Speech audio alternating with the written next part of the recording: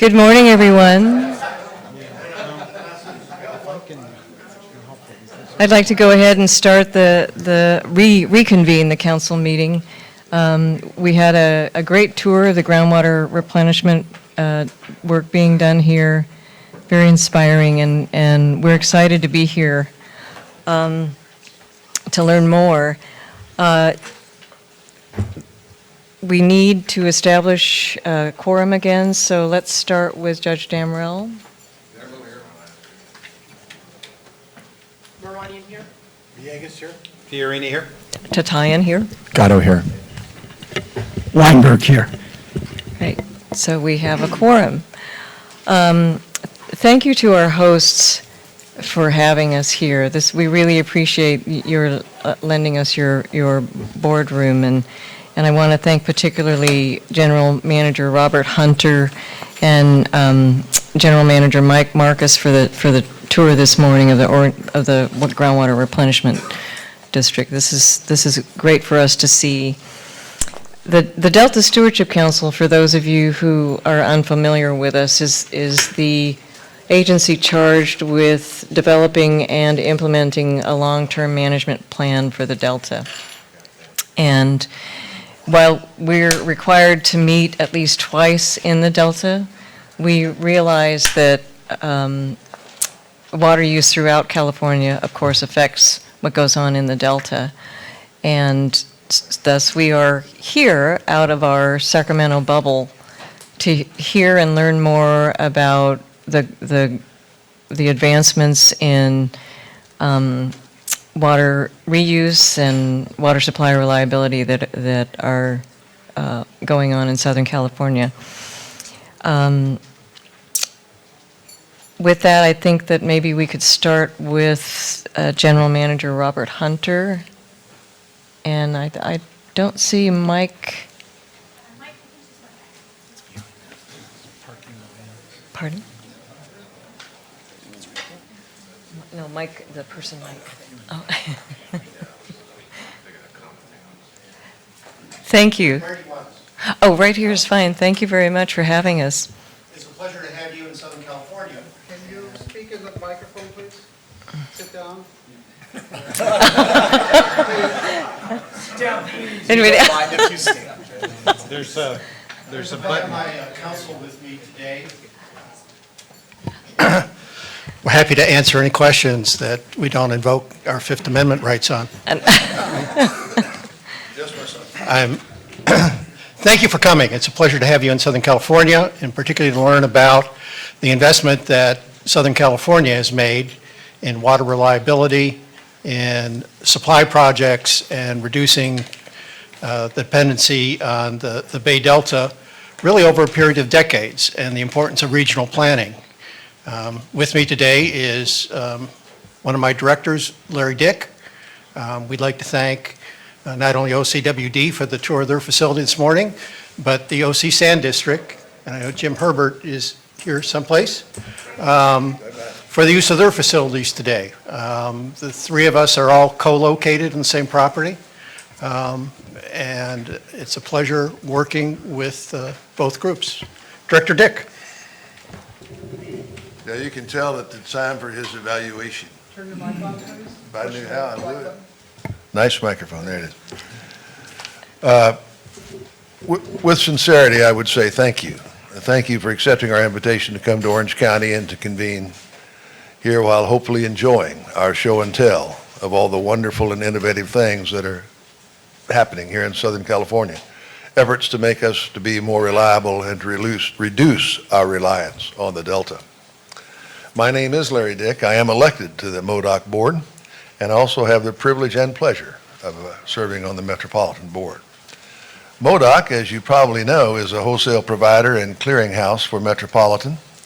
By virtue of our close work with Metropolitan and the cities, as well as our 28 agencies, MODOC has evolved into a water resource agency and a planning agency for our county.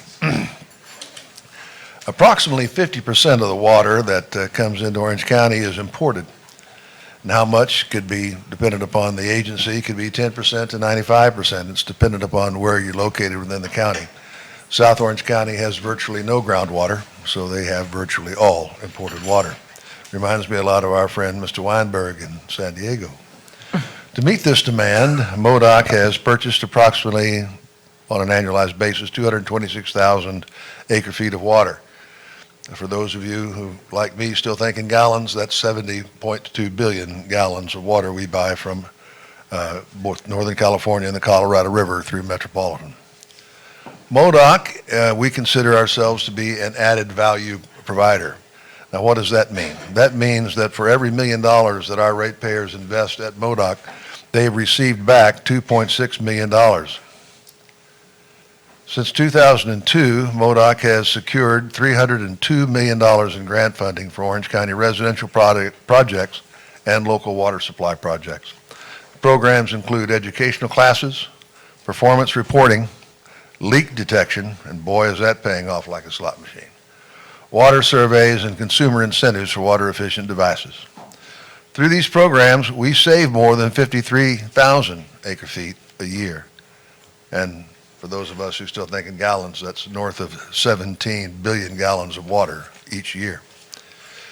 This morning, you had a tour of the world's largest water purification system for indirect potable reuse, the GWRS, the Groundwater Replenishment System.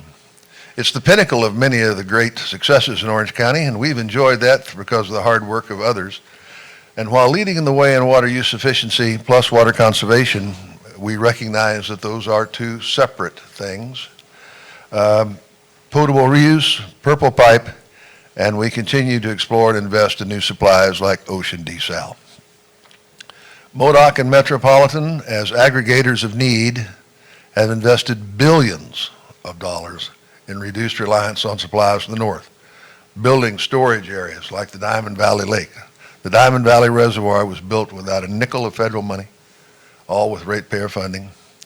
Desalination plants like the one in Carlsbad, and potable reuse like GWRS, and it would appear another one on the way in Carson. That will be $1 billion project as well.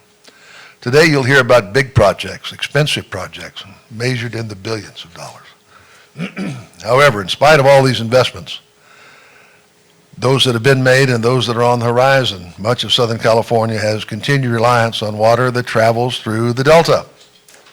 MoDOC's recent reliability study, a multi-year comprehensive study that came up just short of $500,000 in cost to evaluate county's long-term reliability and the future of the region's water supplies, told us that our concerns should be being reliable. Being reliable refers to having sufficient water to avoid water shortages, whether from droughts, earthquakes, or other emergencies, as well as having the ability to meet current and future needs of water demand. Our population is growing and will continue so to do. Climate change, Mother Nature is indeed there. And our response is indirect potable reuse, water recycling, more purple pipe, salt water, a robust portfolio of water supplies. However, without any new investments, Orange County will face regular water shortages. Our best response, one single investment, Delta Conveyance. Delta Conveyance can cut the planned projected shortages to 3 out of 10 years by 2040. Investing in Delta Conveyance is the single most effective large-scale reliability improvement for Southern California. Delta Conveyance. It should be our mantra. Earthquakes. If the big one comes, when the big one comes, when? A new tunnel pipeline is a safeguard against a major earthquake collapsing Delta levees, which could halt deliveries to millions of people, farms, businesses, and people. Mother Nature, drought and climate challenges, sea level rise in the Delta, projected to rise by 10 feet by the year 2100. High quality, more local supplies, those are issues. Sierra snowmelt is pure enough to be recycled again and again by the time it gets to Southern California, promoting more recycling in the region's future. The concept of the big gulp, so that when time comes, we can store that water and then take a little sip as our needs arise by virtue of the water efficiency plans in place. This provides flexibility and reduces conflict for things such as fish, salmon in particular at this time. As you listen today about big regional projects and the big dollars associated with them, I urge you to think about the Colorado River Aqueduct, an enormous feat. It was completed 80 years ago, a lifetime ago. As we look to the future, we need to forecast at least that far, at least that far. Delta Conveyance is a generational project that will take time to build. We need time to plan for the Delta and project what it will be like in 80 years. Not today, but 80 years from now. Not the Delta of today and not the Delta of yesterday, 80 years from now. Delta Conveyance will be expensive, but please remember, it's going to be paid for by the users, not taxpayers, the users. And compared to alternative projects that are being built or considered, I cannot stress enough the value of Delta Conveyance as the single most effective way to keep water affordable and reliable. Not just for the region, but for everyone in the state, it is advantageous. So, we're glad that you made the trip here today, taking the time. Time is a commodity that is even more precious than water. We thank you for making that precious investment with us today. It is our hope that we will give you an opportunity to take with you an appreciation for the foresight, the good work, and long-term investments made and being made here to lighten the load on the Delta. It's inconceivable for Southern California to ever be 100% independent of the supplies from the north. Southern California would not exist if we didn't have that water. The 5th largest economy in the world depends on that water. California agriculture, the breadbasket of the world, depends on that water. And to agree, the economic engine of California, even in Northern California, depends on that water. We do want to thank you for your work because of what you do, and you realize that it's so important to everyone in the state and vitally important to those of us in Southern California and Orange County. Once again, welcome and thank you very much.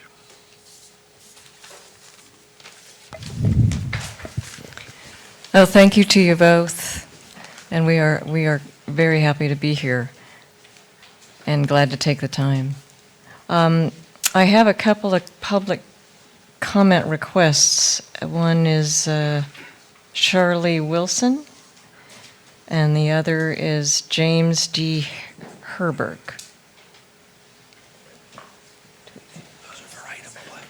Oh, I'm sorry. I didn't understand for which item these comments. Okay.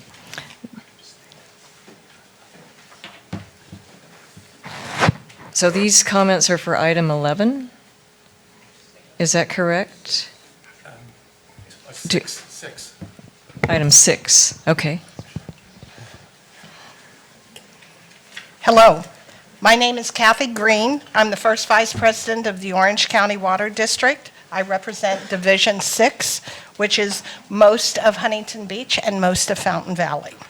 I've been serving on the OCWD Board of Directors for almost 9 years. It's been an amazing journey and honor to be part of an agency that invests cutting-edge technology and research to prepare our region to meet the climate challenges of today and decades into the future. I hope you enjoyed this morning's tour of the groundwater replenishment system. We are very proud of this project and the wonderful partnership we have with the Orange County Sanitation District, today's hosts. The Orange County Water District is California's oldest groundwater management special district. We were created by the California legislature in 1933 to protect Orange County's rights to the Santa Ana River water.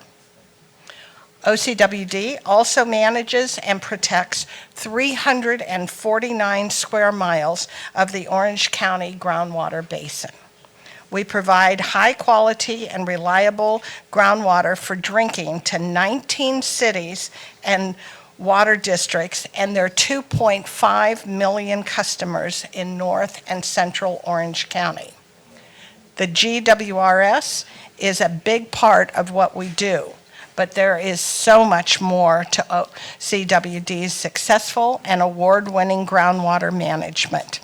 To speak to that, I'd like to invite John Kennedy, our Executive Director of Engineering and Water Resources. John? Thank you, Director Green. And to the council, I have a few slides to summarize the operations of Orange County Water District. You had a good tour of the groundwater replenishment system, but we just wanted to show you some of the other operations we have. This is a quick boundary showing you of Orange County Water District. You see the entire Orange County there. Orange County Water District, the groundwater basin, is basically in the northwest half of Orange County. So if you're within Orange County Water District, about 75% of the water you drink from your tap is coming from the groundwater basin. The other 25% is imported water. If you're in the southern part of Orange County, 100% of the water you drink is imported water. So I wanted to show where we are within the Santa Ana River watershed. Orange County Water District is down there in the lower left, but you can see how large the Santa Ana River watershed is. If you're familiar with the area, the watershed starts all the way up at Big Bear Lake. So we work very closely with all these agencies because their activities impact the amount of water that we get coming down the Santa Ana River and the quality of the water we get. We basically get two types of water coming down the Santa Ana River. In the wintertime when it rains, when it rains on this watershed, a lot of water comes down the Santa Ana River, and we capture as much as we can. I'll talk about that later in another slide. And then also, these agencies discharge tertiary treated wastewater effluent. Now, they recycle some of that water, but a lot of the water they just discharge into the Santa Ana River. And with Orange County Water District being at the bottom of the watershed, we're the beneficiary, and we get that water and we recharge it into our groundwater basin. Just some of our operational facilities, the groundwater replenishment system, which you toured. We have 400 acres of wetlands behind Prado Dam, and that's where we divert the Santa Ana River through these wetlands, and we get additional natural treatment from Mother Nature from the wetlands before the water comes down into Orange County. We have a slide, we have over 1,000 acres of recharge facilities along the Santa Ana River in Anaheim and Orange, and that's where we recharge the groundwater basin. Over 50 injection wells along the coastline to help prevent seawater intrusion. And then we have a water quality laboratory out back to make sure the water we're serving meets all state and federal regulations. Just a quick summary of the groundwater replenishment system. We're building the project in 3 phases. The first 2 phases are complete, and that's what you saw today. The third phase, the final expansion, will be starting in a few months. If you look at the bottom row there, that's what I'll highlight. Once the third phase is completed by 2023, we'll be creating 130 million gallons a day of water. And then the far right, we will have then invested just under $1 billion in the plant and capital cost. This shows quickly the 1,000 acres of recharge facilities we have. This is up in the city of Anaheim. You have the Santa Ana rivers coming down from the top right. The 55 freeway, the 57 freeway, the 91 freeway are there. But this is where we divert water coming down from the Santa Ana River, divert it out of the river into these recharge facilities, and then we recharge the groundwater basin aquifers. Over 1,000 acres, we recharge about 250,000 acre feet a year of water into the groundwater basin. So we got water coming down the Santa Ana River. We pump water. So from the groundwater replenishment system, we have a pipeline that goes 13 miles up to Anaheim. So we're pumping water up, we're pumping GWS water up to these recharge facilities. And then we also take some untreated imported water and also recharge that into the groundwater basin. Just pictures of our facilities, the Santa Ana River, typical recharge basin in the city of Anaheim. And then regarding Prado Dam, we work very closely with the Corps of Engineers. When it rains in the wintertime, we try to get the Corps to store as much of that water as we can. That's free water from Mother Nature, and we work to prevent that water from going out to the Pacific Ocean. We have issues behind Prado Dam. There's endangered species. There's lots of habitat. So we work closely with the state Fish and Wildlife and the federal Fish and Wildlife to take care of these species, and then we're allowed to store water behind Prado Dam and capture it for the benefits of Orange County. Seawater intrusion, the Pacific Ocean is hydraulically connected to the groundwater basin, so we prevent the ocean water from coming in by injecting water. We have lots of injection wells along the coastline. We inject over 30 million gallons a day of water along the coastline with those injection wells you see. The source water for the injection wells is water coming from the groundwater replenishment system. And then we're able to protect the basin from seawater intrusion. This shows the different sources of water that we recharge into the groundwater basin. If this was a financial portfolio, you would say it was well diversified. It's our portfolio of water that we recharge into the groundwater basin. The large red piece of the pie there, that's the groundwater replenishment system. And then you can see the other sources of water that we're recharging. And then finally, my last slide, and this is the slide we're maybe most proud of. This shows total groundwater pumping out of the groundwater basin since the 1950s. And because of our management programs, because of the investments we've made in the groundwater basin, we've more than doubled the sustainable amount of groundwater that can be pumped out of the groundwater basin, and that's directly reducing the amount of imported water we need to bring into the area. So that's a quick summary of the Orange County Water District, and we can answer any questions. Council members, any questions? Go ahead, Mike. Just want to say that was a really excellent presentation. It was just very visual, very easy to follow, and tremendously informative. So thank you. Thank you.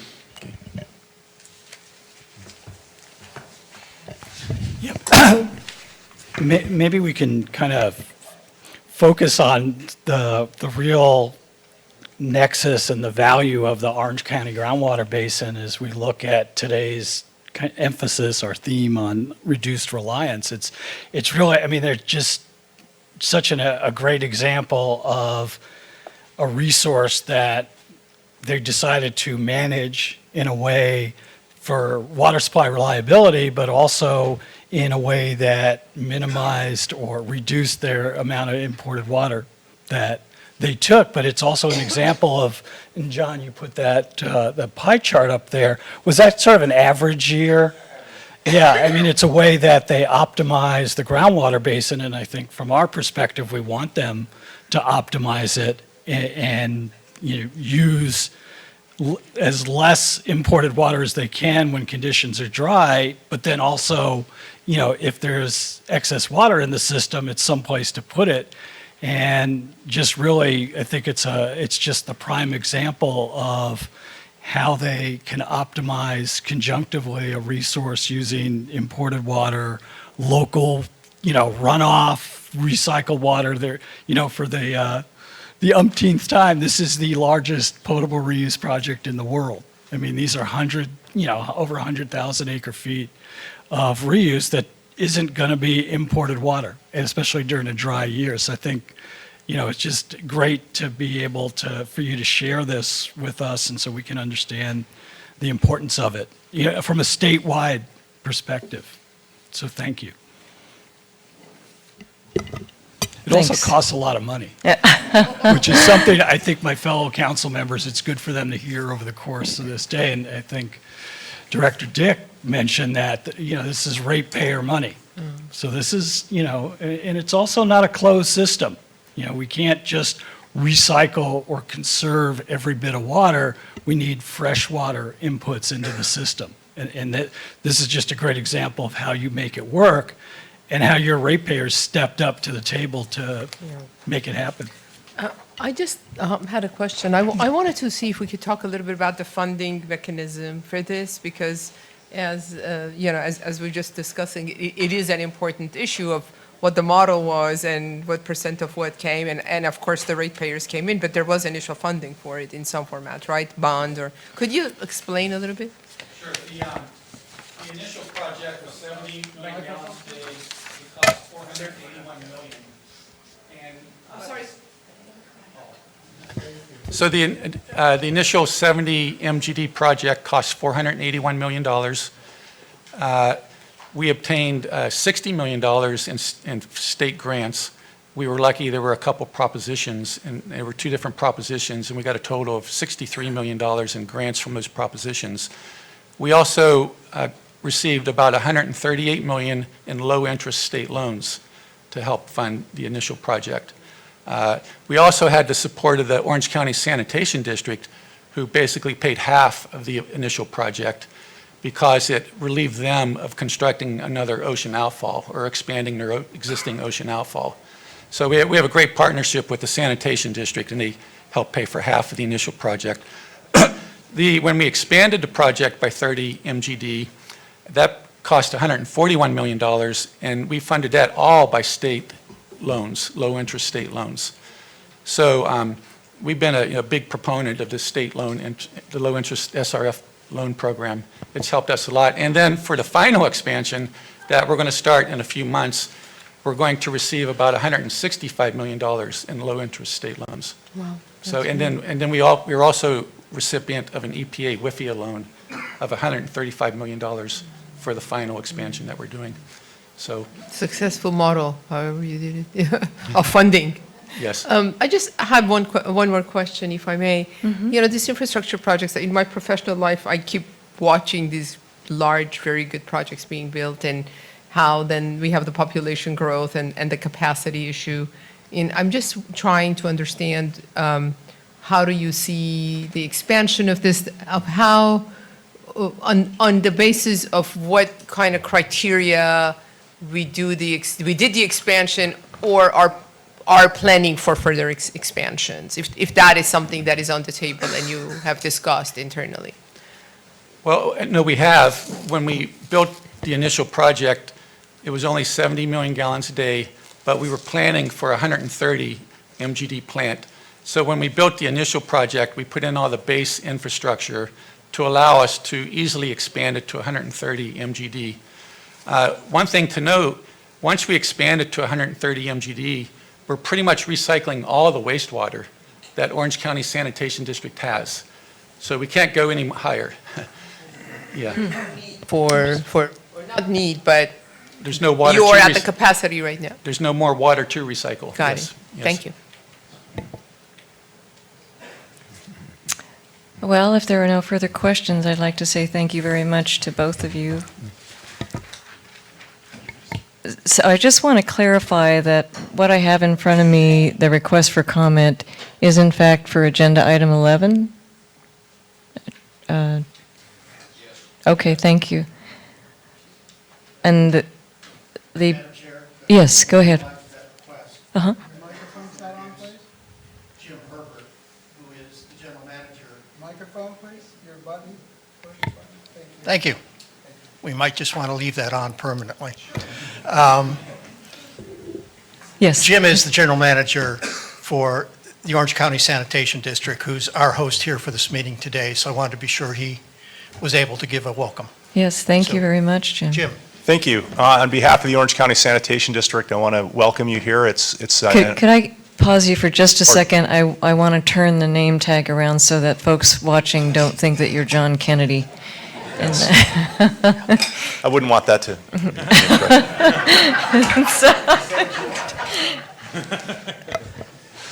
So thank you all for being here. It's my pleasure to welcome you here. And as the previous speakers have mentioned, the Orange County Sanitation District is partners in the groundwater replenishment system. And I know that you've toured the facility and you've seen the impressive infrastructure and technology that's in play there. But I want to point out, too, that it's really the unique partnership between our two agencies, the Sanitation District and the Water District, that really sets us apart and has enabled this impressive program to go forward.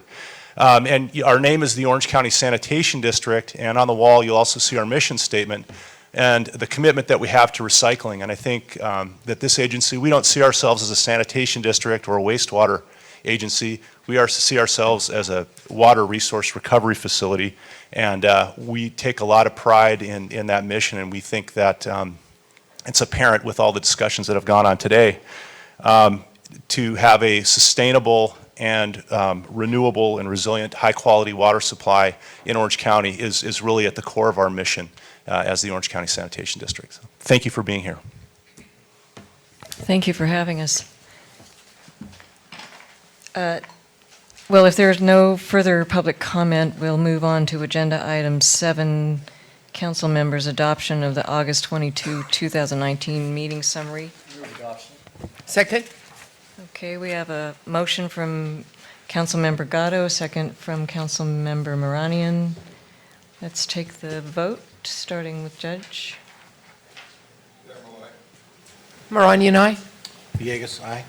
Fiorini, aye. Tatai and I. Weinberg, aye. Okay, meeting summary adopted. On to Agenda Item 8, Chair's Report.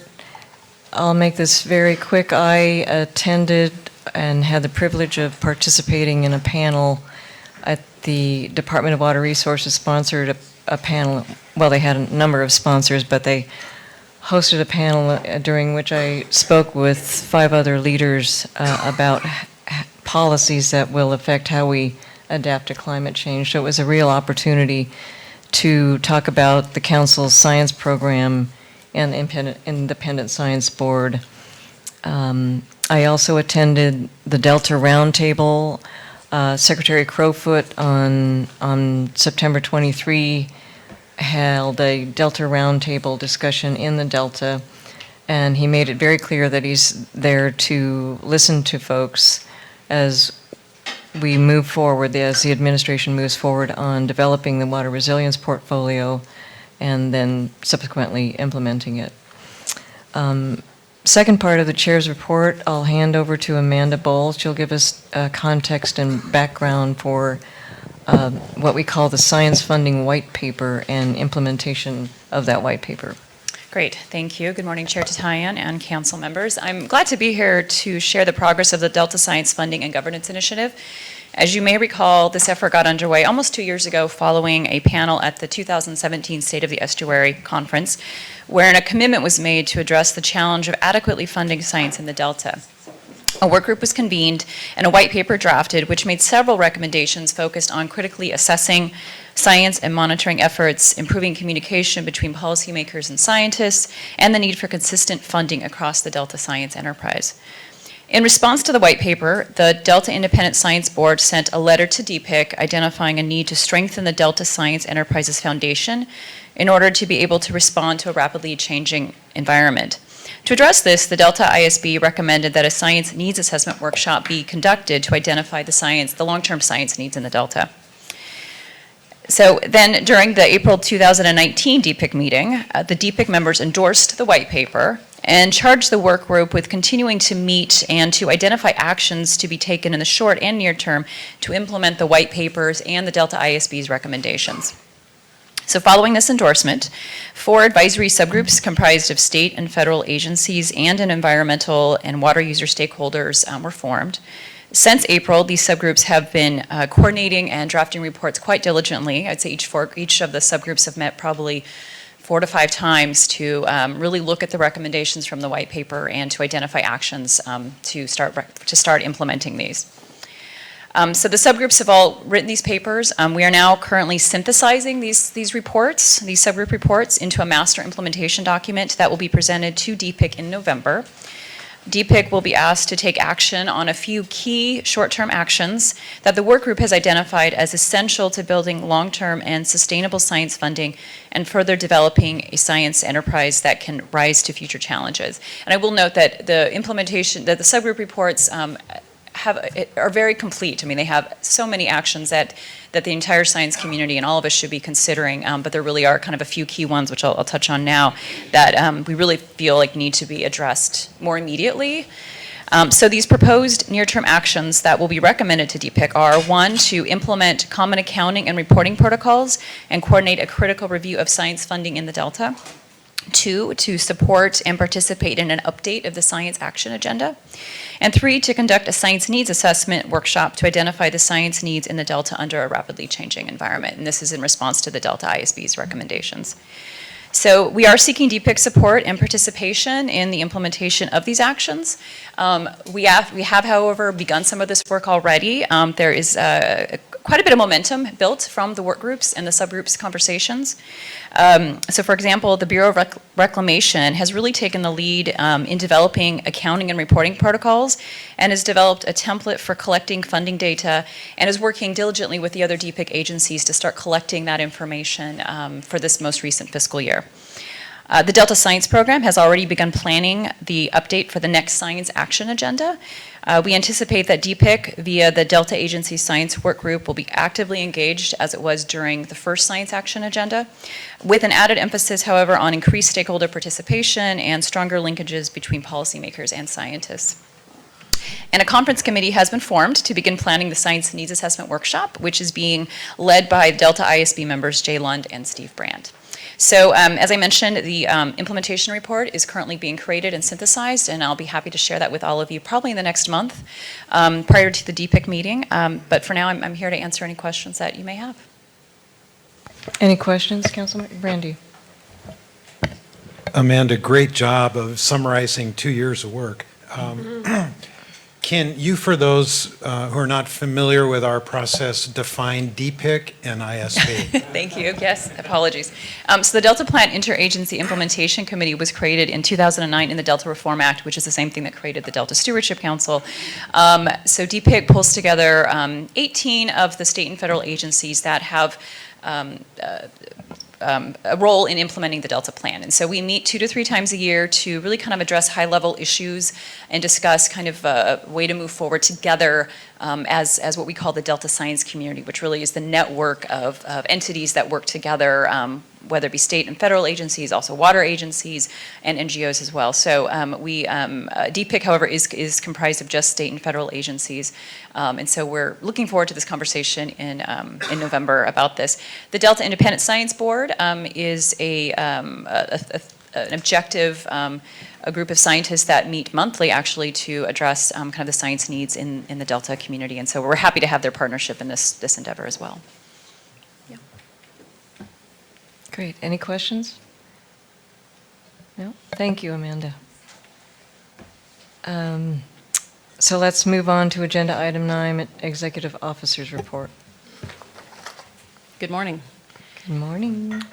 So this month, due to council member interest expressed at a retreat that we held in March, we are excited to hold this board meeting in Southern California here at the Orange County Sanitation District.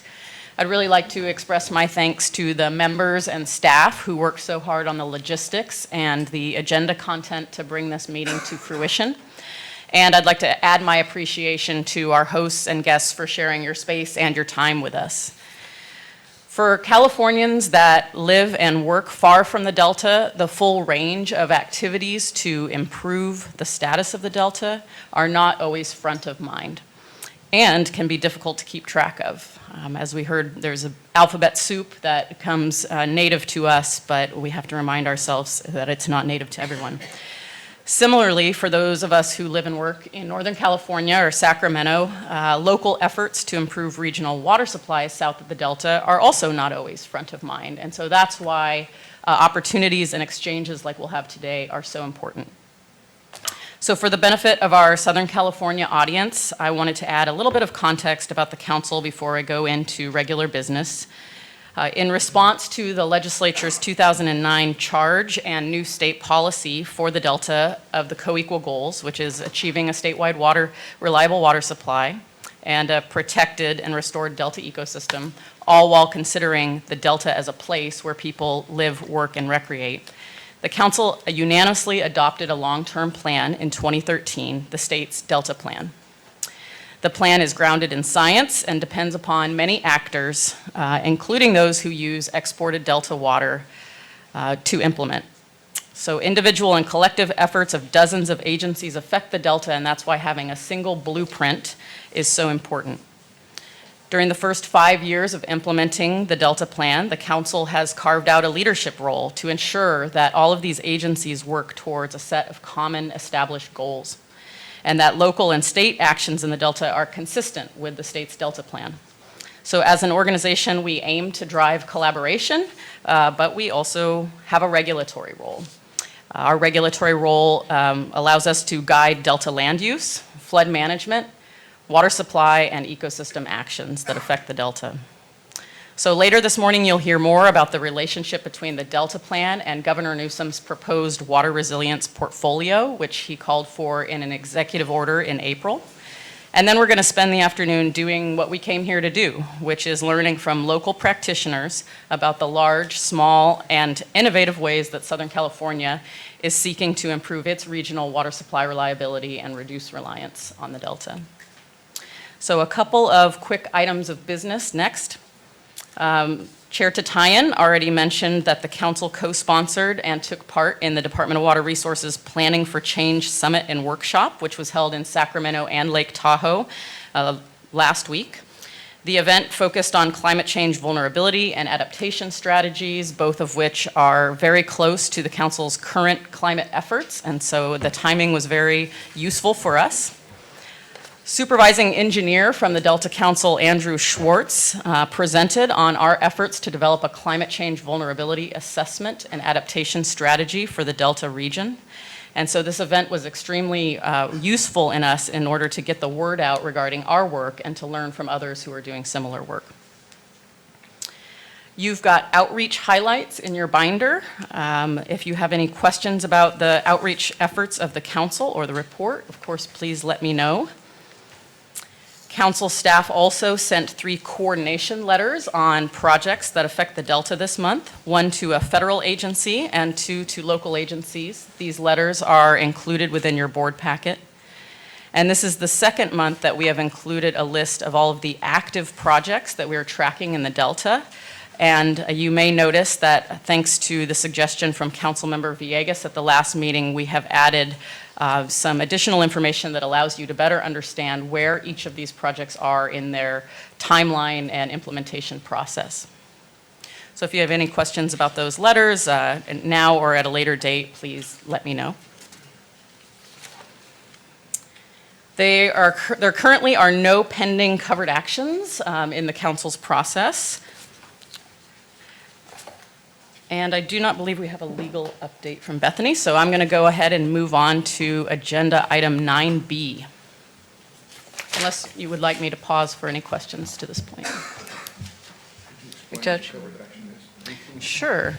The Delta Reform Act that created the council imbued us with the authority to review actions that take place in the Delta for consistency with the regulations that are contained in the Delta Plan. So as such, we have active staff efforts to track all of the activities that we call covered actions that are taking place or that will affect the Delta. The active projects list that's in your binder also it goes beyond just the covered actions that the council has direct authority over, as we really want to track a number of efforts, for example, by federal agencies where the council does not have direct authority. Any other questions? No? Okay, let's move on. Agenda item 9B, we have a new federal receivable agreement with the U.S. Bureau of Reclamation for the council's consideration today. This agreement, if approved by council members, would reimburse the council for independent science review contracts and staff time. The agreement would support independent science and engineering reviews at the request of Reclamation and its partners. And this is in particular to evaluate actions taken to protect listed species under the Endangered Species Act in the Delta, the Bay, and the upstream tributaries.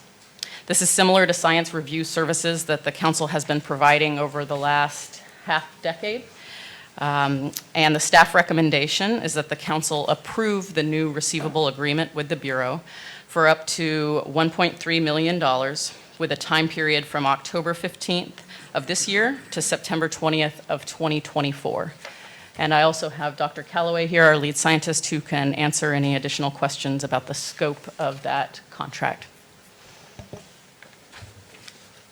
Mike, go ahead.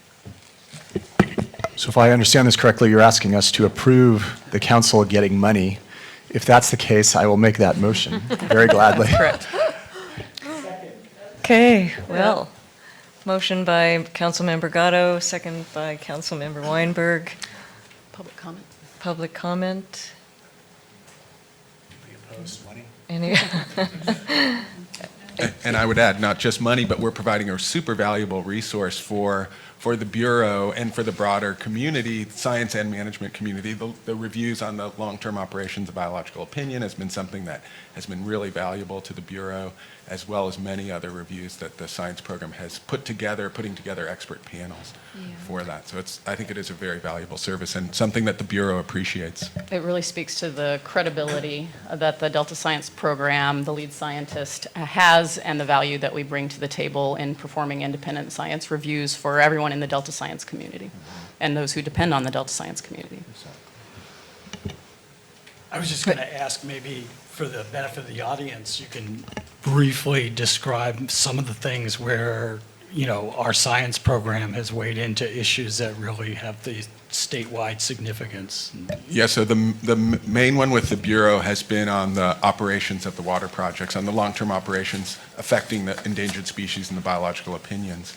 And so to ensure that those decisions are based on real science, every year since 2007, we've put together a panel where the Bureau and other interested agencies put together questions to ensure that the operations are keeping up to date with things, that there aren't any issues where they should reconsider the monitoring approaches or other issues. That the panels don't make recommendations on the policy applications, but on the science that's being used to address those. And I think that's the single biggest contribution for the Bureau, and really consistently where the science program has provided those panels and as I said, I think provided lots of valuable input in terms of not large-scale changes, but ways to keep up to date and to modify the approach. Thank you. So you have, let's take a vote on the approval of receiving funds, starting with you. Moran, you and I? Villegas, aye. Fiorini, aye. Tatayan, aye. Weinberg, aye. So moved. Okay, that concludes my executive officer's report. Thank you very much. Thank you, Jessica. Now on to agenda item 10, lead scientist report. Before John gets started, I want to take the liberty of introducing him for the audience members who may not typically follow our meeting. So before he shares his report, the Delta Lead Scientist is responsible for leading, overseeing, and guiding the Delta Science Program, which is created in statute and housed within the council. Dr. Callaway customarily provides a monthly report on policy-relevant research related to the council's work. He shares information regarding recent activities of the Delta Science Program and the greater Delta Science community, and he provides general science guidance to the council. So thank you, John.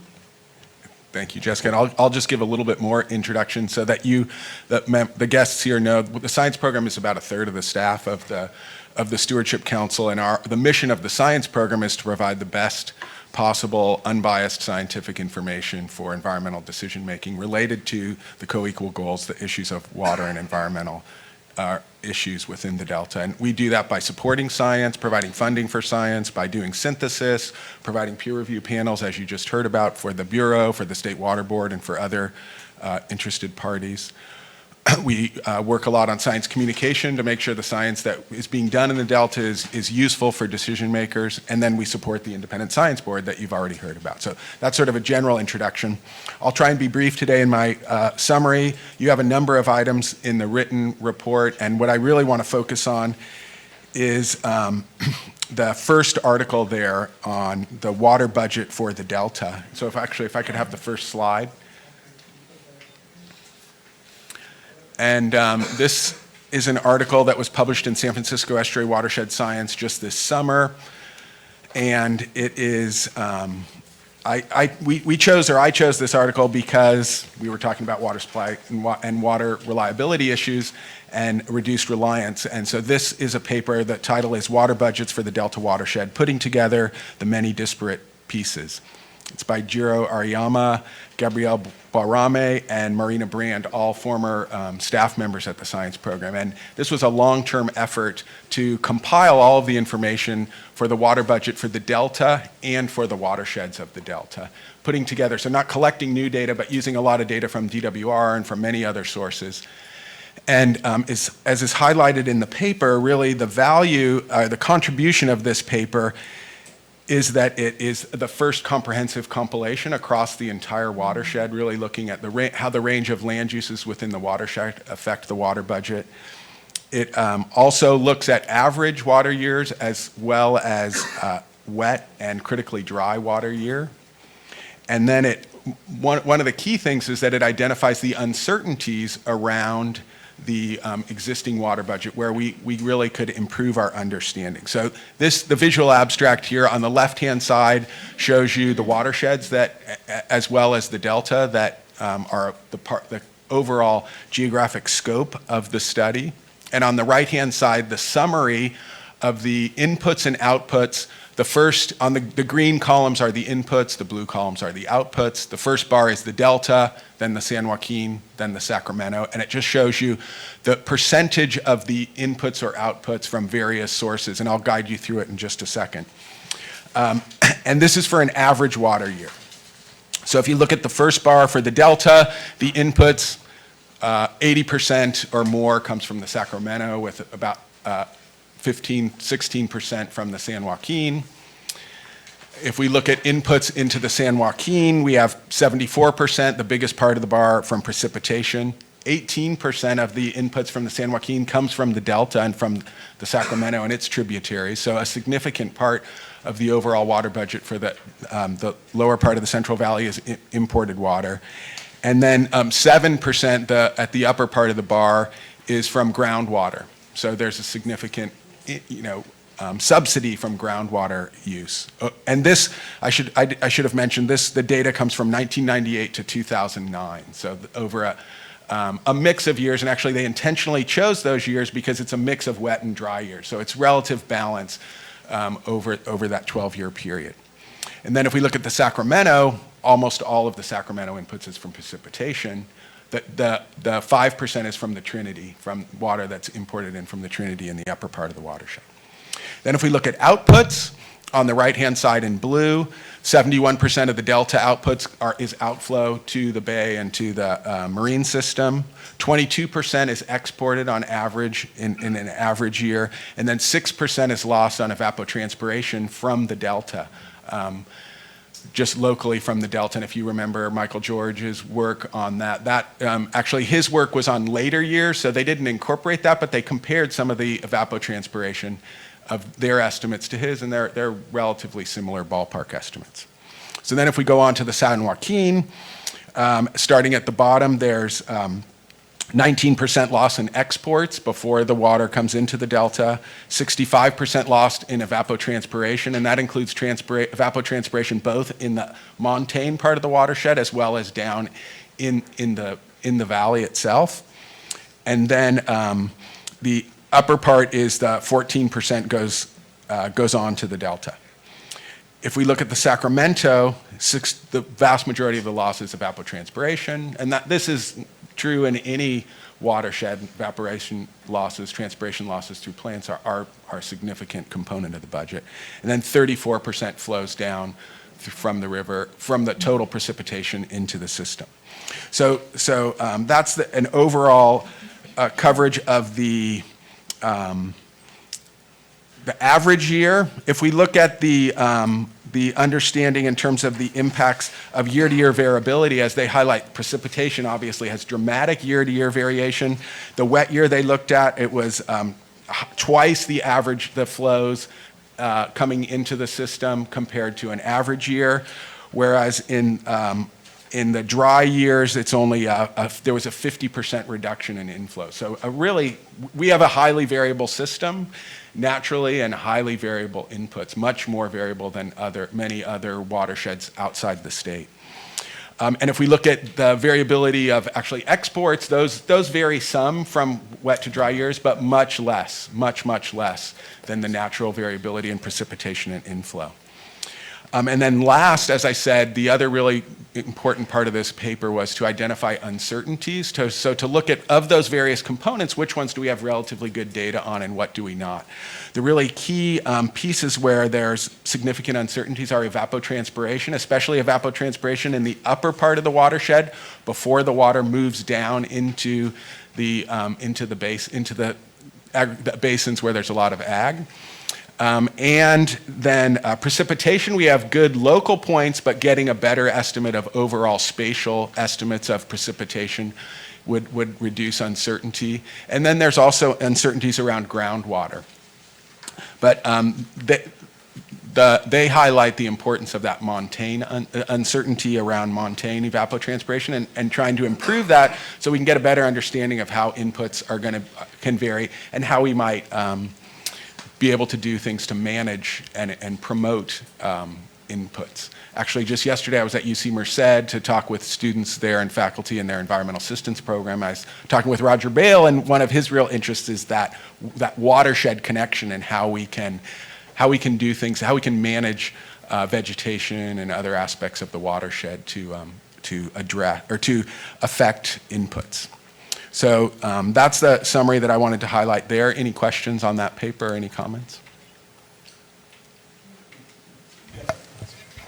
Oscar, did you have a question? I did, actually. Thank you, John, for the presentation. It's very complicated, and I think it highlights, it certainly underscores, at least for me, the importance of science, particularly with what you mentioned at the end, and it was going to be a question, but I think you answered it as part of your presentation. In the dry years, the variable flows, while they vary depending on whether there's a good year or a bad year in terms of the rain and the input into the delta, the demands for the water remain the same, right? So it's not as though in a good year the demands are different than they are in a bad year. The demands are the demands, and we can vary depending, but it's not significant. And I guess and it's maybe a bit of a rhetorical question, but the science to me would seem to be even more important during the maybe not so good years when there's less flows, because the demand is still there. And the science needs to be there as well to ensure that the effects in the delta, what's happening with the ecosystem and all the other things that we need to ensure that the estuary remains healthy for when we're going to need it 80, 100 years later, is critically important. So I think so it's not even a question so much as just sort of underscoring the importance of the science program as it relates to ensuring the health of the delta all the way through, regardless. And I want to just underscore that just a little bit, because I know it's easy to get lost, the science program, but it's critically important. So. Yeah, and I think the value of this is is doing this work now, because we're going to have dry years coming down the road, and so the more we can improve our understanding with the current data, the better we're going to be able to manage into the future when we know we're going to have those dry years. And then identifying those uncertainties will help us to improve our knowledge so that we can make better decisions, better informed decisions down the road. Ken. Thank you. John, so on output percentages, the 71% delta evapotranspiration, is that landscape and agriculture? No, so that 71% is the outflow from the delta to the bay and okay, the I'm estuary. sorry. So the 6% is ET in the delta. Okay, so does that includes agriculture and Yes, landscape? that includes agricultural and natural areas. And as Michael George highlighted, and they highlight in this, right, the uncertainty around the natural areas is much greater than the uncertainty around the ag areas. Okay. Thanks for pointing that out. It was going 71%. Yeah. No. Good. Okay. Well, so then I also will just direct you and encourage you actually to look at the second article by Jay Lund, a member of our Delta Independent Science Board. And this is an article that came out of the State of the Bay Delta Science, which is the synthesis that the science program supports on a regular basis to bring together the current understanding of science issues. And so this was one of about 14 or 15 papers from the most recent State of the Bay Delta Science looking at water supply reliability issues. And Jay does a really thorough and outstanding overview of the issues around that, highlighting one thing he highlights that, of course, there's a lot of interest in currently is the importance of a portfolio approach and really thinking about the mix of different sources as well as reducing demands on water. And so he gives a really outstanding overview of the overall water system in the state, the Delta in particular. And so I don't want to spend the time to go through it, but I'll send you all a copy, and I would encourage you, if you have some time, to look through that, because I think it's really a valuable summary. And then the other two items in your summary, one is to let you know that part of our peer review role as we've put together a panel that just completed a review for the Central Valley Regional Board on mercury control efforts and the effectiveness of those mercury control efforts. That's the first review of multiple reviews that will end up giving advice to the regional board on how to implement those control efforts on a much larger scale. These are sort of the first pilot projects. And then there's a summary of the remote imagery collaborative workshop that occurred in August. And this is the second meeting of the remote imagery collaboration. And I've updated you in the past on that. Really, I think it's a valuable attempt to bring together all the different interested parties. If we're going to thinking about the water budget issues, how we can use new tools like remote imagery, remote sensing to broaden the scope of our data and improve understanding. So that's an ongoing workshop that the science program will be supporting. And then two very brief items just to let everyone know, including those that might be watching or listening, that coming up very soon, probably in the next week or so, we will be announcing fellowships, the Delta Science Fellowship Program that supports PhD students, for the first time master's students and postdocs. And the announcement will be coming out very soon. And applications will be due towards middle to the end of December. So if you know of students who might be interested in doing some research in the Delta or postdocs, encourage them to take a look at that. And then coming up next month, right before our next council meeting, will be the State of the Estuary Conference in Oakland on October 21st and 22nd. And it's a great overview of the science and management issues in the entire estuary. And I'm sure we'll provide you an update, but if you have a chance, I would encourage you to come for a day or even two to see about what some of the current issues are. It has a stronger Bay focus than Delta, but there's actually a plenary panel on Bay Delta watershed issues that should be of a lot of interest. So. Do we organize that? Yes, we support that along with the San Francisco Estuary Project and others in the Bay. So we're a strong financial supporter of the State of the Estuary, along with its companion, the Bay Delta Science Conference, that's in alternate years. And then I will direct you to by the numbers. Remember that this is the last month of the water year, so we'll change over next month, and everything's green now. We'll see where we start the year off. So pretty much you can see that conditions, given the high water, the good precipitation that we had over the year, we have very, very good conditions, flow, storage across the board. So that ends my report unless there's some questions. Any other questions? No? Okay, thank you very much, John. So on to agenda item 11, the interrelationship of the Delta Plan and the California Water Resilience Portfolio. The item will first start with Ryan Stanbraugh. He'll present on that interrelationship. Then the council will discuss what Ryan has presented, and then we'll proceed to public comment. So Ryan, good morning. Good morning. Pleasure to be here. So I'll briefly walk through the interrelationship between the executive order, the development of the water portfolio, as well as the Delta Plan and its implementation. In sum, I would say, starting off, that I believe this really represents the portfolio, and the development of the portfolio really represents a tremendous opportunity, not only to put the state on a path towards resilience for the next 100 years, but really to further implementation of the Delta Plan. If you'll turn to the second page of the fact sheet, I believe in your binder that looks like this, you'll notice that the 2009 Delta Reform Act sets forth a number of policy objectives, including a core resilience component of strengthening regional water self-reliance, something that we had a chance to really experience firsthand and hear about earlier this morning. And given the interconnected nature of the Delta with water use patterns across large portions of northern, central, and southern California, the co-equal goals of statewide water supply reliability and an enhanced delta ecosystem were really intended to fundamentally reshape California water management. So, how can implementation of the Delta Plan and the Water Resilience Portfolio leverage each other and build upon one another?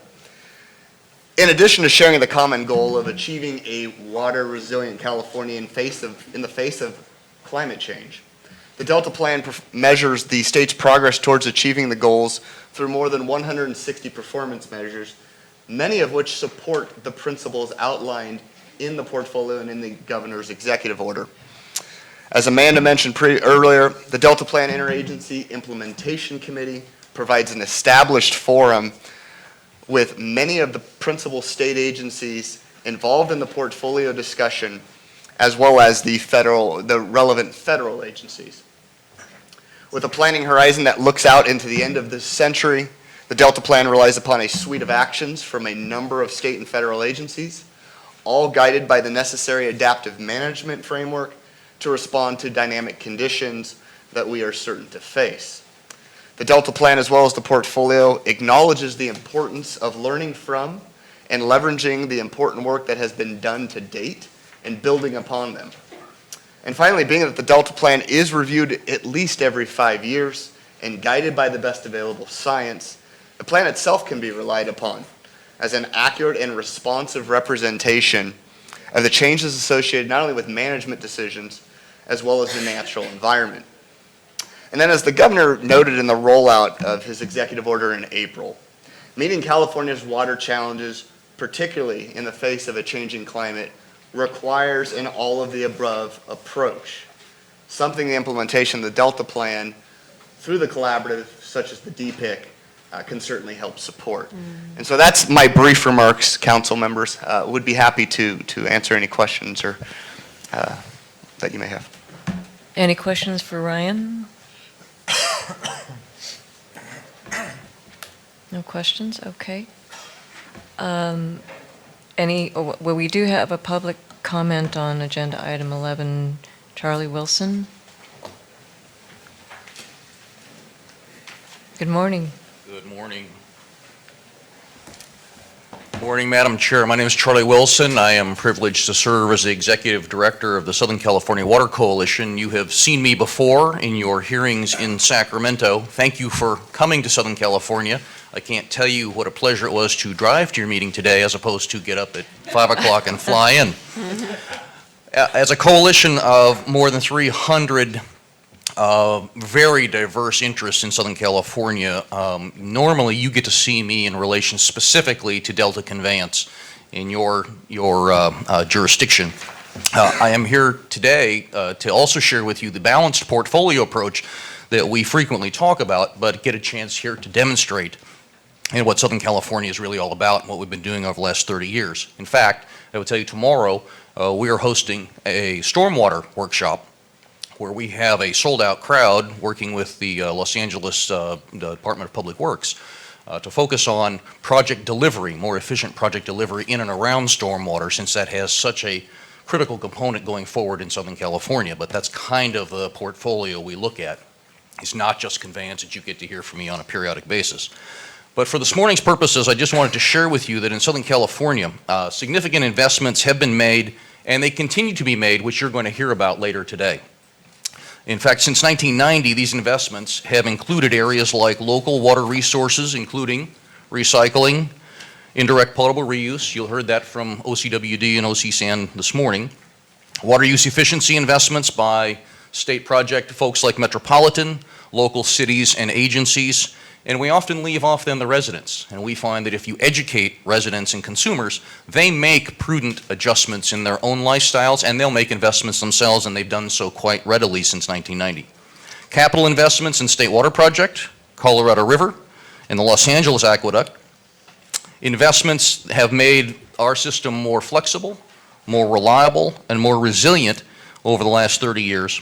And I would also share with you that in the treatment plants, the elimination of various systems to create more efficiency, these are continual investments we've made over 30 years, including then loss reduction habitat, environmental rehabilitation, as well as what we read about then, the innovation of things like ocean desalination and the Carlsbad plant in San Diego.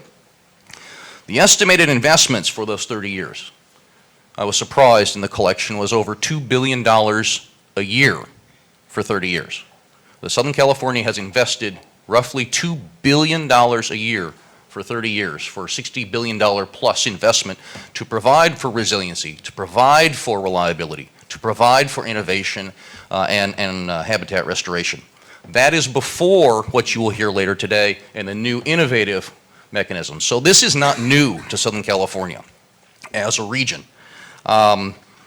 As you also heard, the base load for all of this, what allows us to do these things, is a robust state water project, and that then is the conveyance issue, which you then get to work on quite diligently over a period of time. I am also hearkened to tell you that we have been working actively with the state and with Secretary Crowfoot on the resiliency plan. We have contributed comments ourselves to that end. I'm also pleased this week by then talking with and listening to the new Deputy Director at Department of Water Resources, who articulated 2 points which were well received. One, where can the state play an active role to help facilitate and make improvement? And two, where can the state get the heck out of the way? And as you will see in the investments and some things here in Southern California, kind of got it down pretty well, and we've got some good ideas and innovation, and so that kind of message was very well received. Bottom line, we're looking for an effective, prudent, and innovative solutions to go forward. There are always work that we can do going forward. But lastly, I just wanted to share with you, thank you for coming to Southern California. I know in your meetings, and I don't know if I should be sad about this or not, there is no ruckus crowd sitting behind me today with happy or sad face emojis. While that's entertaining and it does concentrate a viewpoint from a part of the state, on behalf of the 24 million Californians who live in this region, this is an important issue that you get to wrestle with. They just don't get the privilege like I do of coming to Sacramento to address you. So to the extent that you can come to Southern California, hear from these constituents, very important. We very much appreciate it. And as an organization representing the region, we are happy to help you in future endeavors to help bring that voice to your deliberations. Thank you. Great, thank you, Mr. Wilson. Yes, Secretaries Crowfoot and Blumenfeld mentioned that they had come down and visited and learned a lot, not only from you folks, but the San Diego County Water Authority also. And I'm guessing it was Nancy Vogel. She is the person in charge of delivering on the water resilience portfolio, and she also mentioned that she visited. She's been very busy running up and down the state. And I appreciate your taking the time to come and comment today. Thank you. If there are no other questions from the council members, or... Go ahead, Ken. Ask you if you could share, you're on group, with Secretary Crowfoot and others that are dealing with portfolio and resilience, and maybe you could share some of those discussions. And I know DPIC, with all of those, key players there, you had a discussion on this as well. Thanks, Ken. So I am part of what they're calling the state working group that's doing our best to help Nancy on the water resilience portfolio. And the idea is that she'll deliver a draft to the governor about mid-October, while Nancy has been reaching out to folks, and actually a number of us have reached out to folks. What the administration did to be more efficient, the administration asked the State Water Resources Control Board, the Delta Stewardship Council, and the Department of Food and Ag to use its usual meetings and venues to ask for input on the water resilience portfolio. So at our Delta Plan Interagency Implementation Committee meeting in July, Secretaries Crowfoot and Ross and the chair of the Water Board, Joaquin Esquivel, were there. They're regular members of DPIC, but the focus that day was the water resilience portfolio. It was a listening session, and we received a lot of input. What I can say about the portfolio right now is that the core team that is doing the assessment and helping Nancy write the actual draft is working very hard late into the night and weekends in order to meet the schedule. And then after that, they'll roll it out once again for another round of comments and input. And we, the council, are expecting, we have provided input, each of the agencies has provided input. The struggle is how to meld all of that together and come up with a very concise portfolio approach. And as Mr. Wilson said, we're trying to get to a portfolio that makes it clear what exactly can the state do to encourage regional self-reliance, and what is best done by the folks who know best their regions. So, sure, Mike. Go ahead. Charlie, hi. So I'm the State Assembly's representative to this commission, and my colleague, Councilmember Moranian, is the State Senate's representative.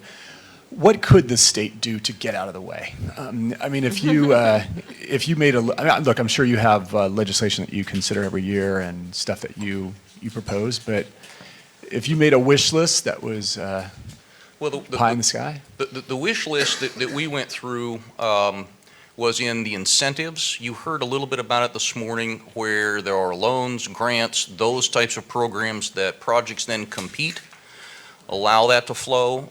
But what we know, and it's probably a more difficult question to answer, sometimes the positive is harder than the negative, but what doesn't work is the command and control. Because as you know, California is a big state. It's very diverse. Good news, it's diverse. Bad news, it's big and diverse. And while I referenced Southern California of having made $2 billion a year in investment for 30 years, there are other parts of the state who have not. And there are others who have different needs because of that. And so they should be allowed, based on their hydrology, their population, to make those system improvements. But to provide regulation, to provide oversight that tries to treat everybody the same, that is a bit of, get out of the way. It's let us, and those in this room you'll hear from today, very creative, very innovative. We have our own issues in water where we need to also do some improvement in working collaboratively. But then to have an overlay of Sacramento says, no, we really know better than you do, thank you very much, and sort of like treating children, you hear this all the time in the assembly. So, but that's the general focus, but programs, and we'll be looking at the draft and making specific comment there. I will also share with you, and Secretary Crowfoot attended our board meeting in San Diego in July about the time he was touring, and he was quite clear. Have an idea, contribute now, because if you're not in the draft, I don't want to hear from you in October, because others have already engaged. And so we're looking to see that from Nancy and then provide some finer points before the final report's out in January. Got it. Thank you. Thank you. Thanks. Any other questions? Ken? Maybe something to remember for this afternoon's panels, Charlie's bringing it up, and Mike, thanks for asking that question, because, that is the, hey, help us where you can help, stay out of our way. One size doesn't fit all, but I think there's some good stories on the regulatory side where the state decides they want to make something happen, and this is really the potable use story, that, the state and the local water suppliers are able to get to, using science, get to something that protects the public health, makes sense, and reduces cost to the extent you can. So I think that's a real success story that maybe we can talk about, because it has been a game changer. The other thing, Charlie and others mentioned I think John Kennedy mentioned the SRF loans, state revolving fund loans, the low interest loans that in Prop 1, there was money in the bond measure that brought that interest rate down to 1%. Now, that's sort of gone. Now it's sort of creeping up to, I think the last thing I saw was 2.8, heading to 3. These are loans. They get paid back. The errors of big grants are pretty limited now, but that's a key tool. But it's like the issues we dealt with on the levy investment strategy is our bond measures a stable revenue source when you're trying to accomplish something over the long term. And I think you'll hear from all the people this afternoon that, hey, this low interest loan stuff, it's better than, even though I'm in the tax exempt market and I'm at 3.5 or 4, gee, if I can get it at 2, 2.5, that's a savings to my ratepayers. Because this will be a theme for me today. All of this costs money, and a lot of it, just like Charlie pointed out. Susan, I have one question for Charlie, if possible. You were very involved in, a lot of, when the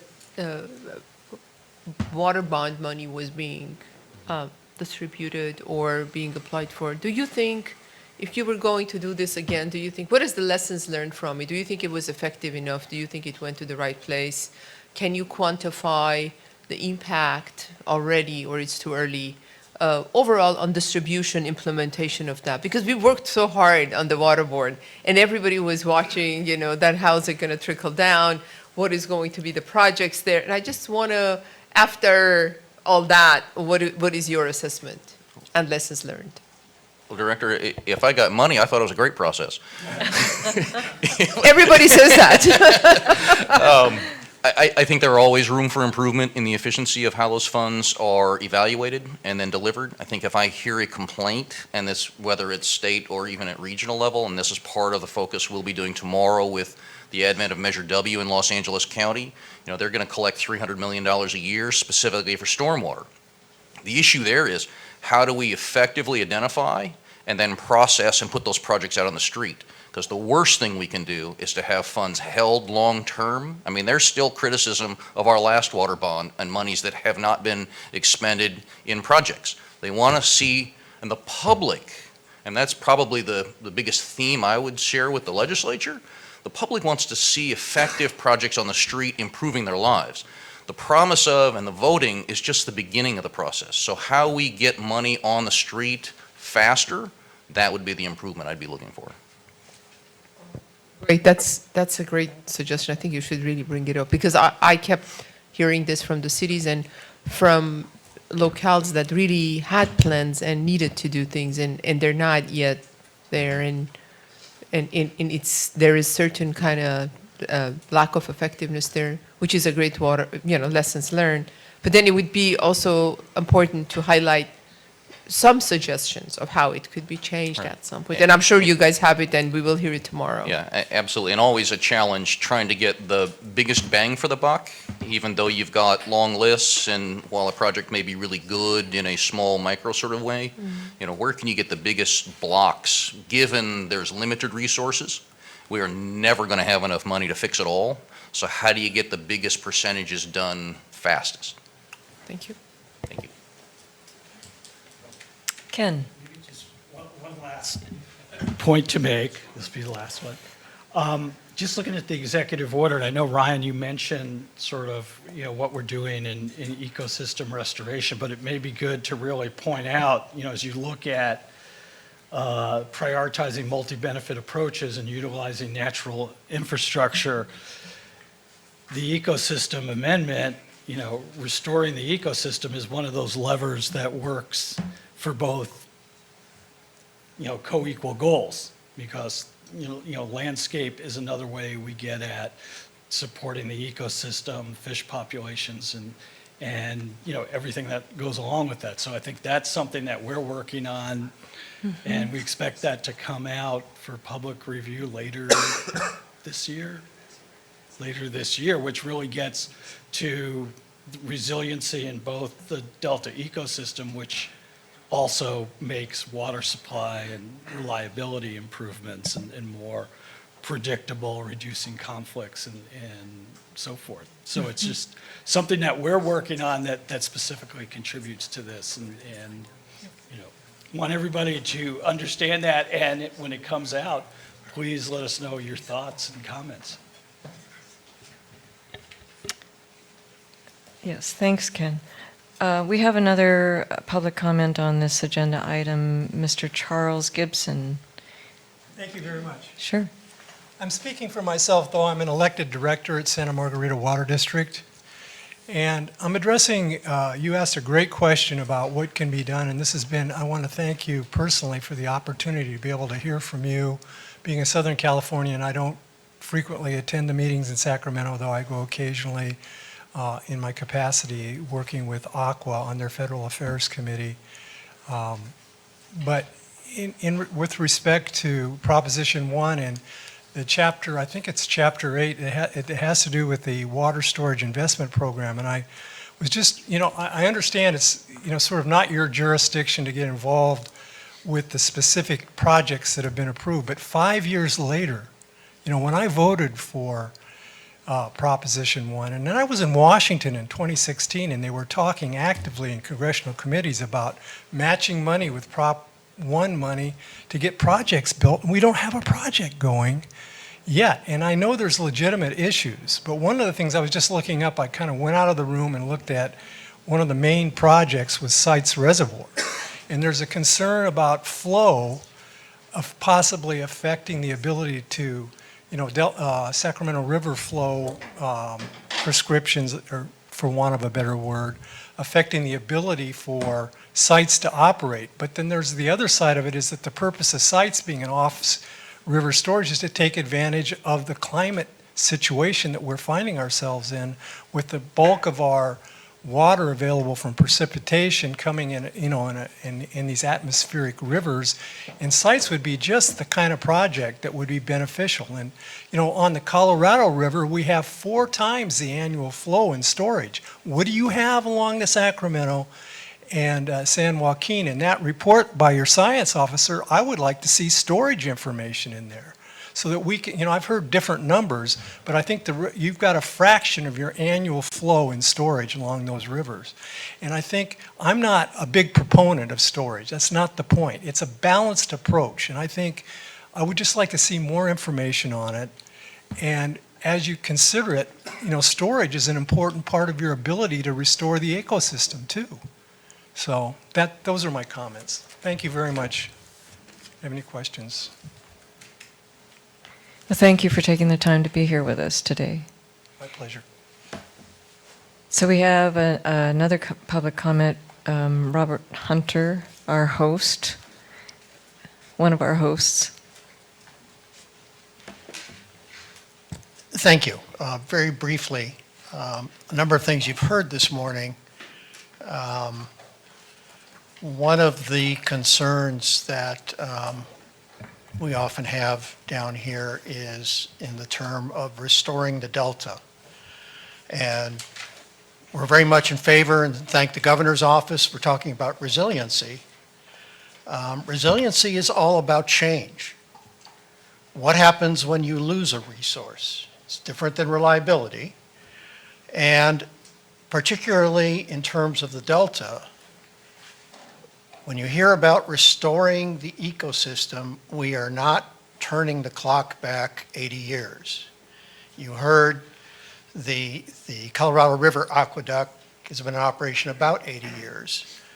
We are looking at what's 80 years ahead, and we're not trying to turn the clock back. In fact, we will not maintain the conditions now in the Delta. We were just instructed a week ago that we should be planning on infrastructure for sea level rise of 10.2 feet. I don't care what we do, what we invest, the Delta is going to be a different place by the turn of the century if sea level rise is 10 feet plus. We need to invest in how do we have a functioning ecosystem 80 years from now. And the focus needs to be, what is the change, what is the investment, what do we build for the future, not how we restore the past. And that applies both to the ecosystem and the water supply, the dual goals. The other side of that coin, which we also work in Sacramento on and is a great concern in the state, is great, $2 billion per year. what is the affordability impact of that? And that is a major concern in water industry of none of these alternatives are inexpensive anymore. How do we get cost-effective solutions that maintain affordability for the very people who are paying the bill for this? So we need to look towards the future, a very different environment. What is our resiliency to meet the needs of the public, meet the needs of the environment, but how do we do that in an affordable way? And we all thank you for the consideration and work you do on that every day. Great. Thank you, Robert. Do we have another? So we have another public comment from Pierce 1. Do we have a time limit on? You're down here all day long, you might as well. You don't do this very often, so. Sorry, Pierre. I'm Pierce One. I'm a 40-year director at Irvine Ranch Water District, which is Orange County's largest water retailer. It's an agency that recycles over 80% of its wastewater, has done that long before that was trendy. Came up with a budget-based rate structure in 1991, long before anyone else had that. Is now being copied. Many other innovative things, promoting water conservation, set up a water bank in Kern County a number of years ago, so currently have the ability to store 126,000 acre feet there as a retail water agency. Landowner in Palo Verde Irrigation District encouraged Met to do that when I was a MWD director. I was Orange County Sand District director, vice chair of it. When we set up the GWR, Groundwater Replenishment program that you're talking about, I was on the joint committee that formulated and pushed that. I was also on the Aqua board and the executive board for a number of years, worked on a number of things. The question came up, and I thought it was one of the interesting things, what the state can do to get out of the way or improve things. And so I jotted down a few things to answer that question because I don't think anyone has really answered that. But I'll give you some examples on this.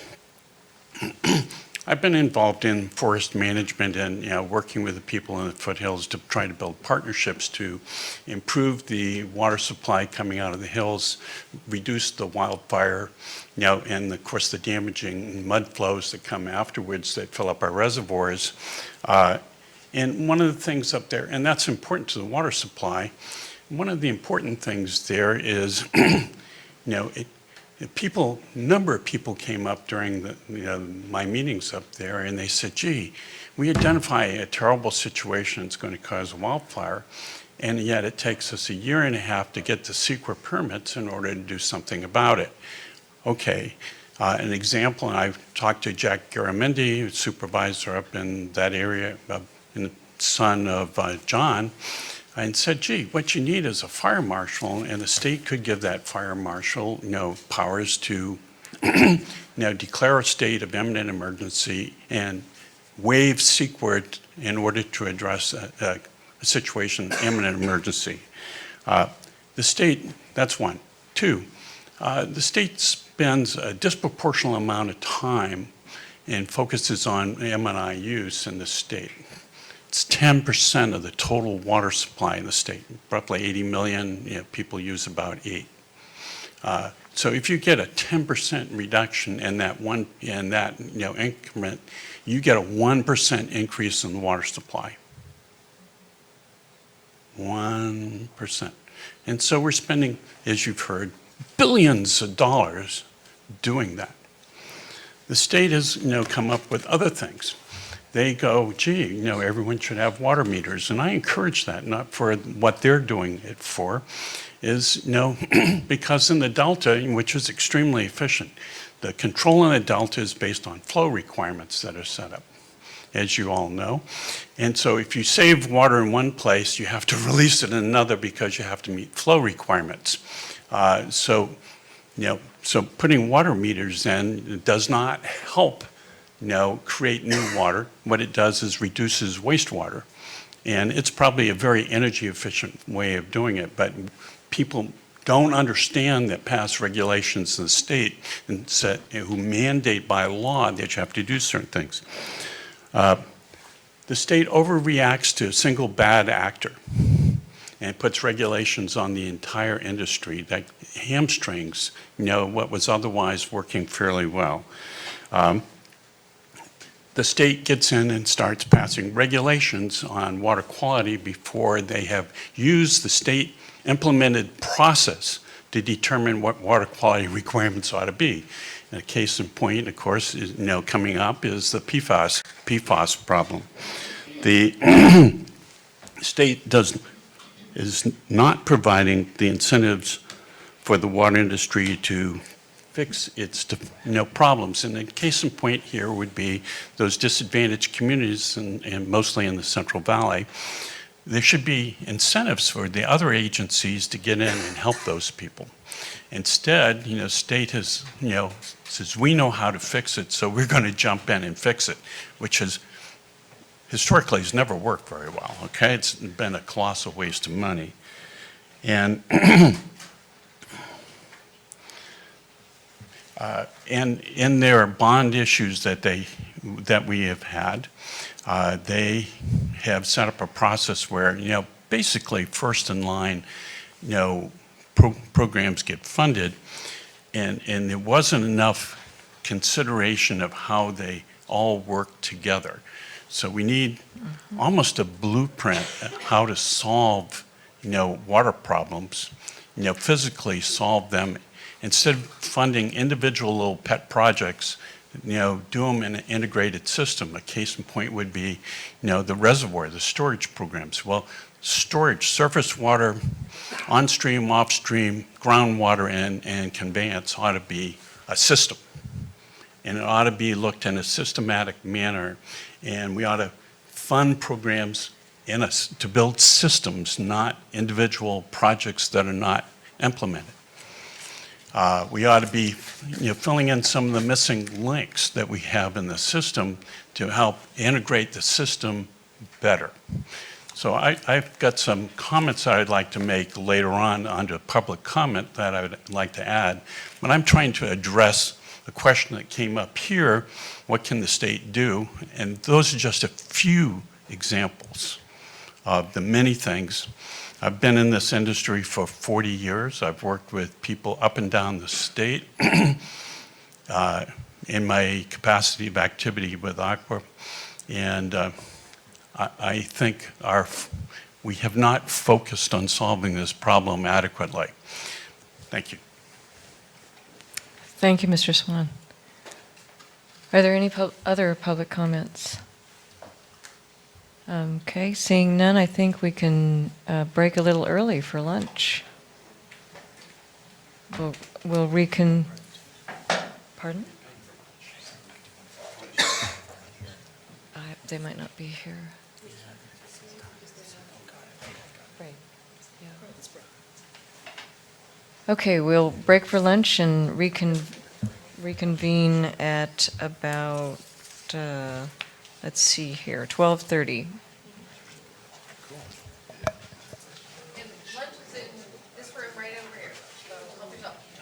And if we let the council go through the line first, so they can get back in. Thank you. Just like that.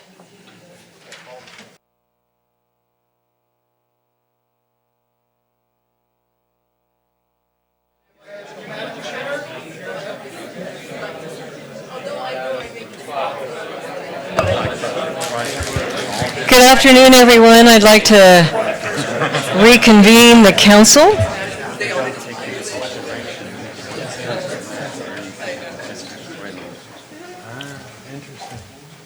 I look forward to your public comment. So we are really excited to hear from our panel members today.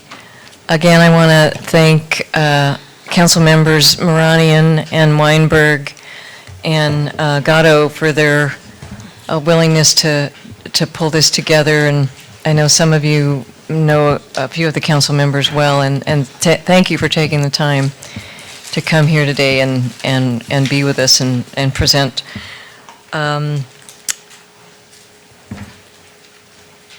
We might as well just go ahead and get started. Devin, could you please introduce each of the panel members? Actually, if you don't mind, Chair, I was going to introduce Devin. Oh, okay, good idea. Sorry about that. I just assume, I've heard so much about you, Devin, I just, everybody knows you're here. Okay, thank you. Well, as you know, our moderator for both panels today is Devin Upadier. Devin is the Assistant General Manager and Chief Operations Officer at Metropolitan Water District of Southern California. He's got over 20 years of experience in Southern California water management, systems operations, engineering, planning. He will start us off by walking through Met's water supply reliability and reduced reliance efforts, and he will also highlight the diversity of local projects throughout the region. A few notes on logistics. For the council members, there is a staff report on this agenda item located in your packet with a little bit of information about today's panelists and the connection to our mission and Delta Plan efforts. Also, in front of you is a blue folder which contains some printed PowerPoint presentations. For those in the audience, there are materials on the back table, and I think we've got about an hour and 15 minutes allocated for this first panel. And with that, I will turn it over to Devin. Thank you. Thank you, Jessica, and thank you, Chair Tatayan, for making this happen, for hosting us today, and really coming here to Southern California to hear from us. I think it's just a great opportunity, and appreciate your vision to be able to host this here and hear from us directly. So I wanted to talk a little bit at the start here about the region overall. I've been asked to share and introduce that concept for the first 15 minutes or so. And then we've got two panels with phenomenal folks that are going to share with you some of their vision on projects that will be implemented, and also some new innovative ideas that are going to help us become more self-resilient here in Southern California and also reduce reliance on imports. So with that, if we can go to the initial slides, I'd appreciate it. Thank you. So in order to really set this up, I think we need to talk a little bit about where we are and how we got here. You are in the service area of the Metropolitan Water District, and I really want to compliment the staff report that supports these panels. It provided a really great kind of outline of Southern California water in general. When you take a look at this graphic, we'll talk about some of the history, but you're really talking about urban Southern California from the Ventura County down through Los Angeles, Orange, parts of Riverside, San Bernardino, and then San Diego County to the border with Mexico. The service area of Metropolitan, we've got 26 member agencies now, but I'll tell you how we got to 26 over time. About 19 million residents, and you're talking about, with the Metropolitan Water District, an agency that's providing about half of the water that's used in Southern California right now. The other half is provided by those 26 member agencies, many of which are going to be on the panels this afternoon, and you'll hear from them directly. So the start, if you were going to a movie theater in the 1920s, this might have been one of the things that you saw in the movie theater. This was a piece of propaganda that was used at the time. And I know that the print is very small in the upper left-hand corner, but what you see in that print is Southern California is using, and I can't exactly see the number, I think it's about 120 million gallons of water each day, more than is being replaced. And recall at the time, the cities in Southern California were just really growing. They were using groundwater, they were using some surface water, but the recognition was that there needed to be additional water that would help meet the needs of the region in the future.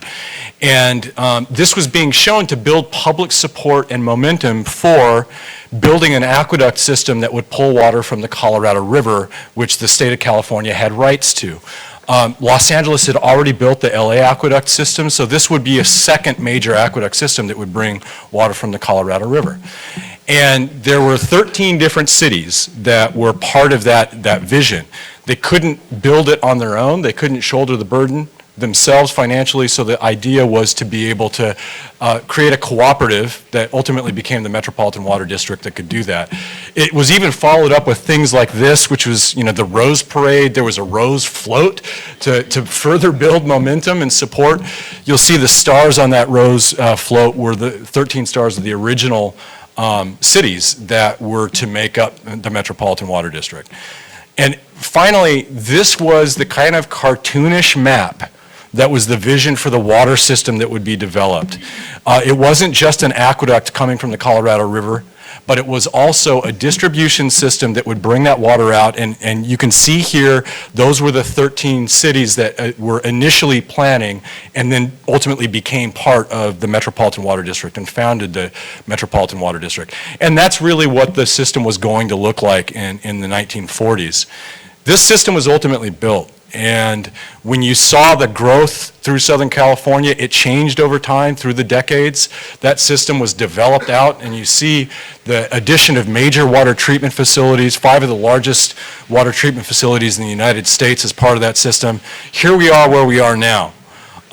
This is the distribution system that is the Metropolitan Water District that provides about half of that water used in Southern California I had mentioned earlier.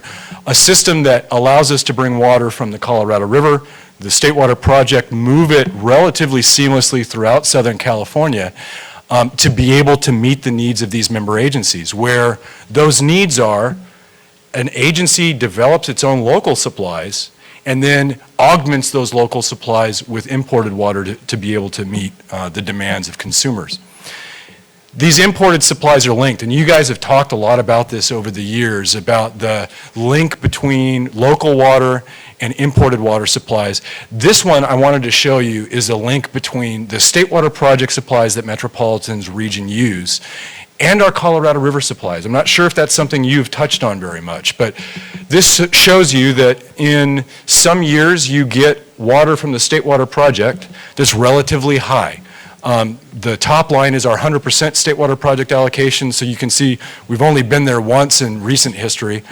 And in those years when you have a high State Water Project allocation, we tend to back off of our Colorado supplies and take advantage of the State Water Project. So you can see here the red, the Colorado supplies aren't as high. The opposite is true when the State Water Project supplies are low. We're able to max up on our Colorado system. So these systems are linked with each other. Similarly, 2011 and 12 were relatively wet on the State Water Project, so we backed off on the Colorado supplies. And in the depths of the drought in 2014-15, you take a look at 2014, we got almost no water from the State Water Project system, very, very little exports. We heard comments to that effect earlier today. So how did we meet the needs? We flexed up on the Colorado side. And we also used storage, which you'll see in a little bit. Part of our plan over the years has been to increase our storage reserves. We've spent billions of dollars to increase the amount of storage capacity that we have. The poster child, I think Larry Dick earlier today shared with you about the Diamond Valley Lake that was built, the largest surface water reservoir in Southern California. That was the key component of that storage buildup for capacity. The other piece, and Councilmember Weinberg mentioned this earlier, is the interaction with the groundwater basins, a major storage piece. So we have contracts with many of the groundwater basins in Southern California to be able to store and capture water also. You all have seen this graphic before, but that storage plays into our vision for the way exports might work for us in the future. This is an example in 2016 of the outflows in the Delta. And you can see along the bottom what the actual State Water Project and CVP exports were. When we think about the Delta fix in the future or Delta conveyance, this shows 3 different scenarios. Export intakes of 3,000, 6,000, and 9,000 CFS. And the idea here is just to show what those exports might be compared to what those total outflows were. And we're really talking about that big gulp, little sip philosophy. In these scenarios where you have high outflows, you're taking a little bit of it and you're able to then move it into that storage portfolio that I had mentioned before, which allows you to survive through the 2014s and 15s where you have almost no exports. So these are the water supplies that are managed by MET, and I wanted to show you the link to storage. This is the total amount between both the Colorado supplies and the State Water Project supplies that we have. This is the demand for that water among all of those 26 agencies that we serve. And notably, just over this period of time, if we projected it further back, you would see even more, but this is a declining demand, and we're planning for that to be able to manage that. So when you've got these bars above that amount, we're able to store. Below that amount, we take from storage to be able to meet the demand. So kind of fundamentally the way that works, the blue are the years where we're capturing the water and putting it into our storage. And you can see here, this is our storage portfolio. This is the actual water that's been in storage to be able to mitigate drought impacts. We're going to end 2019 with the highest reserves we've ever had. And it's a real kudos to the storage investment, but the local resources investment and the demand management and conservation investments make this happen.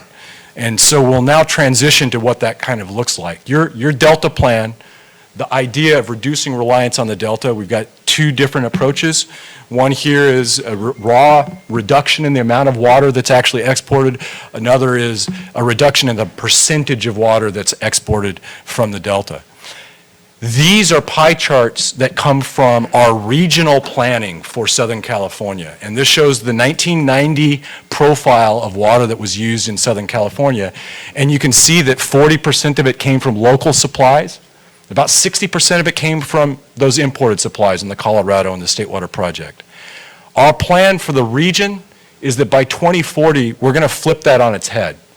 We're going to have 65% of the supplies used within the region will be coming from local supplies, and the other 35% will be coming from imported supplies. This plan is founded in the notion that we could not continually roll on to imports. We didn't want our agencies to be rolling on to those imported supplies, and so we had to come up with an approach that would instead stabilize our imports and be able to increase the pie with local supplies and conservation.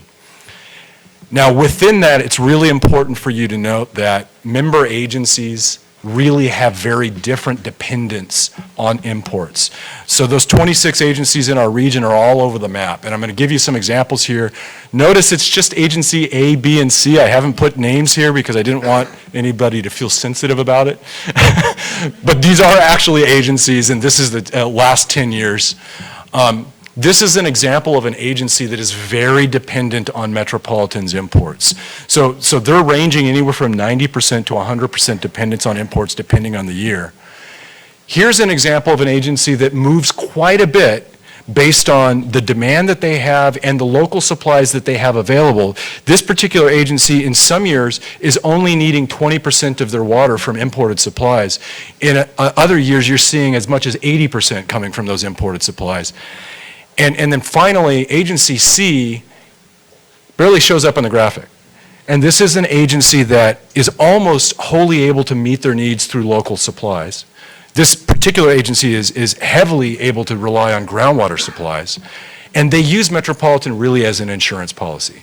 So if something happens to the groundwater supplies, then they would be able to get the imported water, and consumers might not feel that impact. Here is a scenario that might exemplify that example I gave you. This is another real agency, and this is their dependence on imported supplies. Now, when you take a look at the early part of these years, roughly 25 years, they had very little dependence on Met. In fact, they were reliant largely on groundwater. What happened where that dependence increased? What happened was a water quality issue where they lost the ability to pump the groundwater. And this is something you had heard earlier discussion about water quality issues being developed in the state of California and having to pay attention to things like PFOA, PFOS. This was actually MTBE. And it knocked out their groundwater supply. It took them years to rebuild and treat the groundwater supply. And now what you see on the right side of the graphic is they've now been able to move back and rely on that groundwater again. So as we're thinking about reliance on imported supply, keep in mind that agencies are able to do everything they can to develop local supplies, but that's part of the reason why we still want to have a stable import system to provide that backbone of insurance supply. So with that, to get to that right side of the pie chart that I had mentioned, the region has invested a ton of money in conservation, water recycling, groundwater cleanup as examples. This graphic shows you the fruits of that investment over time in terms of acre feet. It stops in 2009 because that's when the Delta Reform Act was passed. But after that, many years before that we were doing this, now after that we've continued to see those investments grow. You can see the dollars here, and I'll show you these dollars are only what came through metropolitan system. Local agencies then augmented this investment with their own dollars to make this happen. You're looking at about $1.5 billion in incentives that Metropolitan provided. And part of the reason why we think this is important is those incentives are generated by all of those agencies. Some agencies are able to control their own wastewater, so they recycle it. Other agencies don't control their own wastewater, so they don't have the ability to recycle as much. But they help fund those projects through this regional collection mechanism. For that reason, we feel it's pretty important that we look at the impact on exports really regionally as opposed to each specific agency, because we've got mechanism where agencies are generating revenues to help each other out, regardless of whether they do it in their own backyard or they're assisting one of their sister agencies. You can see here recycled water has more than doubled in this time period. Conservation efforts, we've really transitioned into things like outdoor water use and turf removal, drought-tolerant landscaping, and we'll talk more about that on the second panel. So with that, the fact is the work to be able to continue to grow that share of the pie and make that graphic look even more extreme going forward is going to be the result of the kinds of projects and efforts you're about to hear from on this panel. This panel is focused on projects that will help reduce the reliance on imports and the Delta going forward. And with that, I'd like to introduce the first team of folks that will be talking with us. We actually have two teams on this panel and then one individual. The first team is from the city of Los Angeles. Earlier this year, Mayor Garcetti pledged that LA would actually recycle 100% of its wastewater by 2035. And to share the plan with us today, we've got Rafael Villegas, who is the program director for Hyperion Reuse and the Water Resilience Program, and Enrique Zaldivar, who is the director and general manager of the City of Los Angeles Bureau of Sanitation. With that, thank you very much. Thank you. Thank you, Devin. Sure. Thank you for having me. I consider it a privilege to come here and talk about the good work that we're doing at the city, in the city of Los Angeles. And I do want to build upon a little bit about what Devin said, that how you saw the shifting of how they reallocated from between the Colorado River and the State Water Project. The Department of Water and Power saw something similar. If you go back to the 70s and 80s, the LA Aqueduct made up about 80% of our water supply. But as we had then to grow our environmental commitments to Owens Valley with Mono Basin, the dust mitigation, and the groundwater management, we saw those water supplies deteriorate, and that made us more dependent on MET. So we went from being about 10% of our water supply to then our purchase imports growing to about 60% of our water supply. So that was a huge change that were things that were outside of our control, and as we were trying to remedy some of the impacts to the Owens Valley, then we try to look at local water supplies and how can that help offset some of our growing dependence on purchased imports. And we've made great strides in that the city of Los Angeles has 1 million more people than 40 years ago, but yet we use 100,000 acre feet of water less today. So we've gone from a max of about 187 gallons per person per day down to about 105. But still, there's more work to be done. And so we've created this strategy over the last 10 years to see how we can develop those local water supplies. And we've done targeted studies in the areas of stormwater, groundwater remediation, recycled water, and conservation, and to see what are quantifiable amounts of achievable local water supply development that we can do. And these were published in our Urban Water Management Plan of 2015, and we're currently in the early implementation phase of those strategies. as Devin mentioned, back in February of this year, Mayor Garcetti announced 100% recycled water. Hyperion is the centerpiece of that, and it would take us now, our local water supplies, up to 70% of our demands. And so, yeah, you know, when we look at the amount of water that can come out of Hyperion, we're looking at about just under 200,000 acre feet, and so that represents about a third of the city's demand.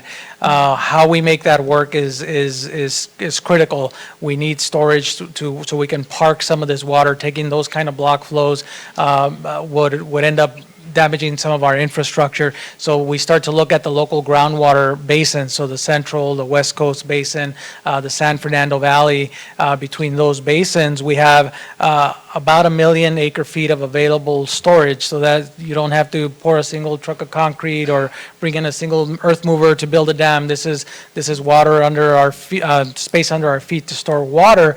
So we see it as an incredible asset, but we need to have access to this. So a lot of these aquifers are contaminated, so we've undertaken new programs to help clean that up, and this then becomes part of our operational storage. So if we're able to store the water and use it conjunctively, where we start to build storage, we stop managing the glass half full in a sense, then that allows us to weather these prolonged droughts, or if there's a seismic event that damages the imported supplies. One of the things that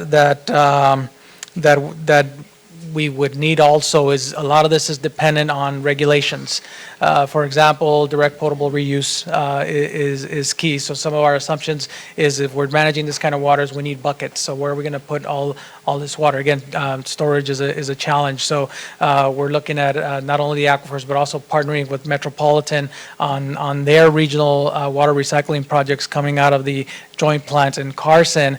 So that's a potential bucket. We're looking at going to the valley to the filtration plant. You have Jensen there. There's another bucket as well. So when you're looking at putting water ahead of a treatment plant, the DPR regs need to be in place. So there's an assumption that these regs will be there and will allow us to be able to make this program functional. And also, one of the things that we need to get is on the reg side is help on some of the brine management. So as you recycle more water, you have a brine that becomes more concentrated, and you may end up exceeding some of the levels in terms of what you can discharge into the ocean. And brine management is also going to be key because if you hit your limit, then that might actually be your upper limit of what you can produce, even though more water may actually be available. And of course, the political will, we have a strong advocate in the mayor's office with Mayor Garcetti and his vision for the city. And I think that it has placed us in a good position to move forward with some of this so that we can start laying the groundwork. It's a 15-year effort for us. $8 billion expenditure, but we see it as worth it to be able to secure our resiliency into the future. So with that. Well, thank you.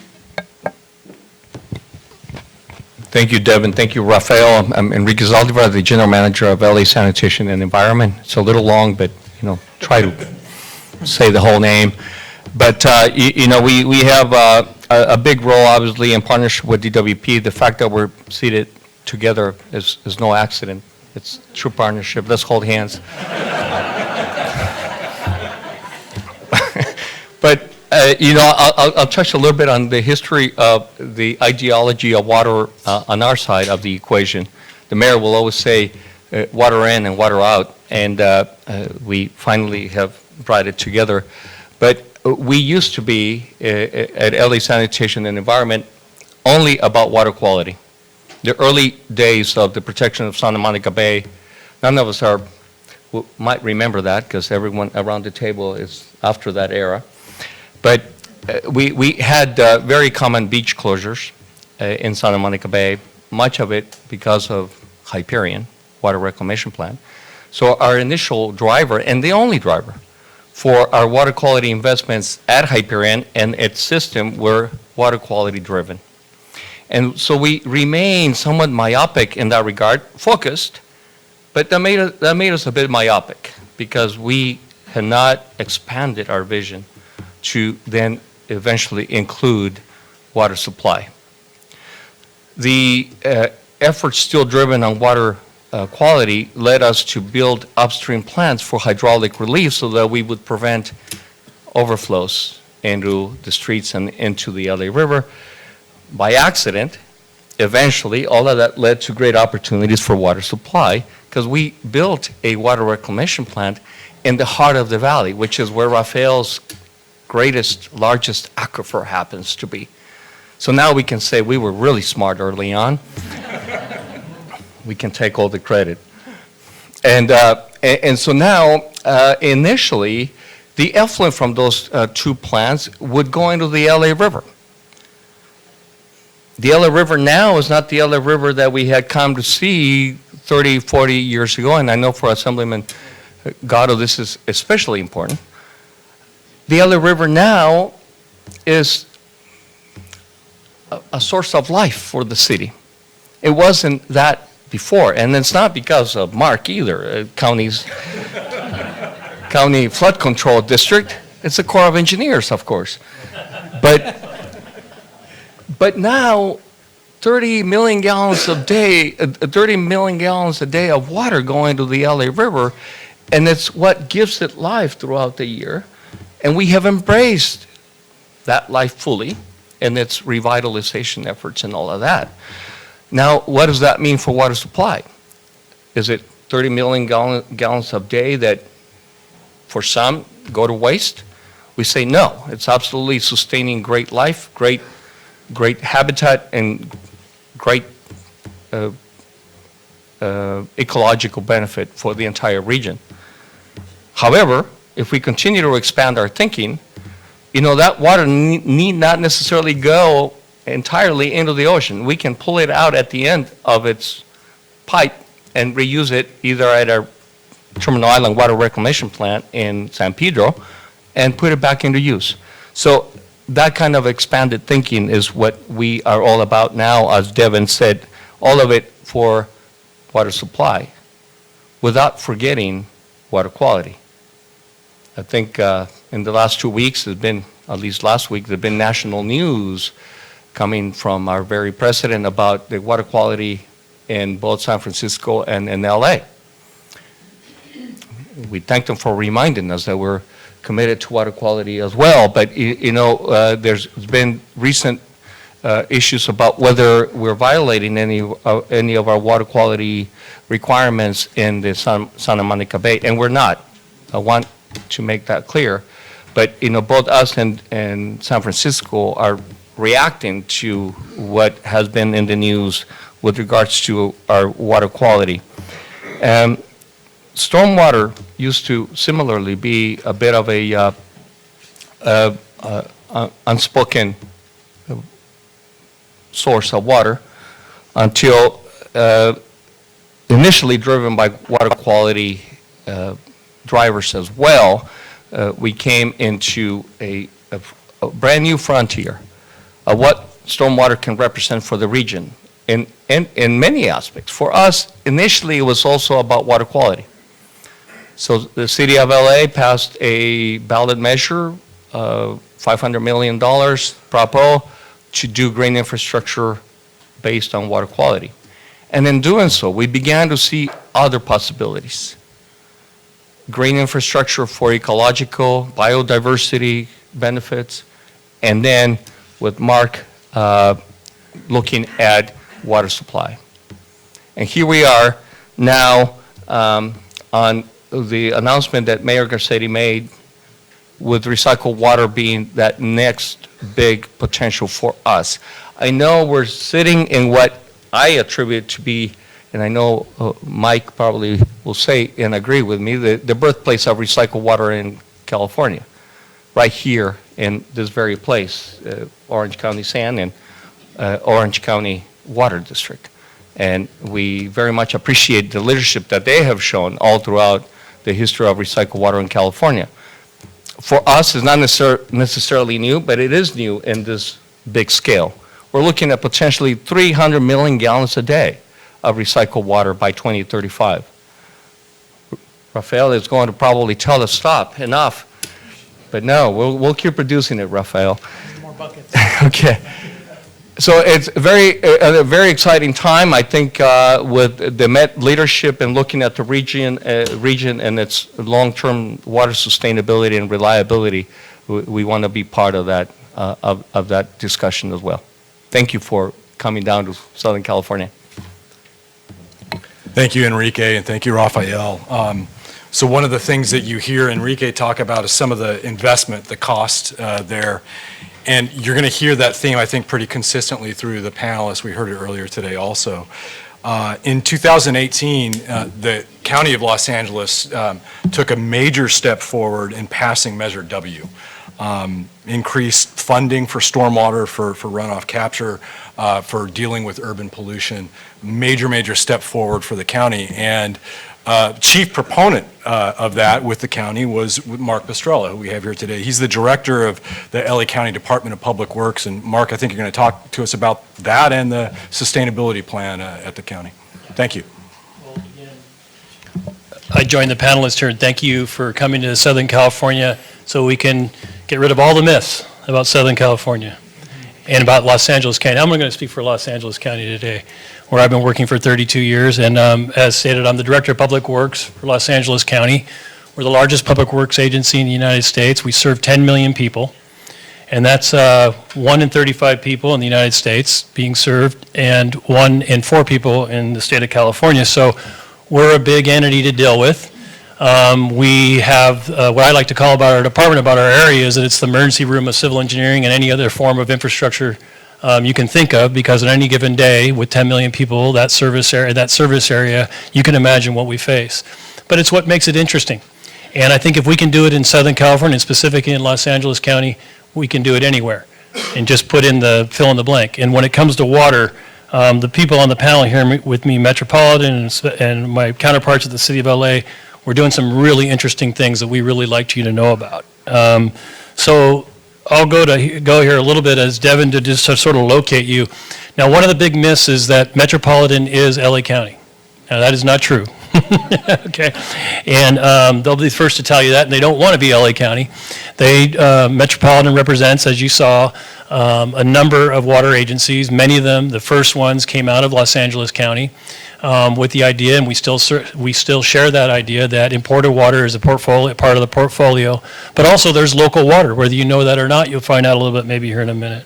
So LA County is, as I said, the most populous county in the United States, 10 million people. It is 4,800 square miles service area, and it has 88 cities within it. That is a huge number of cities.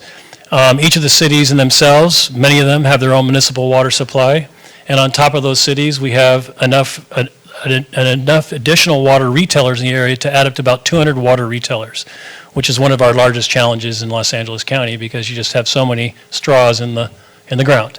And the governance becomes an issue when you have that many folks involved. Again, we serve the area about 10 million people. Our water demand on an annual basis for the whole county is 1.6 million acre feet per year. 1.6 million, and I believe the city's about half of that, or a little less than half of that, 600,000. Despite 35% increase in population, though, the water demand today is the same as it was in the 1980s. And in fact, we had a population of 7.4 million in 1980, and now we have a population of 10 million. So again, to Devin's point, regionally, the region has done it very well in terms of water conservation, and it's a major component of our portfolio in Los Angeles County. Of course, we're one of the most urbanized areas in the world and in the state of California. Our department's role, the County of Los Angeles role, is regional in nature in terms of influence, legislation, policy, but also we're an operator of some major infrastructure. Our department that I represent operates 14 major dams in the area, 27 spreading facilities, and 500 miles of open channel. One of them was spoke about earlier, the LA River. We have about 2,400 miles of underground storm drain that we operate. And we are the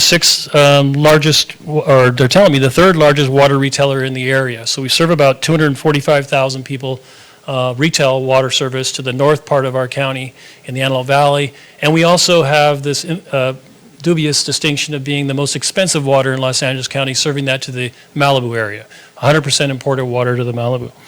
So it's a big area. The infrastructure, though, is unique and little known is about it, and its ability to conserve. A lot of people don't know that the county's flood control system and water conservation system is the premier water conservation system in the area of Los Angeles County. We are conserving up to 290,000 acre feet on an average annual year in Los Angeles County, serving up to 2.3 million people per year. And as I said, in a series of dams, flood control dams, reservoirs, spreading facilities, and spreading grounds, and cooperatively operating those with the surrounding agencies, including the City of Los Angeles Water and Power, Sanitation, the county sanitation districts, and a number of other partner agencies, the Replenishment District, to replenish water into the ground in Los Angeles County. So the physical placement of the water getting into the ground is occurring through the facilities that our department maintains and operates. The portfolio in Los Angeles County, pretty well known, but we'll go through it here real quick, is, and maybe you don't know this, stormwater capture is 30% of the water supply for LA County. The imported amount is 62% and recycled 8%. And as you've heard from my partner agencies here today, we're looking at recycled water as that great frontier for the County of Los Angeles, and we will be, as an agency, be a major partner in that and getting that water into the ground, as I said, in our system. In 1969, some other things that I should tell you about our portfolio, as it was described, the State Water Project and the Colorado River Aqueduct are a major portion of our conveyance system. But interesting enough, in 1969, about 199 gallons of water per day was the per capita. Today, the average across the County of Los Angeles is 131 gallons per person per day. And so you see the drop in the use of water, and conservation is an ethic of Southern California. I'd say more so than many other places in the state of California. After all, we're all metered here. You can't say that about every place in California. So yes, LA County is thirsty, and LA in general is thirsty. And we continue to educate the public here in LA County, and that's why we continue to do well in water conservation. This is one of the current ads that the County of Los Angeles is running. You'll see there's no name on there or no attributing none of that to one or another agency. That's purposeful. And that's to sort of give you an idea about how we're working together in Los Angeles County, these 200 water retailers, Metropolitan and the City of Los Angeles included. We're driving people to one place to know about their water, so they can find out where it comes. But when it comes to educating the public, there is no governance body that should be taking credit or should be seen as the one that's actually making a difference. In fact, what we've learned, and you'll talk a little bit about that as we talk about Measure W, we've learned that people really don't care where their water is coming from. But what we want them to do is care about the water they're getting, the quality of it, as well as how much they use. And so all of us together, including our neighbors up and down the state, have a responsibility to educate the community about water, and that water is life, and that how precious it is to the quality of life of any resident of California. And for us in LA County, it's critical. So we spend a tremendous amount of money annually educating the public about water and where it comes from. Pretty important to do in an area like this where it doesn't rain every day. So LA County's been investing in a number of things policy-wise and legislation-wise, and one of the big things that's happened with my board, the County Board of Supervisors, led by Supervisor Sheila Kuehl, and many of you know, state legislators know, Supervisor Kuehl is, the water person. She passed the most water legislation in the state of any legislator, and she did not slow down when she became part of the Board of Supervisors. In fact, she called me in right away and said, "Who's the water buffalo in this county?" And I says, "Well, I'll talk to you." And she says, "Tell me, take 4 or 5 hours out of your time. I want to know how water moves in Los Angeles, and more importantly, what can I do in this position I have now to improve the water resiliency of Los Angeles County?" And so we embarked under her leadership in developing first a sustainability plan for the County of Los Angeles, which was just recently adopted. And among the strategies within that plan is an increased use of local water resources. Stormwater and recycled water as a part of a comprehensive water portfolio. And as I said, we believe in LA County that all water is good water, and we use the term all of the above. So we will continue to, and our board takes the position that the California water fix is necessary, that imported water will always be a component of our system, but we also know we can do more, and we're striving to do more about conserving more water, developing own water locally through recycling, and capturing more stormwater as a resource in the region. The water resiliency requires a diverse approach, as I just said, stormwater, recycled, and imported supplies. And it's going to require collaborative strategies, and it's something you will hear from the County of Los Angeles over and over again. In a very unique situation that the county's playing this role. That the county believes that governance is the largest challenge to water resiliency. That it is governance that has caused most of the problems in the state of California with respect to water. And that it's locals who should be working on their governance to prioritize the use of the waters of local water. And once we do that, we create efficiencies in what we're doing beyond what we could even imagine. The relationship between the city water and power and sanitation is one example, but also the relationship between the city of Los Angeles and the county of Los Angeles. That one of the major cities in the United States and the world doesn't have a premier water system and isn't self-reliant is a shame. And it's something the county of Los Angeles is looking to support and to move towards. So as a part of our sustainability plan, we've also developed a sub-plan called the LA County Water Plan, which is going to develop this portfolio for the County of Los Angeles, and specifically the following items will be involved. We're going to enhance the infrastructure, some of that you just saw on the board. One of them you see here is our rubber dam system, where we're in river, many of these in Orange County as well, in river, putting rubber dams up, infiltrating water within the river system itself, by utilizing the flows within river and utilizing the really premier gravel system and soil system in LA County to get water into the ground. Also making investments into our existing infrastructure like our reservoirs. Over the last 10 years, we've made a $500 million investment in increasing their ability to resist earthquake, but also at the same time increasing the ability to capture more stormwater and hold it through major storms, despite climate change effects, being able to increase the amount of water we store in each storm event, so that we then, our average overall recycled water system or reclaimed water system or stormwater system gets a bump annually. And we are just now putting the finishing touches on that system, that $500 million. And the next step in that investment is actually cleaning out and getting more storage capacity out of those existing systems. And we're right now spending $100 million to reclaim one of our reservoirs, Devil's Gate Dam, in the Pasadena area, so that we can better capture, protect the residents from below, but also capture and improve the capacity of that reservoir. We also want to have livable communities and water-efficient communities. And you may have been hearing about the consolidation of a few of the small water districts in LA County. In particular, one I'm very proud of, the Sativa Water District, that was, along with the state's cooperation, this County of Los Angeles took over and has improved the water quality of a 1,600 resident water system that was delivering brown and polluted water to its residents for many, many years. And what that is this emblematic of is this governance issue that I brought up. Having so many small water districts who actually can't fend for themselves or reinvest in what they do. And so we're pro consolidation, we're pro prioritization and regionalization when it comes to waterworks districts and the delivery of water. We want to optimize resources, and again, we want to collaborate and coordinate across this huge county of Los Angeles, taking the County of Los Angeles, having its own water ethic, and taking responsibility for what we do so that we can lose that stereotype of water wasters that exist in Sacramento, that exist up the Owens, and exist other parts of the world. That story has to change, and we are taking great strides to change it. One of the things we did, as was mentioned in 2018, the County of Los Angeles passed the Safe Clean Water Program at 69.5% of the voters. Imagine that in today's world. A property tax passed by the electorate at a 70% yes vote. It's unheard of in this day and age, and yet we were able to pull that off. People ask, how did you do that? We did that through educating the public about this water resource and how valuable it is, and also tying it to the health of the citizens of Los Angeles County. Those two major themes are what our focus groups told us put it over the top.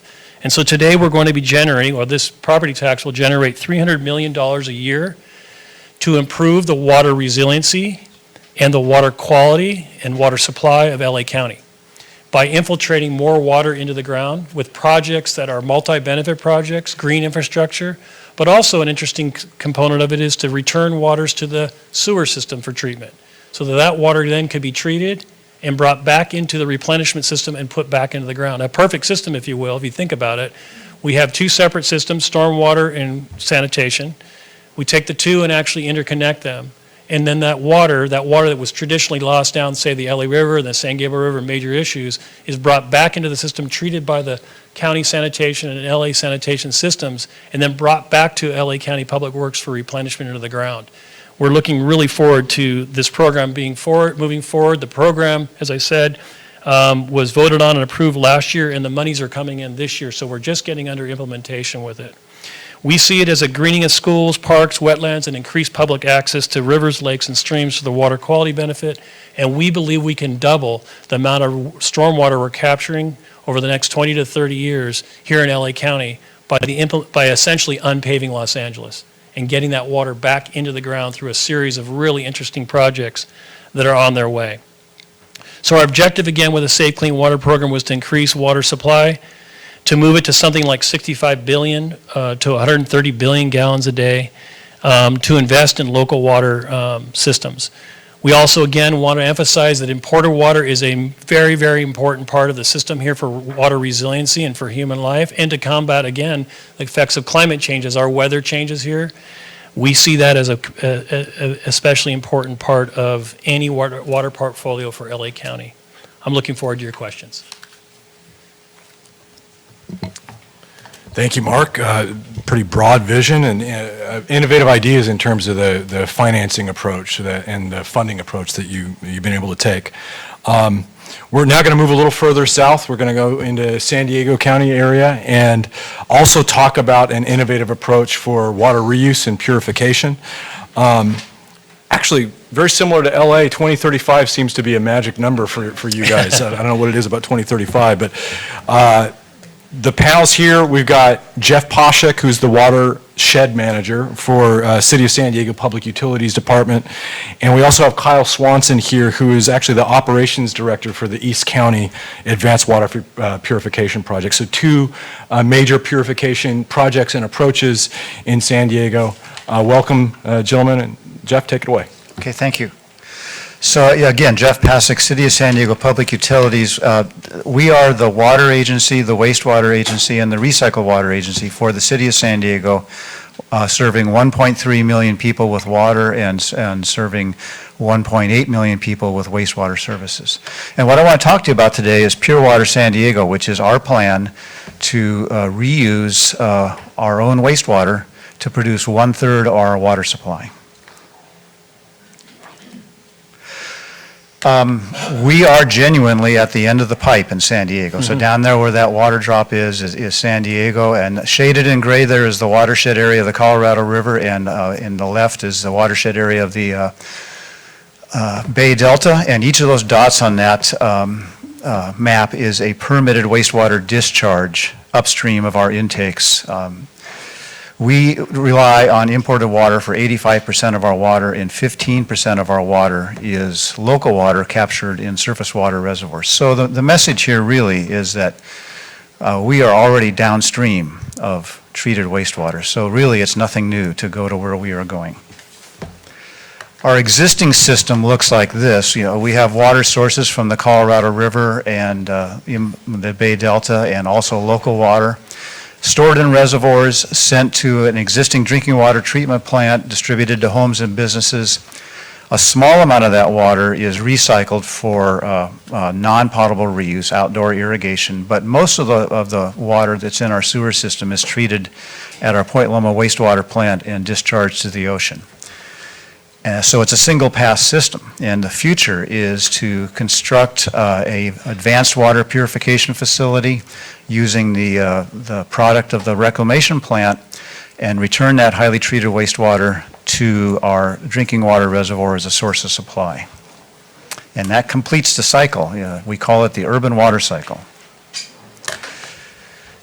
We will be producing 1/3 of San Diego's water supply from our wastewater, and that's a genuinely drought-proof, genuinely locally controlled source of water. And we have two phases. The first phase, which I'll really get into today, is our North City Phase 1 project. It will be completed in 2023. It produces 30 million gallons per day of drinking water, and you can see there that it's located at our North City facility, sending water to Miramar Reservoir. And the future phases, to be completed in 2035, there's that date again, 2035, we'll be producing 53 million gallons per day in the central part of San Diego and perhaps in the South Bay. And totaling that up, 53 and 30 is 83 million gallons per day, and that's 1/3 of San Diego's water supply in 2035. And again, that's drought-proof, locally controlled water from our own wastewater sources. Just very briefly, I'm going to focus in on the Phase 1 project, which is a 30 million gallon per day project. It consists of a number of different pieces. In fact, there are 11 separate construction contracts. We deliver additional wastewater, additional sewage through an 11-mile pipeline to our existing reclamation plant. That's going from the bottom of the photo there up to the upper left. We upgrade the existing water reclamation plant. Across the street, right next door, we're going to be building a new advanced water purification facility, and then an 8-mile pipeline to Miramar Reservoir, where the water is blended with existing imported water sources at our existing Miramar water treatment plant, and distributed to that entire, you can see the developed metropolitan area there, all the way out to the coast at La Jolla and Mission Bay.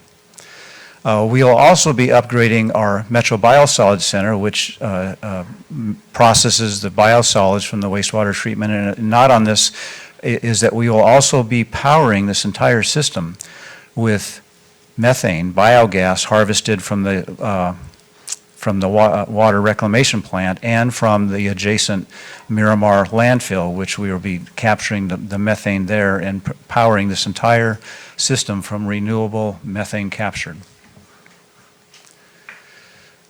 Where do we stand with regulations? Where does San Diego fit in? Well, this is the first surface water augmentation project in California. Orange County is a groundwater augmentation project. This is the first time that the treated potable reuse water will be above ground the whole time. And you can imagine the surface water augmentation regulations were completed only just in March of last year, but we were developing and designing this project long before that. And so the regulations and our project co-evolved together, and that was a real benefit because our project helped to be the guidance or the steering for how to actually make real regulations that would work. Very recent milestones. In late last year in November, the San Diego City Council voted to proceed with those 11 construction contracts. The total capital cost of Phase 1 project is $1.4 billion. And just soon thereafter, we received that $614 million low-interest loan from the Water Infrastructure Finance Innovation Act, WIFIA. So that photo there is San Diego's Mayor Kevin Faulkner next to the administrator of the EPA, just about to sign the documents formalizing that. We completed design in December last year. Running the advanced purification plant is going to require operators that are different than water plant operators or wastewater plant operators, advanced water treatment operators. So we conducted and executed the first ever advanced water treatment training program with the American Water Works Association and the Water Environment Foundation. And in fact, we certified the first advanced water treatment operator, one of our staff. And here's the big news. July, we began construction. We literally have underway with construction of this project just a couple of months ago. Who supports Pure Water San Diego? So on this graphic is the logos of a bunch of agencies that independently came together for the Water Reliability Coalition in San Diego. And you'll note on there the Surfrider Foundation, Audubon Society, Coastkeeper on one hand, and BIA, Building Industry Association, the Regional Chamber of Commerce, Taxpayers Association. These are organizations that typically never talk to each other. In fact, the only time they talk to each other is when they're in court fighting on something. But for this reason, for this project and for potable reuse in San Diego, they are all behind it. And this is pretty remarkable, and it's been a really big part of our success in moving this project forward. And we are underway for planning our Phase 2 project. Remember, Phase 2 is the next step, the 53 million gallon per day project. We are beginning to develop the concepts. The statewide regulations for direct potable reuse, which means rather than having a groundwater basin or a reservoir, but the advanced treated water is sent to an existing water treatment plant, do not exist yet. The State Water Resources Board is working on those, and we will be working on our project. So once again, our project and the development of the regulations will coincide. And we expect to have the preliminary design completed in 2023 or so, and then begin construction. So that's it for me, and I'm happy to take your questions later. Thank you.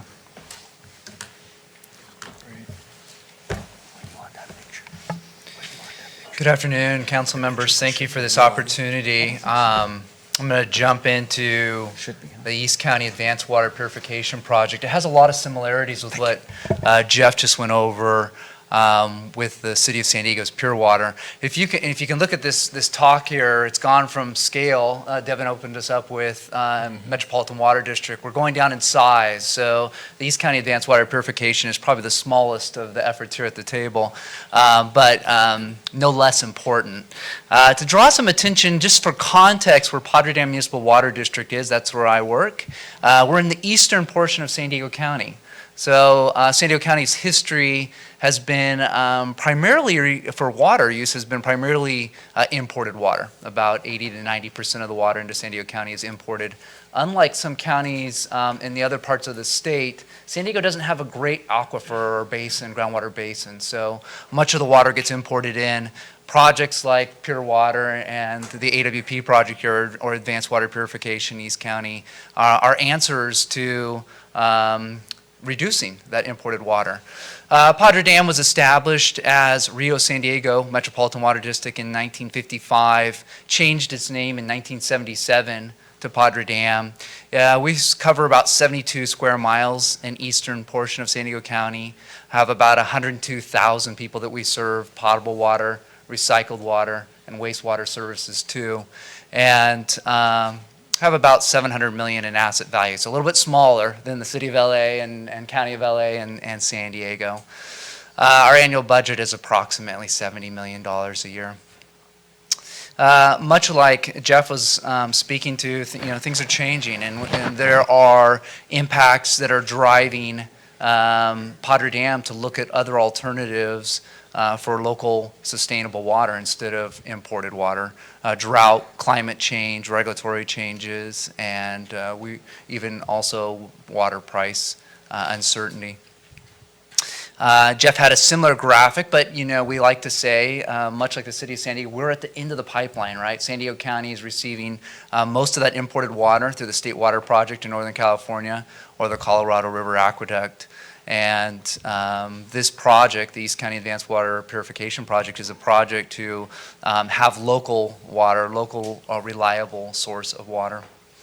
The objectives of this project are to increase that water reliability, to improve price certainty on water and wastewater. Wastewater currently through Padre Dam is sent out to the City of San Diego's metro system for treatment.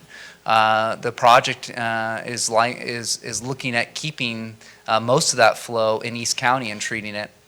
It also is going to produce a product water that's going to get sent to a surface water reservoir, for surface water augmentation. And that keeps that water produced in East County and meets about approximately 30% of East County's water demands. That provides regional wastewater and water benefits. It's kind of a rendering of what the project is looking like. The design is just starting out. The project is actually scheduled to come online in 2025, so we've got a couple years still to go. We're in the process of forming a joint powers authority to bring other partners into the project. That joint powers authority is going to be between Padre Dam Municipal Water District, the City of El Cajon, a neighboring city, and the County of San Diego. We're also going to have a partnership with Helix Water District, which is a local neighboring water agency that will be a distributor of this product water and a buyer of that product water, much like Padre Dam will also be a buyer of that product water that gets produced. The project, this is kind of another aerial view of East County portion there. The project collects approximately 15 MGD of wastewater flow. So we have 20 MGD of flow of wastewater leaving the eastern portion of San Diego County, heading west out to the city of San Diego's metro system for treatment. This advanced water purification project will collect that, about 15 MGD, 14 MGD to 15 MGD, and run that up to a treatment plant, wastewater treatment plant, and an advanced water treatment plant, producing about 11.5 MGD of product water that will make it east to Helix Water District's Lake Jennings reservoir. The product water then will be treated at their Levy treatment plant and then put back into the distribution system. So another example of a surface water augmentation project. Again, as I noted, this meets, the project will meet about 30% of East County's water demand. Some of the funding sources that we've had for the project to date and are working on, about $101 million in low-interest loan from the State Revolving Fund, SRF. We're working on securing additional funding. We've also had some grants, Prop 1 grants, Title 16 Bureau of Rec grants. We're working on WWIFIA. I think the city, Jeff was pointing out the city had received some WIFIA loans. We're working on those as well. And then some WIN application for some other grants from the Bureau of Rec. In total there, the project, just to point out, it's about $550 million in capital. So project benefits reduces our demand on imported water. It's probably one of the primary benefits of this project. Creates a new local sustainable water source in East County. Helps with the cost of importing water. That's a significant cost for our agency and our partnering agencies. Produces again up to 30% of East San Diego County's water needs. Helps with the economy, provides this high quality drinking water, and then helps protect the environment. That's 15 MGD of wastewater that's not moving west now. It's getting recaptured and put to a beneficial use in eastern San Diego County. In closing, I just want to highlight, much like the city of San Diego, this is a partnership in East County and San Diego County. It's a project that I'm passionate about. I look at the history in San Diego, which was primarily importing water. Back in the late 1800s, they were importing water out of the local mountains. In the mid 1900s, they had aqueducts coming into San Diego. Now this is the next chapter, I think, of water in San Diego County, and that's recycling, water reuse. And I look forward to it because I have two young boys, and I want them to be able to stay in San Diego County and enjoy having local water that's produced in San Diego County. Thank you. Thank you, Jeff, and thank you, Kyle. And I appreciate you pointing out the need for the raw water augmentation regs that you had mentioned to be able to follow through with some of the future of these projects, also with City of Los Angeles and Metropolitan's efforts going forward. With that, these are great comments and presentations. I have some questions that I could seed the conversation with, but I thought I might check in with Chair Tatayan, and maybe you all would like to engage directly at this point. Yeah, I'd like to start with a question, and then I think some of the other council members do have questions. Mark Pastrella brought up governance, and you, Enrique, talked about partnerships, and I'm really curious what are your governance mechanisms, and how did you create these partnerships, and how long did it take? Okay. I start out and you'll, okay. So, we are, the county and the city of Los Angeles have joined to the hip on water-related, water resources from the beginning of both entities. We shared those waters throughout. The interesting thing about the county of Los Angeles least flood control system is we don't own a drop of the water. It's all adjudicated water. The water that hits the ground is actually City of LA's for the most part, or the San Gabriel Valleys. And so I sort of give that as a context, as this regional entity with a purpose under a Flood Control Act that had a provision for that the waters that dropped and that we capture be used for beneficial use. So we're looking for partners right away for that beneficial use. So there's a need to partner there, like who's going to take the water, how do we put it in the ground, how should we use that water.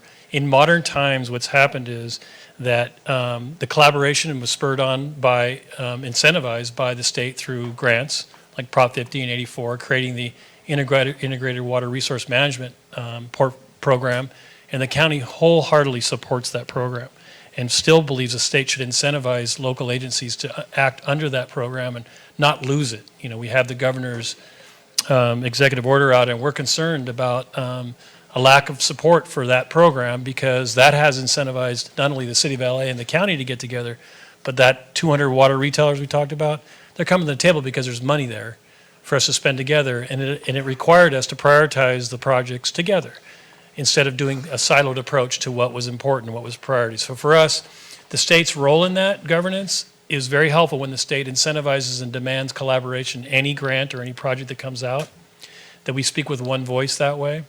And then, of course, with the city and the county, it has been really, I'm going to give a lot of credit to the bureaucracy saying there's a better way to do this in this day and age, and communication has helped with that. Communicating with each other in this digital age, knowing what each other is doing, what we're trying to build, so we're not building the same thing. And then this drive that we know together, we're better together in terms of the agency's ability and proficiency to produce safe, clean, and reliable and affordable water, rather than trying to do that separately. So, but the incentive by the state is a big deal. I would like to chime in a little bit. I want to say that the Integrated Regional Water Management Program has helped break down some of these silos where you're bringing the water leaders across the county to talk about initiatives, and it has helped.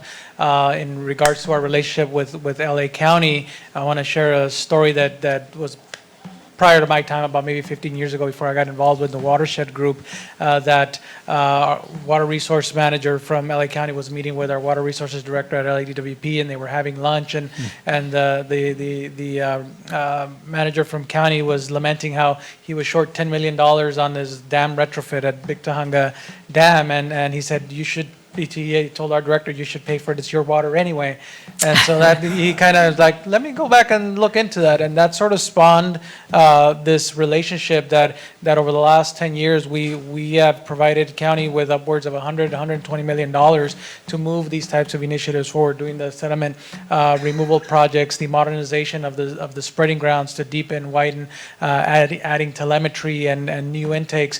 So you know, the way we see it is the county flood dollars are competing county-wide, and if there's an infusion of funding from an outside source, then that brings that priority of that project to the top. And for us, we're seeing the benefit of pennies on the dollar of purchase imports, you know, in the range of maybe $100 per acre foot, comparing to what the imported cost of water is. So we see those as very beneficial. And now as the relationship has evolved with Measure W and so forth, we think that it'll open up many more doors to be able to build more of these projects. All right, thank you. Council members, any other questions? Ken? You know, one of the interesting aspects here with all of you is just this, you know, the joint water, wastewater, you know, kind of that one water, and it really seems like there's a new level of commitment to work together, although it doesn't mean there's not issues to work out. So it's, you know, maybe you can kind of address the you know, sometimes, and usually it's the same house you're sending the bill to, but there's two bills. So just so people understand, hey, you know, there's complexities, there's financial issues, you know, these things take time, but maybe you can address how those issues work and kind of your experience in working through it. Although my guess is, and you know, for my fellow council members in my post-retirement consulting, I've been involved in some of these projects here. Maybe you can explain kind of how you work through these issues so people get an understanding of really what it takes to get these multi-agency or you know, complicated partnerships going. Well, let me go ahead. First, make a comment about that, because you're absolutely right. In our case in LA, it's DWP who sends out the bill, and our charges are on there. And in the beginning, there was nothing on the bill that would say about LA Sanitation being included in it, and DWP insisted that our charges be broken out and attributed to us, not to them. And so it very quickly becomes very parochial. I think in our case, we have one common boss. That's the mayor and the city council. Rafael might disagree with it. We have one common boss. And you know, he has brought us together, clearly. And so that has been an incredible leap in partnership. I think we had to also grow more sensitive to our function relative to water supply. The fact that stormwater has entered the picture of water supply in a real way. We're also the stormwater agency for the city. So we're in two parts of the three-legged stool, wastewater, recycled water, and stormwater. So we had to join forces with DWP out of certainly leadership and the mayor and the city council, and out of necessity. You know, for the city of San Diego, we're kind of on the other end of the spectrum. With the city of San Diego, in a single department in the city of San Diego, public utilities is water, wastewater, recycled water. And so when we fight internally and nobody sees it because it's all inside the house. But maybe one instructive point is that we do separate water funding and sewer funding, and our project, in fact, is funded by both sides of the house. It's funded about 1/3 by the wastewater sewer side and 2/3 by the water side, because it is both a wastewater improvement project and a water supply project. I'd like to add one thing to the comment, Council Member Weinberg, on there is difficulty in taking leadership on these projects, right?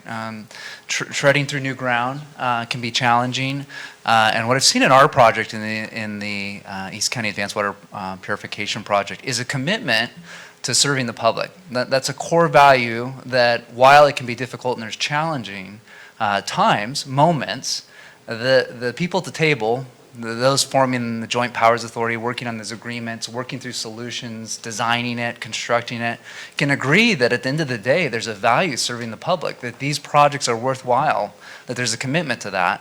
And I think that's the resounding core value that brings people back to the table to say, yeah, this is worthwhile. This project's, I'm ready to invest that effort into it from a leadership standpoint. And I think if you can agree on that, you can say if that is the core value, then you're bringing those people back to the table to work through these difficult situations. So I just want to point that out. That's what we're experiencing. There are challenges, right? But there are ways to get through that. And I think that's, on a human level, bringing everybody together for the purpose and the drive. Yeah, Councilman Weinberg, I mean, there's so many little stories. Thank you for giving us the opportunity to talk about water leadership. Actually, transparency in water, who's actually in charge is a good thing. You bring it out, like, who is in charge of my water? And you start to find out who's performing better than others. And there's this sort of competition that happens, like, one water, who's doing best in that? So that has been helpful, like transparency in water. Where does my water come from? The leadership, the political leadership has been a big deal. In my house, in our house, they're an infrastructure agency with multiple businesses in there. From one side or the other, not talking to it and seeing the waste that goes on in that is very hard to see as a leader looking at it. So it takes leadership to say, you're going to get along, you're going to collaborate, we're going to come together with a better project. And then you go outside of your house and actually invite others into that house and say, we think there's a better way, but we need to participate. I was in that meeting, Raphael.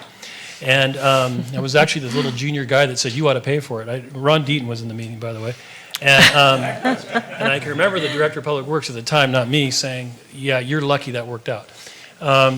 It was the start of a relationship because we did believe that there was a benefit that the agency, the city of Los Angeles, was receiving from us, but we just needed to ask. And that's the other thing, is coming out of the silo and asking, giving permission, but also demanding of the leaders in water to get out of their silo and actually communicate that there might be this opportunity between each other to better serve the public, as was stated. And so, it really does come down to leadership, because you could choose just to stay in the shop and not move. But the public is awareness, the transparency is also a thing that's driving, is like the public is expecting us to collaborate and to work together. And then, as I said earlier, this incentivization, and money comes down to money, is, if you incentivize, be sure you incentivize, and a part of it requiring collaboration. I mean, I just say any grantor should not be putting grant out without requiring that the agencies talk to each other and optimize a project. Just a quick follow-up, Mark. It's coming from a lifetime in a water utility. When we looked at stormwater, we were always worried about, gee, are they going to come to us? Because how are they going to raise revenue? And no, they better not come to us. So, I mean, maybe, and I know, Maria, you were involved in this, the importance of Measure W to accomplish what you wanted to, because there's no visible revenue source, I mean, I think, to do that, other than what you had to do.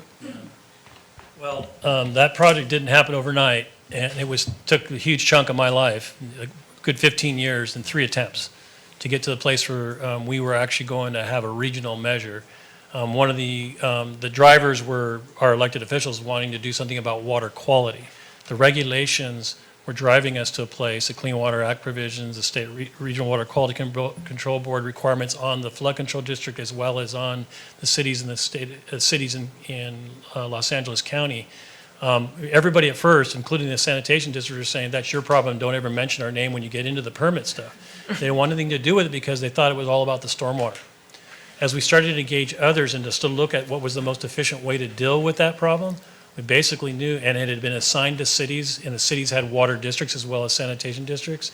We had to turn to our water partners and say, we're going to draft up a permit that actually encourages us to collaborate and put more water in the ground and get the state water board to agree that we should have a permit that values water supply as much as water quality.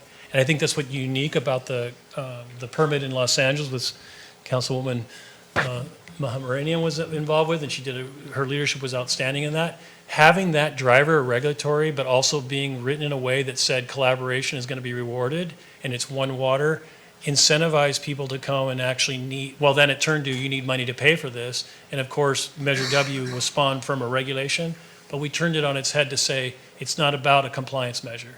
It's in fact about increasing our water resiliency.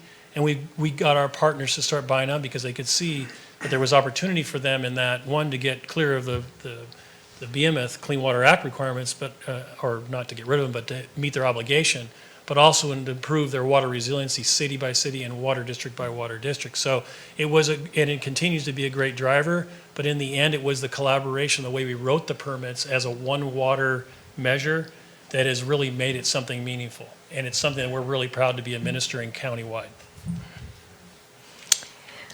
Well, Maria, go ahead. Earlier on in the morning, we were talking about how all this funding gives us an opportunity to create a whole new infrastructure and just revise the ways that we built infrastructure in the past. So we have this opportunity to do more sustainable, permeable spaces, all that. And then we also talked about, and Charlie Wilson was here, we talked about all these measures when they come, like when we had the water bond, how effective it became at the end, how it was dispersed, and what projects really got, and did we really make an impact? So now, taking my thought from there and thinking that Measure W is going to have all this money every year, and some is going to go to the city of LA and some to the other, and the county is going to do the project. I'm just wondering that these projects are quite complicated in terms of their scale and scope and timeline and budget, and just the ability of the organizations to deliver these projects within certain timelines. I mean, I think it's a huge challenge. And I wonder that if you could shed some light on, and I know Mark, Enrique, and everybody else here is going to be involved in delivering these projects with, and the dollars are there, but just how do we go about doing, let's say, 12 projects in a span of 5 years? Or is it that extensive, or it's not? And if it is, how are we going to deliver it? It's like 75 projects. Yeah. In 5 years. I gave you a break. Yeah. But the interesting thing about the projects that we're talking about doing, they scale everything from like the neighborhood scale, like down to a single lot, to neighborhood scale, to large scale, like a brand new spreading grounds, which is like probably a 10-year project with multiple environmental approvals and land acquisition and everything else. The smaller projects are interesting projects, like just a simple diversion through green infrastructure into the sewer system, as we described earlier, that can be done we design and get them doing, we've done like models for those over and over, are diversions from storm drain to right there to the side-by-side sewer system, which can be done rapidly within a year. There are projects that I'm thinking about that are like, it almost seems like every project's like $7 million. It's like a magic number for some reason, where we're like going into school districts and opening up their school grounds and putting subterranean storage facilities and infiltration facilities in their properties that will be spread out. You hear the number and you're right. There's a lot, we need to expand ourselves in terms of who we're partnering with. We only have 3 or 4 major construction authorities in Los Angeles currently that can pull off the really big projects. The city's one of them, the county's one of them. Metropolitan certainly is one of them in our area. In these water projects, replenishment districts. So the major projects, they're going to probably outrun our resources, and we are having to expand ourselves in terms of contracting and consulting out. The other thing that's going on in Los Angeles is we not only had this measure, we had Measure M and Measure H and Measure A, self-taxing county, by the way, self-help county, that is putting us in a wonderful position in terms of infrastructure, but it also puts a hell of a lot of pressure on me as a Director of Public Works for that county, because we're looking to actually put those things into play in some regular way and optimize them. So right now we're pushing to put together a collaborative at even a higher level than IRWIM, and that is this infrastructure collaborative, where we're engaging with all the major infrastructure agencies and prioritizing what goes first. For instance, there's this little thing coming to Los Angeles called the 2028 Olympics. And Metro is just eating up so much of our capacity right now to actually construct things, because we're building a new rail system in Los Angeles. It's an exciting time in Los Angeles County for everything that's happening, but you're letting me vent a little bit about this expectation that's coming. But what we're doing is building up staff, building up resources, and front-loading the funding by potentially a bond out of the flood control district to pay for front-loaded projects throughout the region. Oh, wow. That's helpful. Thank you. So one last question, and then, do you have a question, Randy? I do. Yeah, okay. Is this the last question? Yes, or is you're this the next to the last? you're the last question. Next to the last question. Yeah. All right. We're Great. Devin, thanks for the overview. One of the key points you delivered in terms of our responsibility is projections for reduced reliance on the Delta. My question for those of you that are delivering water, how difficult would it be for your agencies to quantify the reduction in dependence upon the Delta, both with current work underway and these projected projects? I'll go ahead and start. So as part of, I mentioned that in the targeted areas that we've looked at local water supply, we quantified what those potentials are, and that we think we can get up to 70% of locally sourced water. And what we potentially see is eventually going back to where we were in the 70s and 80s, where the water that we get from, and I don't know the number from the Delta, but just from purchase imports from Med, would go back down to between 10 and 20%. And so the LA Aqueduct and the Med system would provide the difference. So it would be quite a reduction, taking us back closer to what we were back in the 70s and 80s. So when you think about that, maybe 50,000 acre feet total, where that comes from, I don't have those numbers. For us as a retailer, way we look at that over a 10-year water planning period, that we look at the system from the Delta and from other sources, imported sources, as a system to create resiliency. And so we want to see certainty more than we want to look at quantities. Like what, for any given year, no, we're looking at in many of the years, we're looking at 5% allocation of our water right off the state water project, and it was, where's the water going to come from? So it's more about building a system that we can rely on in our planning efforts, because, for instance, in stormwater, it isn't always a consistent year. One year we had 740,000 acre feet of water. In other years, we've had maybe 200,000 or even less acre feet of water. So it's this up and down. So building a system that we can consistently count on some percentage of our allocation creates certainty for the planners in the system. So quantifying is interesting. It wouldn't be hard for us to quantify, really, over that, and we would be happy through like our integrated water plan to like report back about adding up what we think is going to happen amongst all the local water agencies, at least in LA County, and start to show you. But we're still going to be sticking in a note in there. We need that California water fix. Yeah, it's just gonna, we're gonna keep pushing that on you. This might be one of the only times today that I violate the typical rules for moderator and actually respond to a question. It wasn't a question to you, it was a compliment. Thank you. You know, your question, I think, is really pertinent in terms of this body and the requirements that you have and the requirements that you're placing on water agencies throughout the state related to reducing reliance on the Delta, and how we demonstrate that. How can we forecast that? One of the challenges is inherent in the graphics that I showed at the outset, that in a region like Southern California, we've made a decision. Our forefathers and mothers made a decision to collect finances, pool them together, and then invest in infrastructure that pools the risk and distributes it across those agencies. So our infrastructure is one example of that, but maybe the best examples are these projects that folks on this panel are talking about. In many cases, funding, Kyle actually showed on his graphic, metropolitan local resource program incentives being one of the sources of funding. That's being paid for by every agency in Southern California that takes imported water. We're collecting that, we're helping to fund these programs.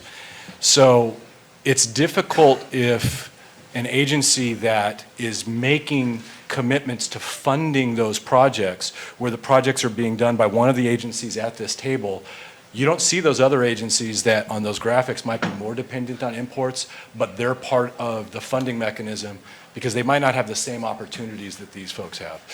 So I think you've thrown the gauntlet down. You've said we need to find a way to report and to show that.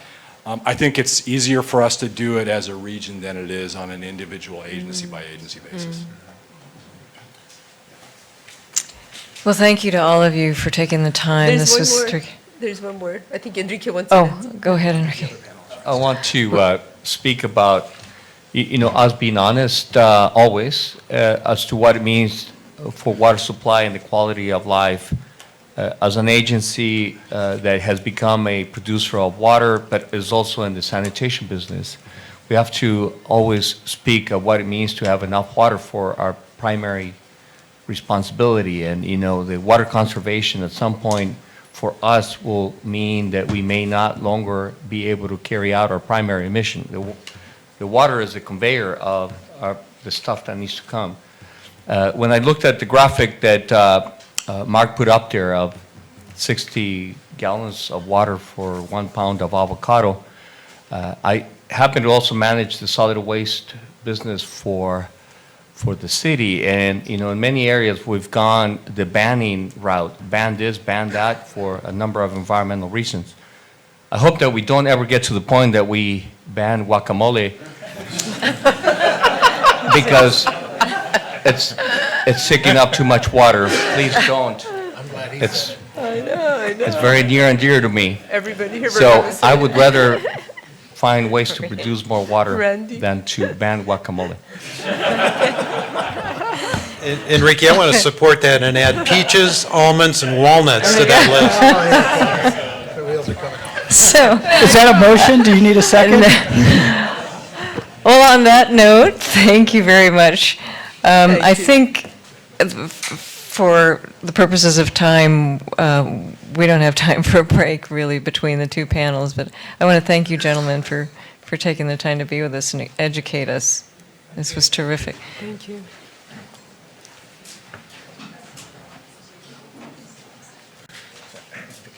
It was an excellent panel. Good panel.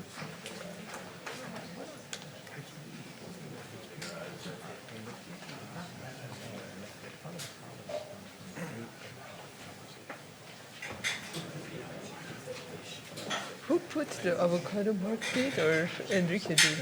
Enrique did the avocado. No, Devin put avocado. Who put the avocado up? Mark. It was Mark. Mark did. You're right. Yeah. You're right.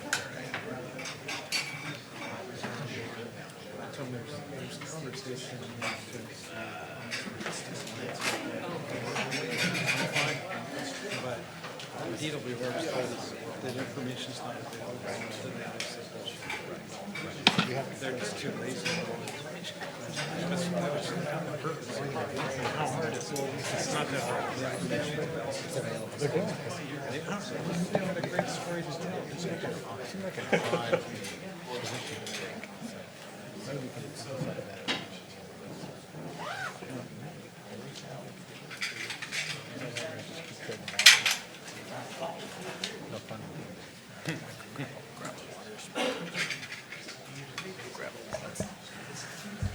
So I'm eager to hear about these innovations because the previous panel I thought was pretty innovative. You guys are doing great work.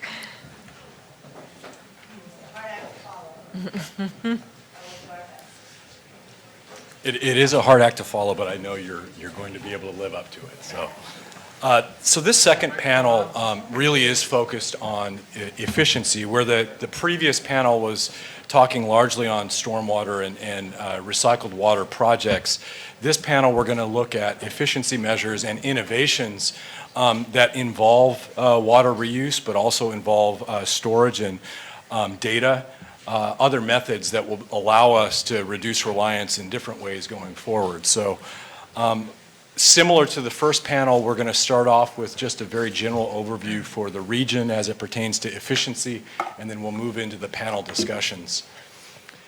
So when we think about this region in Southern California, just an important note to start off with is really if you were just to look at since the Delta Reform Act, Metropolitan and our member agencies, we've supported more than 40 pieces of legislation that have worked to help move efficiency forward, in some cases put new regulations in place related to efficiency, in even very specific areas deal with interesting disincentives that exist for efficiency, things like the taxation of incentives that we as water agencies provide for consumers to get an incentive and put in a new efficient device, but it's taxed as income. So are we able to use legislation as a tool to move forward? The answer is yes, and we've been very supportive of that. Earlier on, I had mentioned that we have a regional mechanism to be able to fund some of these improvements. And one of the areas that Southern California has really played a role is in setting up, in this case through Metropolitan, a regional one-stop shop for efficiency measures that consumers and businesses throughout Southern California can take advantage of. This is an interesting innovation in the sense that regardless of where somebody lives or where somebody owns a business in Southern California, urban Southern California, they're able to go to a single one-stop shop and get qualified for incentives that can pay for new efficient toilets, clothes washers, drought-tolerant landscaping and turf removal. And agencies throughout Southern California are able to piggyback on this regional program, add their own money to the money that's generated through Metropolitan, and it's really been a great way for people to participate in water-saving activities. The agencies at this table and others throughout Metropolitan service area have saved a ton of water over the years through these kinds of mechanisms. And you see on this graphic, not a comprehensive view, but just a snapshot of some of the things that businesses and homeowners and folks throughout Southern California are able to take advantage of. You see the rain barrels on the upper left, and the amount there is the amount that's been saved to date through rain barrel programs that received incentives. That's about 25,000 acre feet. The largest number that you see on this graphic is actually toilets, because it goes back the farthest. We started toilet programs actually in the 80s, and here you see the high efficiency toilets making up almost 2 million acre feet of water savings in Southern California. And we really, when we think about supply development, we do include efficiency and conservation as a supply. That's water that otherwise would have had to come from some other supply if you didn't conserve it. We also talked about the regional funding mechanism helping support actual local supply development. This graphic shows you that, and you saw other graphics with the other panelists earlier that look similar to this. This is throughout urban Southern California, the purple dots, recycled water facilities that have been funded. The blue dots are groundwater recovery, where somebody is treating groundwater that otherwise could not be used for some sort of contaminant. Many of these are desalters, and they're able to produce that water and then be able to use it to meet a need, thus not needing to take imported supplies. So the deliveries there, it's almost 4 million acre feet of water that's been produced through these kinds of facilities over the years. When you take a look at potable water demand, the message was received earlier at a local scale. This is for the region overall.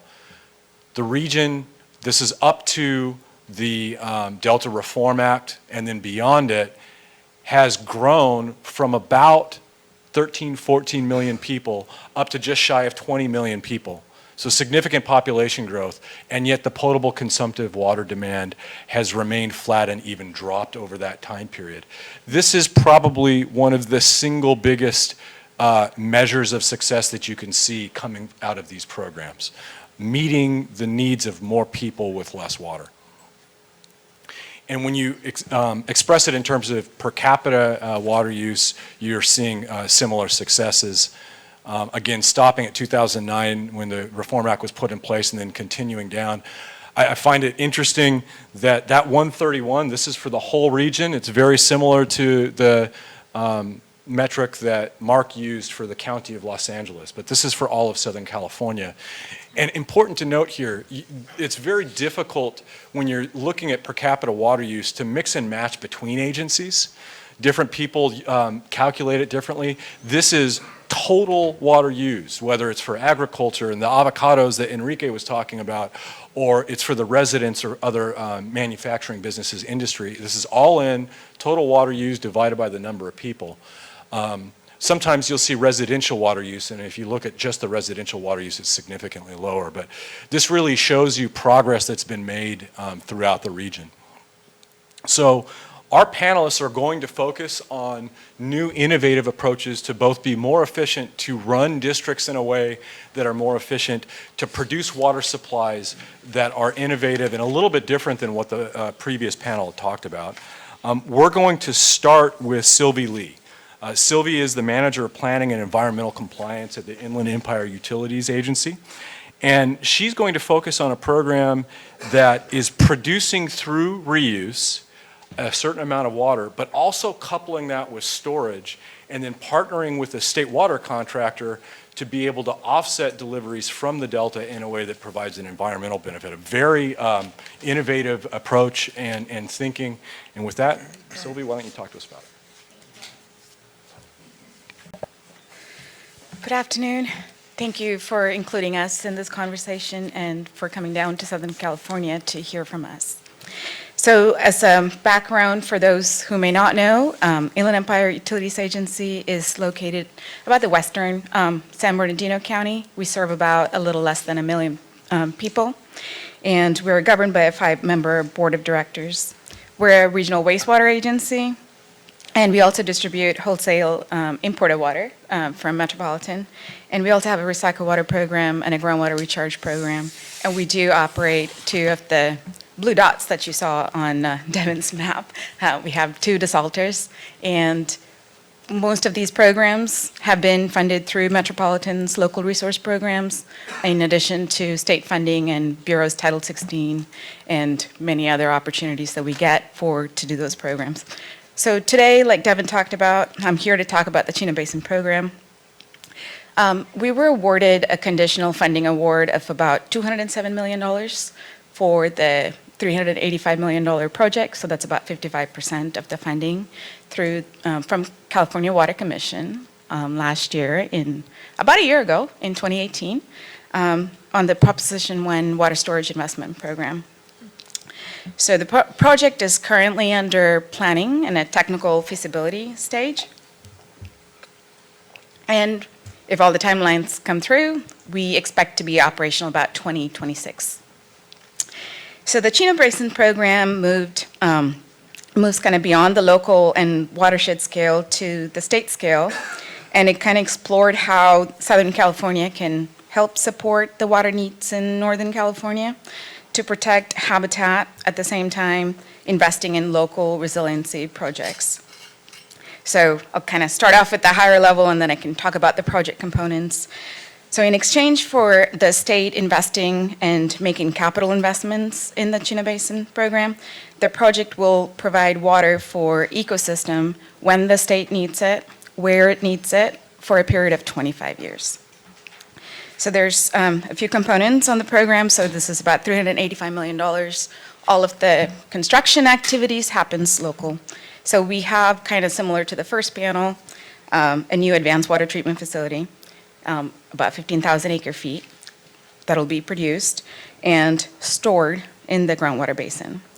We'll have a dedicated storage set within the Chino groundwater basin for about 150,000 acre feet over a period of 25 years. It will also include about 50,000 acre feet of capacity of new groundwater wells and treatment. And it will also provide interconnections within the basin of our service area, both east, west, north, south, to interconnect our agencies, and also a pump back facility of about 50,000 acre feet into our local state water contractor distribution system.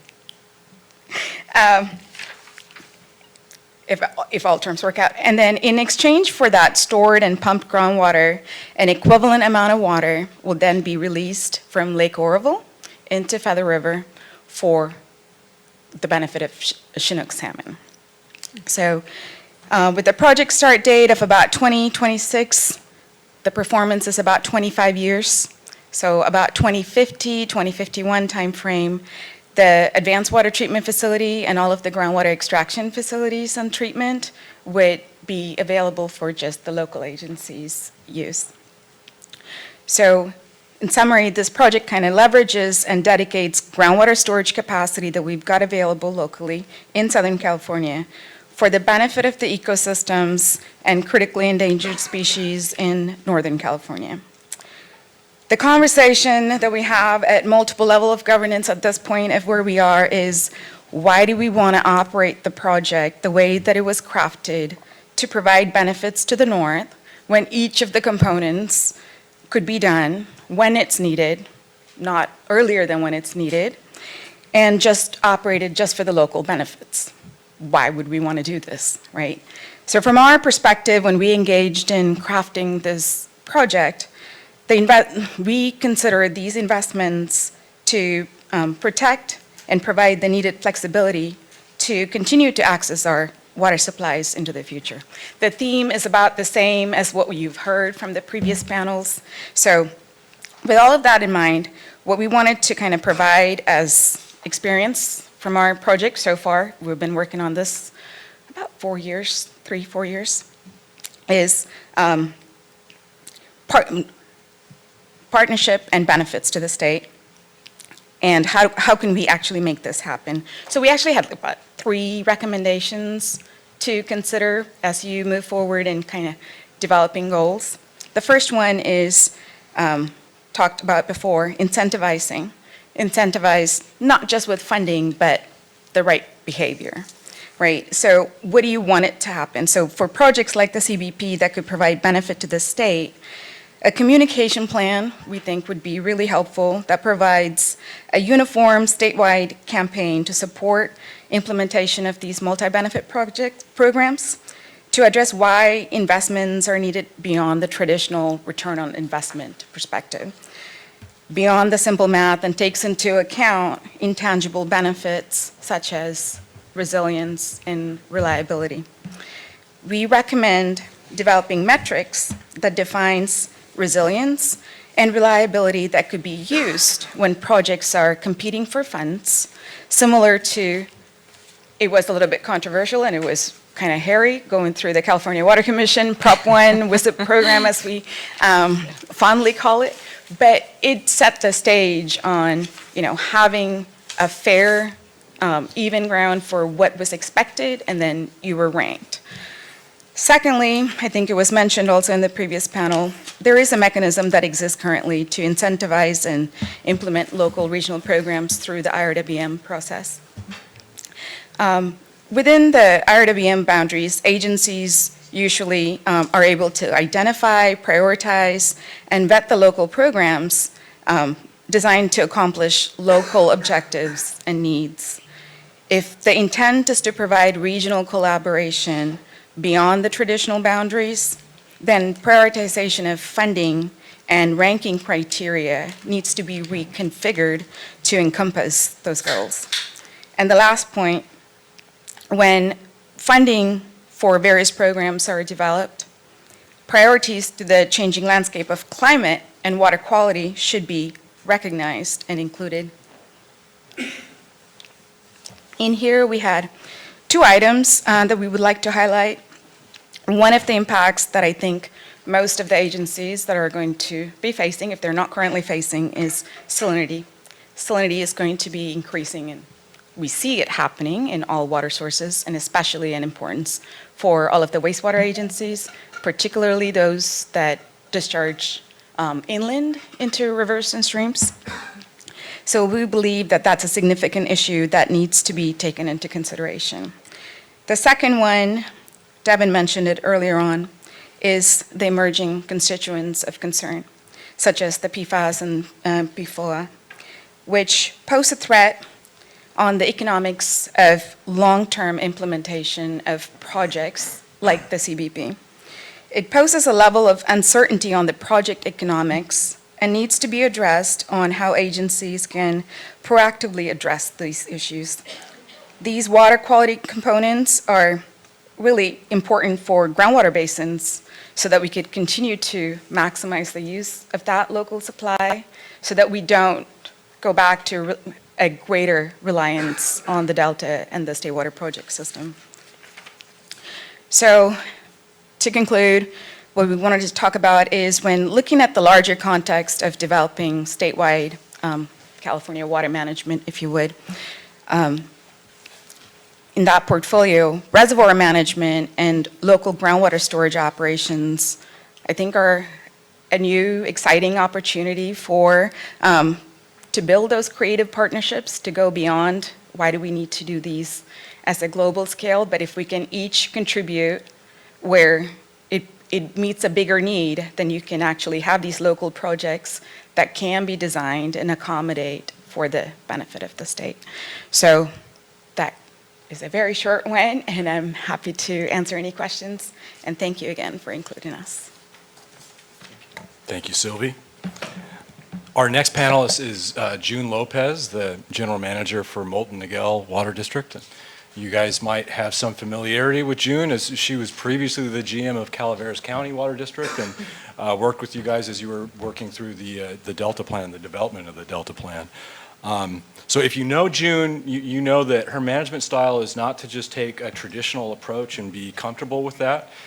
She is working to push her district to look at new innovative ways of dealing with customers, developing use of data, consumption information to inform consumers and really move her district to the next level. So we're happy to have you here, June. Thank you, Devin. Good afternoon. I want to thank the council members and your staff for inviting us so we can share with you our experience and our story. This is very special because the last time I was before the council, I was speaking on behalf of the mountain counties. And here we are talking about the good work that's being done in Southern California. So you just never know where water will take you. So for our agency, for those of you who might not be very familiar, we serve 6 cities. I think I need to do a clicker. Thank you. We serve 6 cities in South Orange County, and we provide water, wastewater, and recycled water service. And in our service area, we're 100% reliant on imported water. Unlike some of the cities in the north part of Orange County, we don't have the benefit of a very rich groundwater basin. So over the years, we've gotten to be very innovative and progressive in efficiency program out of necessity, and we've built on that, expanded on it. And going through the historic drought, we learned a lot more lessons, and we've not seen a rebound. Interestingly enough, when we look back 20 years ago, and we look at our water consumption, our water demand, today we're about 40% less while our population has grown. So these are all great indicators that the things that we're doing is effective, but there's always room for more. And we also invest in supply projects over the last decade. We've invest about $80 million. So it's really a portfolio, but there is certainly a lot of room for effect in the world of efficiency. So if I was to break down what has sort of attributed to our success in demand management effort, there's really three things that I want to cover today, and that's data, partnership, and innovation. And when we talk about data, we all have data. We all have information. We have it on clipboards. We have it in our file cabinet. But that's not really usable, because how do you organize that? How do you centralize and standardize it in a way that you can actually extrapolate information from all these sets of numbers that you have? And so what we did was we're one of the first agencies to hire coders and data scientists. So they took all this messy data and they cleaned it, as they say it, put it into a centralized location so we can actually derive information. One of the early success we saw from this effort was during the historic drought. When the state mandated 2 days a week watering mandate, our agency was able to show through our data and through our results that the programs that we were doing, which were not these 2 days a week restrictions, were actually more effective than what was being required.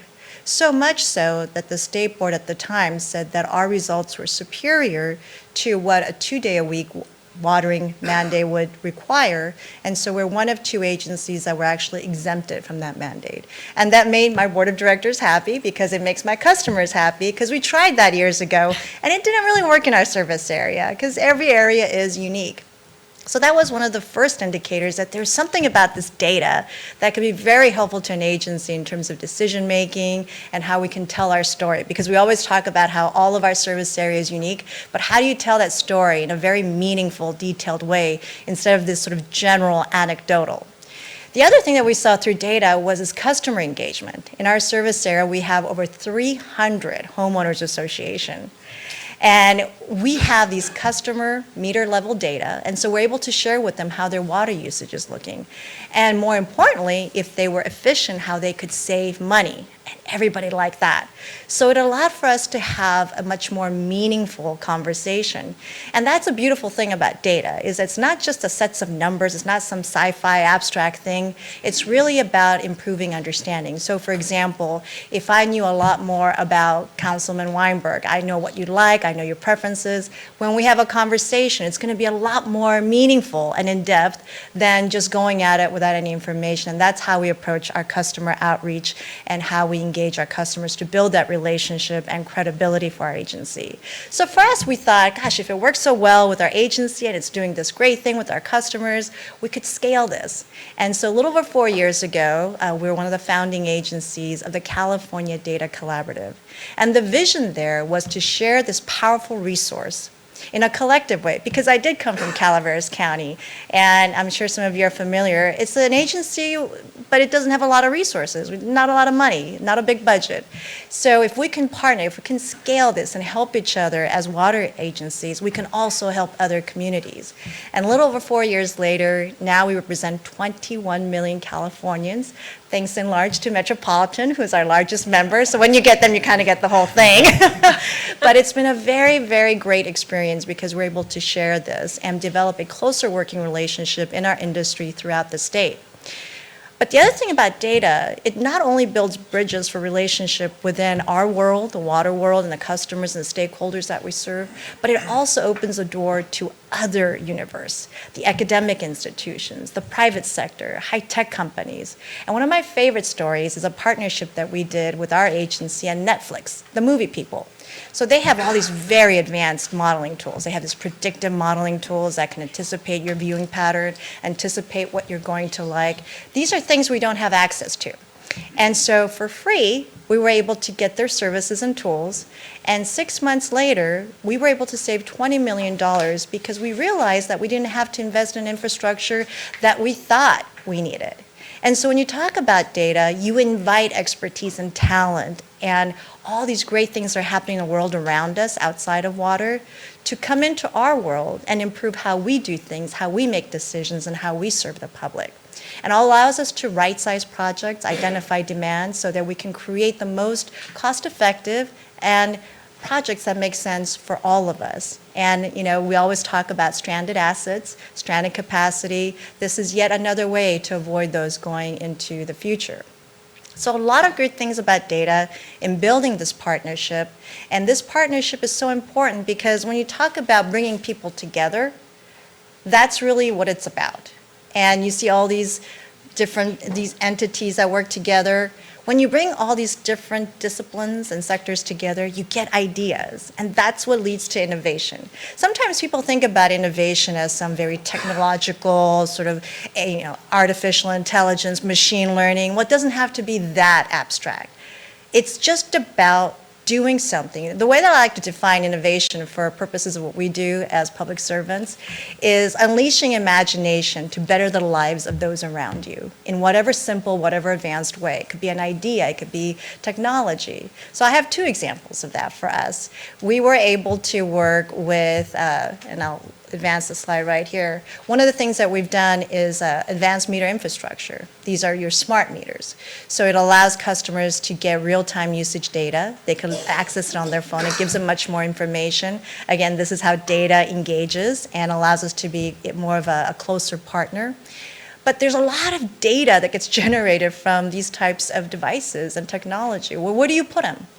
And we partner with Amazon to upload all of our data on cloud-based infrastructure. Now, one of the reasons that a lot of agencies that rolled out AMI, they've had a lot of problems is that they did not have the infrastructure to actually store and go through the data that was being collected. So when you talk about hardware, when you talk about these outdated wares, there's a lot of cost associated with that and a lot of risk in terms of security. With cloud-based infrastructure, it's much more cost-effective and much more secure. So we were able to get some recognition from Amazon as one of the leading global utilities in doing these types of technological advancements in the course of our work. But the other side of that innovation is the people side. And that's one thing as we talk about all these things, whether it's the panel before, panel here, or future panels, everything starts with people, right? The ideas, the abilities.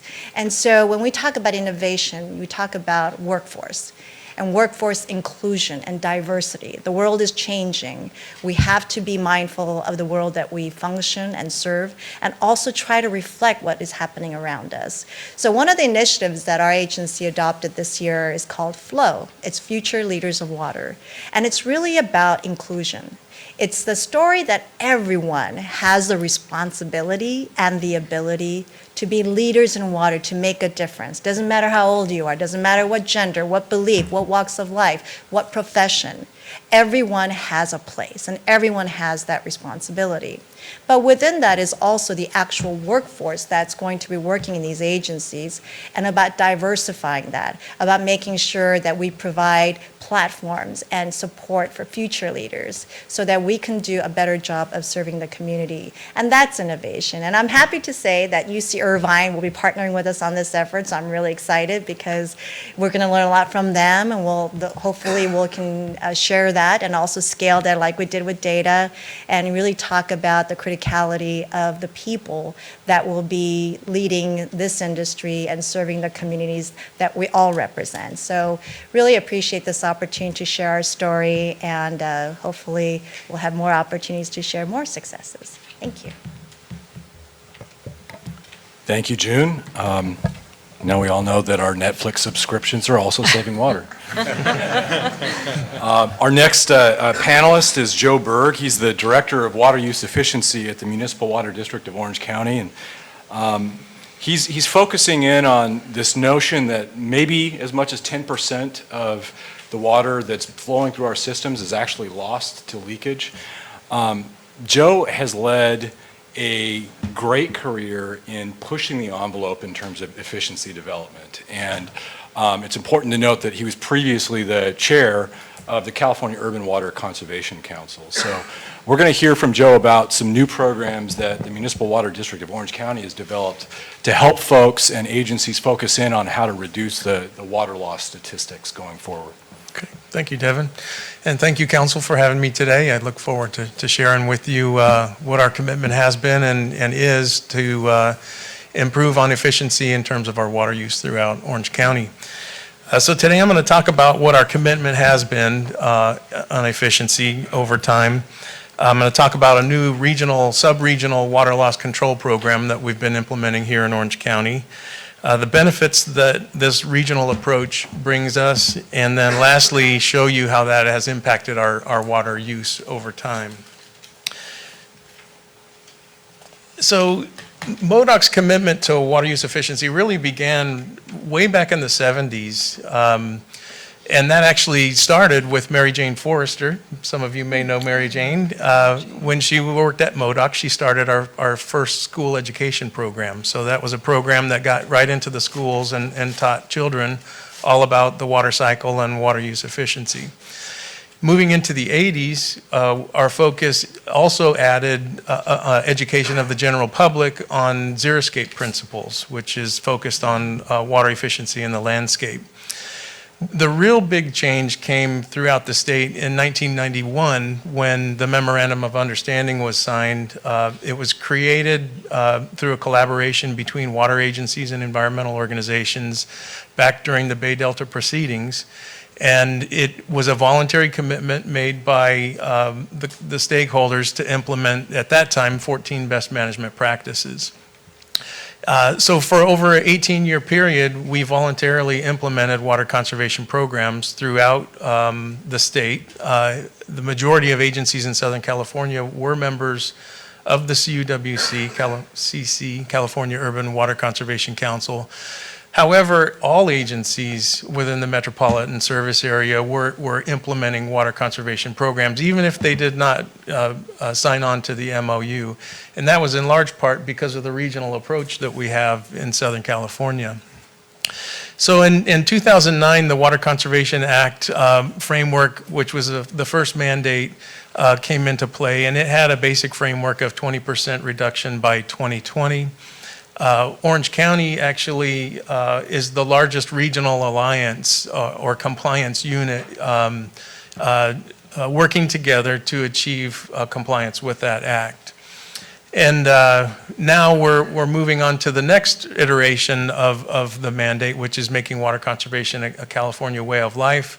That is moving away from what I would call an unsustainable percentage assignment approach to a more efficiency-based approach. How good is good enough, kind of the framework. And that's focusing on distribution system water loss, indoor residential water use, and outdoor water use. You see on the left-hand side a variety of different water conservation measures that we've been implementing over time. Want to call out the smart timers here, just below the toilet. The laser pointer isn't really visible from my eyes, but smart timers is a technology that was pioneered here in Orange County. It was the first tool we had to achieve quantifiable and reliable water savings in the landscape. Prior to that, all we had was education. And as you know, education works for a little while, and then people go to their old ways, and we lose that efficiency. So we not only proved that smart timers were quantifiable and reliable over time with water savings, but we took it a next step, and we did a study called the Residential Runoff Reduction Study that also proved that it reduces runoff. So if you irrigate more efficiently, you're going to reduce runoff. And we proved at the same time that we're going to reduce pollution. So the herbicides, the pesticides, the bacteria that come off of our landscapes did not concentrate in our wastewater sampling, and as a result, we were able to reduce pollutant loading by 50%. Another opportunity that we're pioneering is kind of right in the center of the collage here, which is a pressure regulating valve. The plumbing code requires PRVs on homes when the street pressure or the water supply pressure is 80 PSI or higher. Those PRVs really only last about 8 to 10 years. And when they fail, they tend to fail in the open mode, which means you're going to be up at street pressure. At my house, it's 107 PSI. I live in the hills and happened to test it after a remodel, and sure enough, it failed in the open position. So we're actually in the process now of conducting a study that will install or replace failed PRVs. We'll circle back and do a statistical water savings evaluation to quantify the benefits of that as a new water saving opportunity. So kind of embedded in this research is Devin mentioned that we offer broad regional programs available to all consumers throughout the Met service area. So what MODOC's R3 study did and this PRV study is going to prove out whether or not those are new opportunities and whether or not they could be elevated to that broad regional implementation approach. So we have the regional approach, the sub-regional approach, and then even at the retail agency level, MODOC and Metropolitan work together to assist agencies with very local programs to conserve water. All of these programs in the lower levels can rise up and be implemented at the broader regional level. So it's kind of an incubator of ideas. So moving on, water loss control. So in the olden days, this concept of unaccounted for water was pervasive, and everybody felt that if our unaccounted for water was 10% or less, we were in good shape. Well, there are new water balance methodologies available through the International Water Association and the American Water Works Association that account for every drop of water that enters a distribution system. And it breaks it down into categories that are revenue-based and non-revenue-based, real losses, which are physical water leaving the distribution system, and then apparent losses, which are losses more so from meter accuracy, theft, other things like that. So in 2016, MODOC began a technical assistance program, and it was designed to provide one-on-one technical assistance from a consultant specializing in water loss control to our retail water agencies.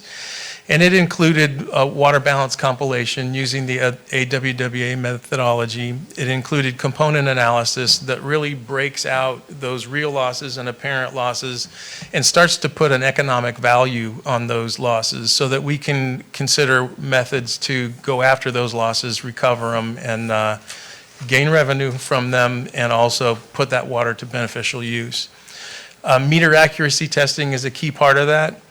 Those are our cash registers that help fund our programs. And then billing data chain assessment, looking for gaps in the billing data chain that could be improved to help us with our data quality. This technical assistance program was so successful through the first 2 years, and our agencies had a thirst for more effort and tools to help them in terms of water loss. And so in 2018, I went to my board and requested permission to develop a business plan to implement a broader variety of technical assistance for our agencies, ultimately that would use MODOC staff. So we were going away from using consultants and towards using our own expertise. So I took a year, wrote the business plan, brought it back to our board, and they approved it. So we are now offering shared services using our staff that are working directly with the retail agencies. Those services include water balance validation, meter accuracy testing, pressure surveys, leak detection, and distribution system flushing. So for example, the leak detection, our agencies have requested that we do over 600 miles of leak detection on their distribution systems. We report those leaks to the agencies, and then the agencies repair those leaks. So in terms of water loss, as I mentioned, we no longer use percentage unaccounted for. We have key performance indicators. So water loss per connection per day, the total in Orange County, the average, I should say, in Orange County is 29.4 gallons per connection per day. On a state level, that's statewide database level, that's upwards of 43 gallons per connection per day. Apparent losses, this is the kind of the paper losses, and then the real losses, that's the water physically leaving the system.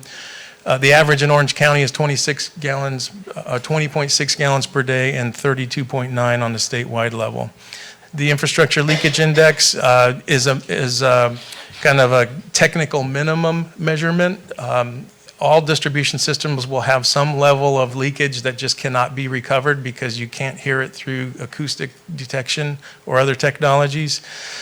The average infrastructure leakage index in Orange County is 1.3, and on the statewide level, it's 2. So we're doing really well here in Orange County, but even with that said, we think that we can still cost-effectively recover water through water loss control measures.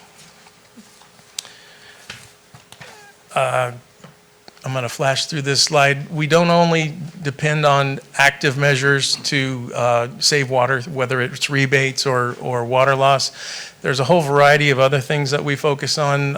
As Devin mentioned earlier, the Integrated Resources Plan is a long-term planning document for the region. Orange County recently completed a water supply reliability study that focused not only on water supply reliability, but infrastructure reliability, especially as it relates to impacts from earthquakes and other measures. Cal Green Building Code is an important one, and then the landscape ordinance is another key measure. Lastly, this slide shows our performance on that regional alliance to comply with the 20 by 2020 framework.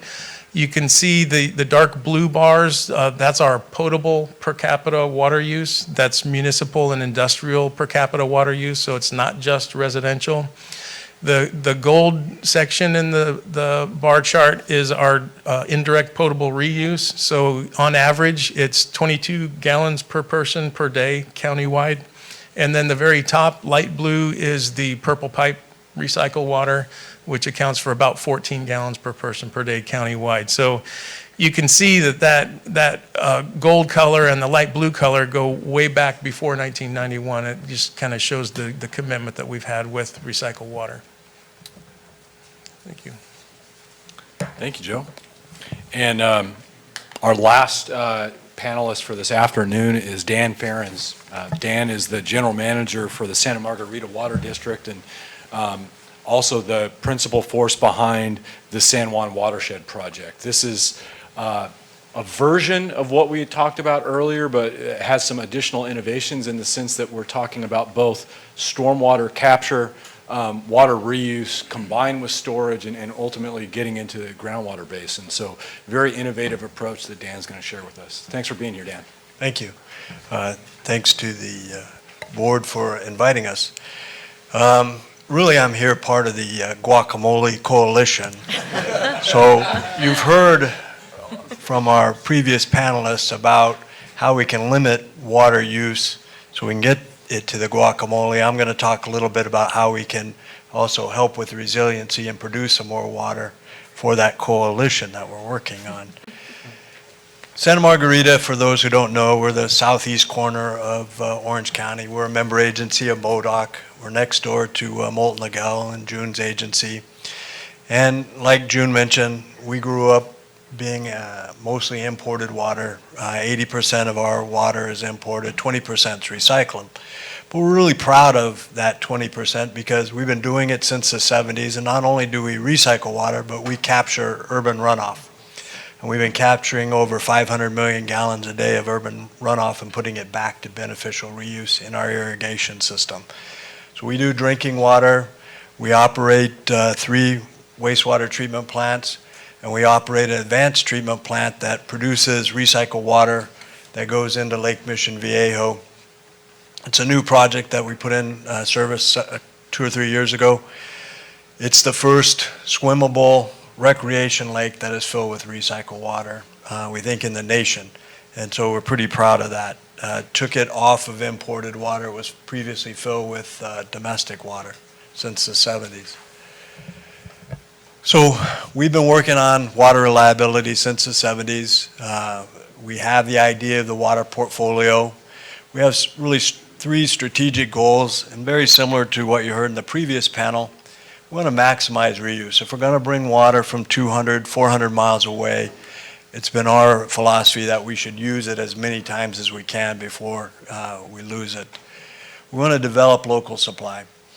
We are relying on imported water, and we're very careful to say that Devon is reliable, that Met Water has proven to be reliable over the years.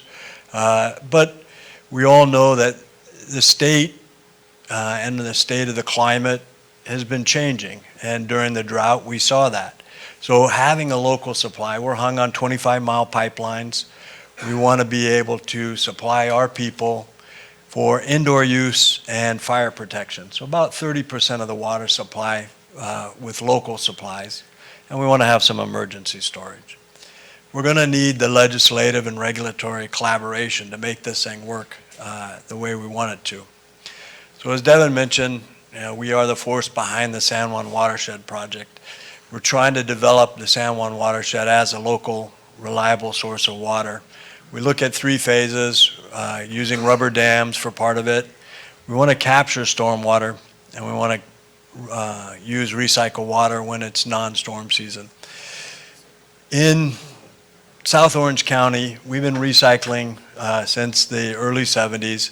But there's still, between the urban runoff and the recycled water, there's still about 24,000 acre-feet a year that goes out to the ocean.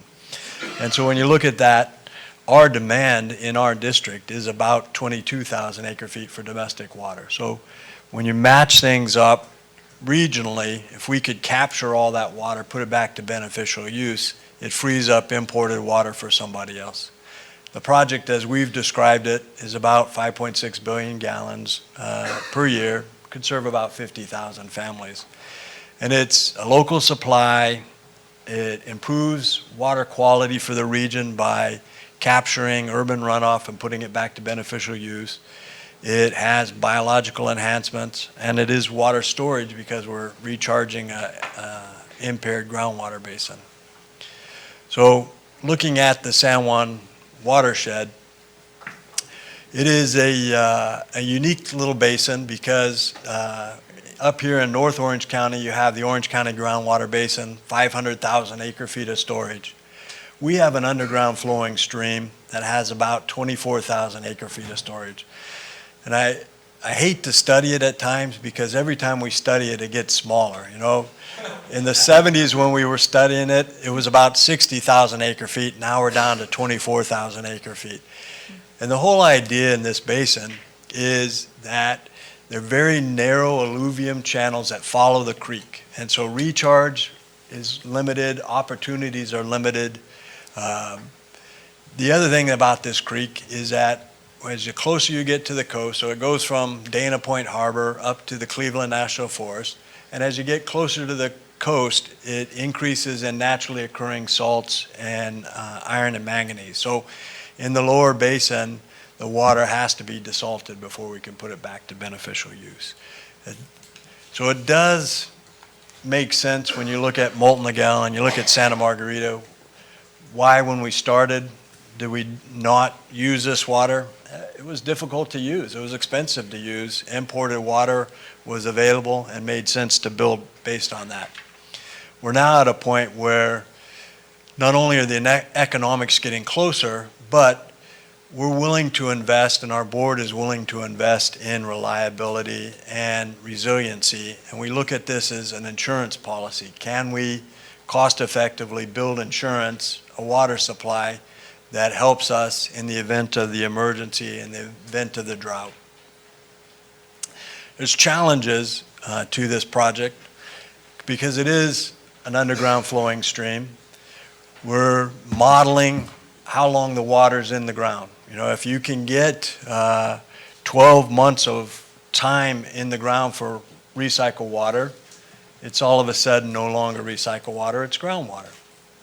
Well, if you get it down to 2 months, it's a little bit harder to explain. And some of our areas where we are able to recharge, it probably would be 2 months or less of storage in the ground. So it is into that potable reuse category as opposed to groundwater recharge.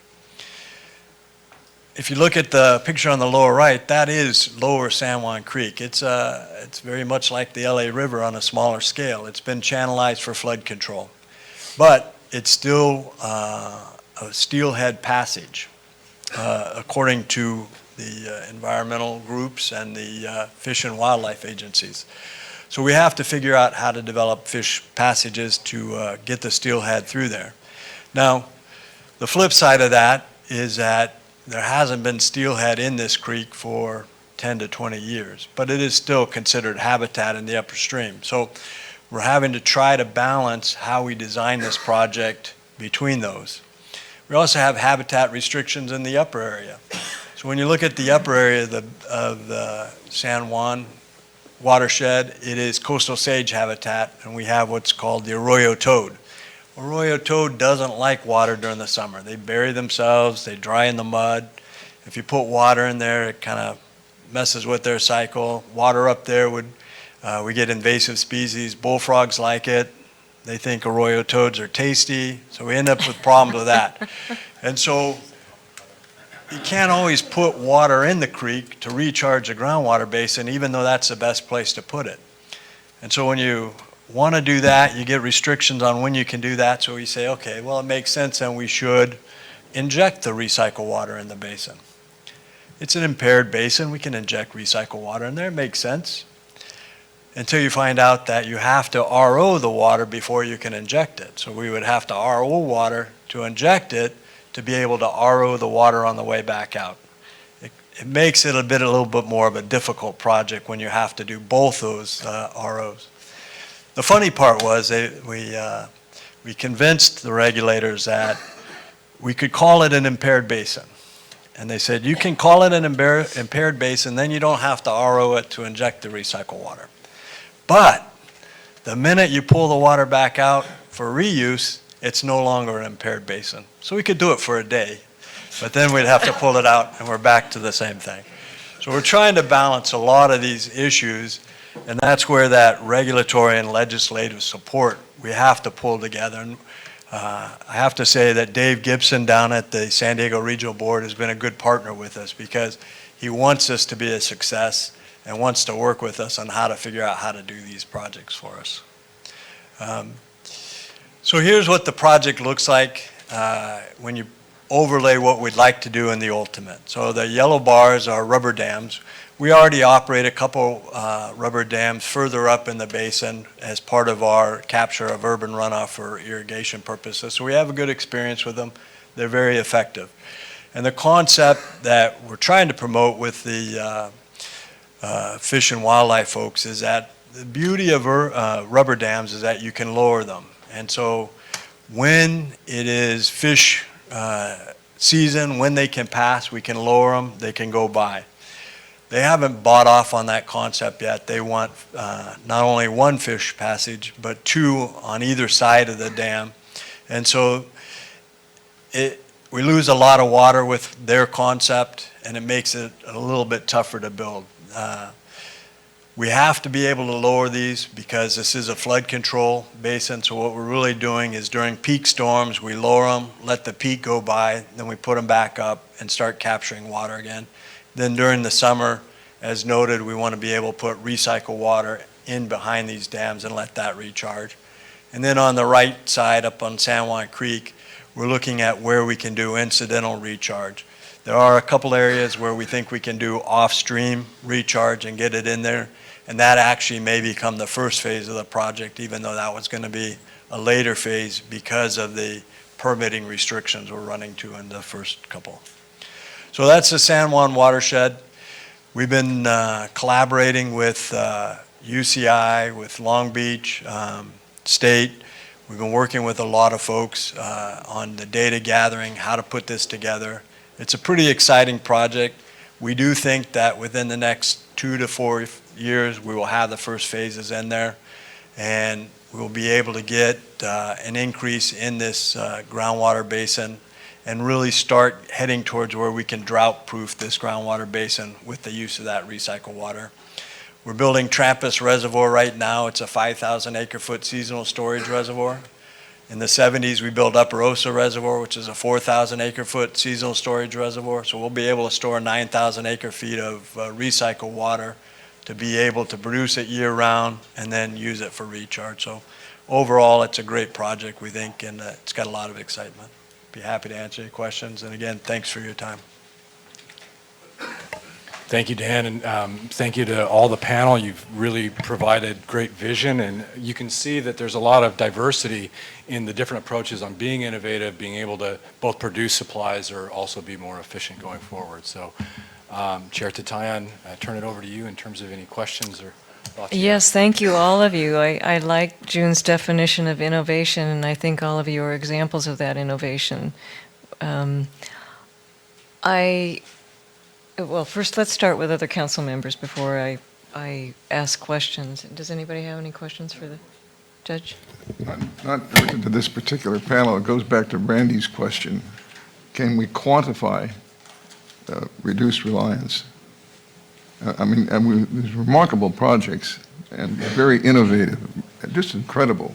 I'm impressed no end, but I really think that Randy's question was very important, and I want to know, can we somehow quantify the efficiencies, the reduced reliance that we witnessed today?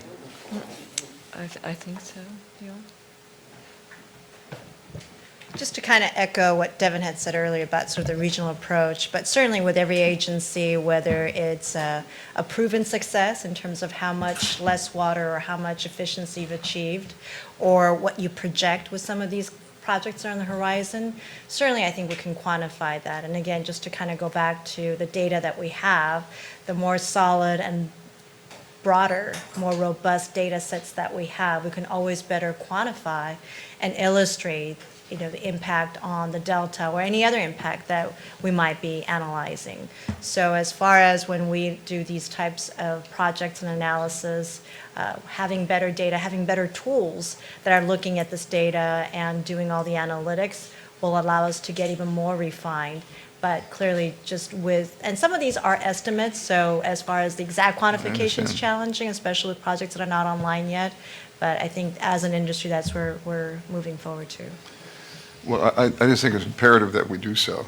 It really would be so compelling if we understood the arc of 5 years or 10 years and how that would be impacted by reduced reliance.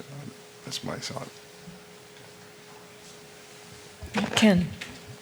Yeah, just to follow up on the judge's question, I think, Devin, you tried to address that. I mean, that showing water use reductions and showing the, reductions in imports, I mean, that's pretty clear.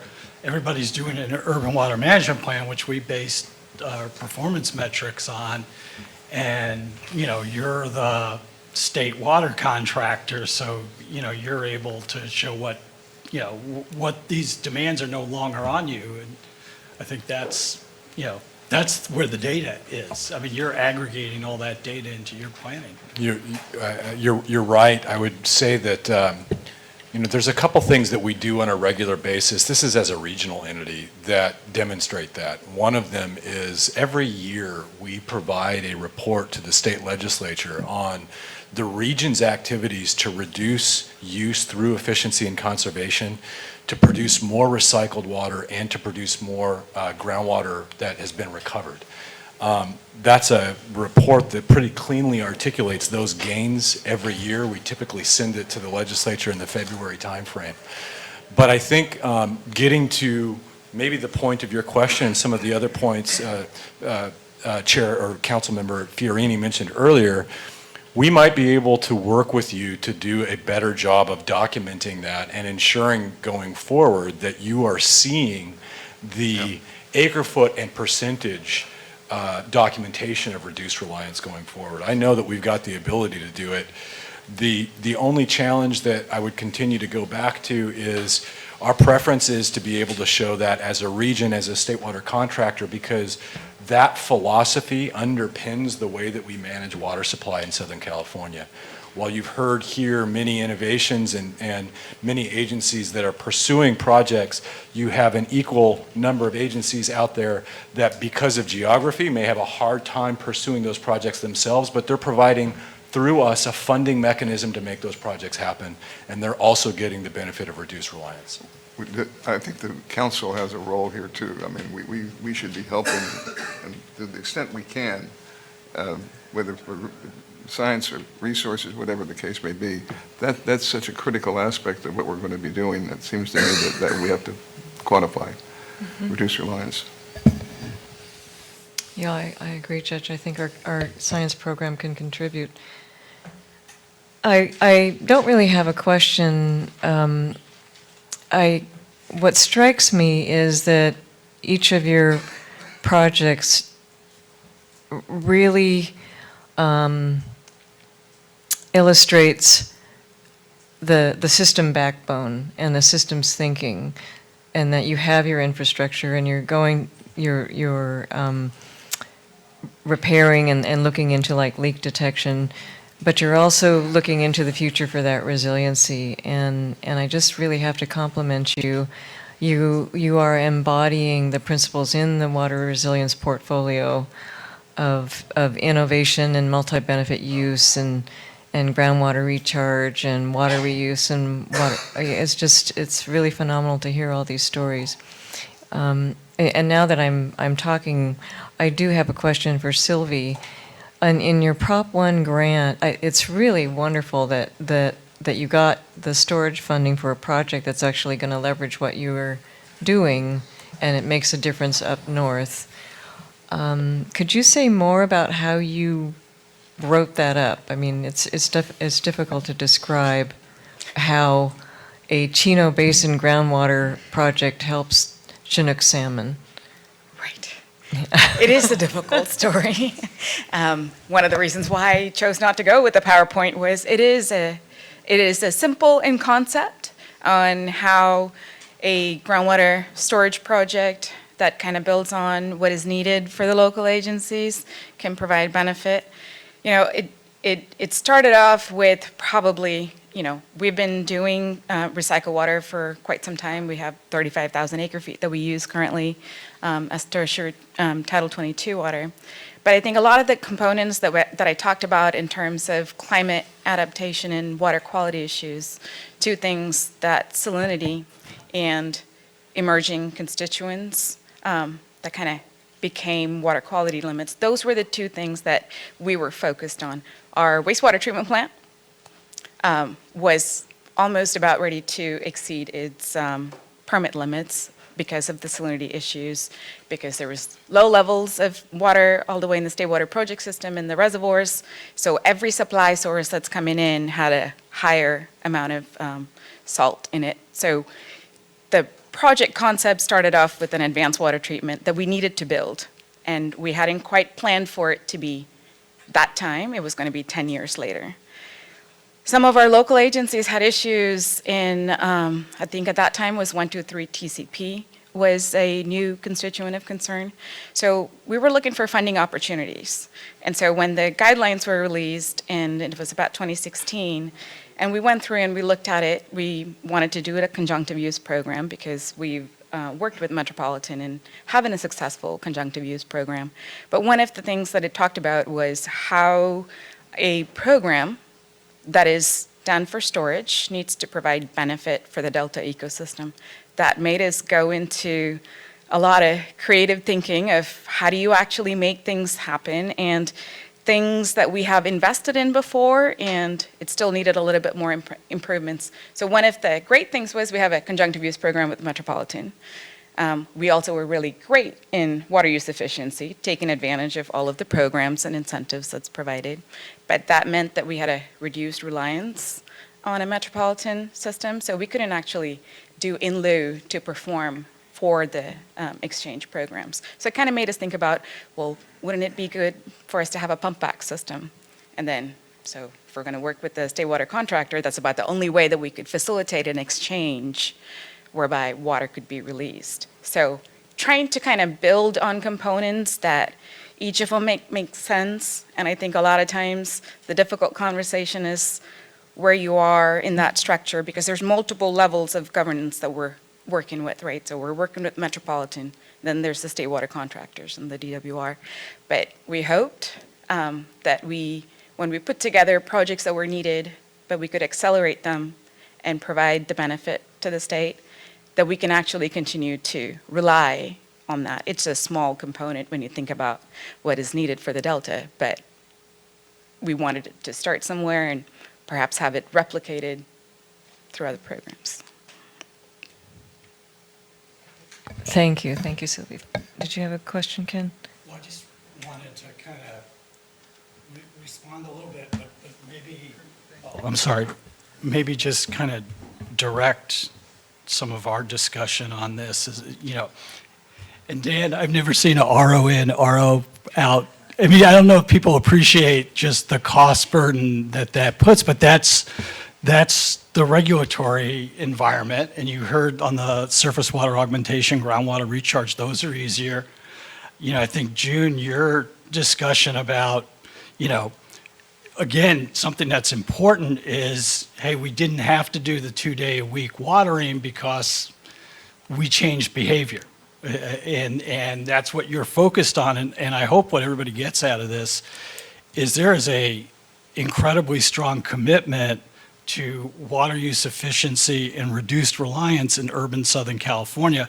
It predates the 2009 Delta Reform Act, but it has only strengthened since then. And one of the points I think, Devin, that you're trying to raise, and you know, we've done this, or they've done it as a region because not everybody can do everything. And what I take from Dan and June and even Joe's comments is, okay, well, there's, you know, we maybe run out of the easy stuff, but we're going to try and do this hard stuff because that's going to improve it. So urban Southern California, you know, has been successful. You know, they learned the lesson of the 91 drought a lot more strongly than the rest of the state. And that's maybe the unspoken word here is that the way we look at reduced reliance, it's by every water supplier has to reduce reliance.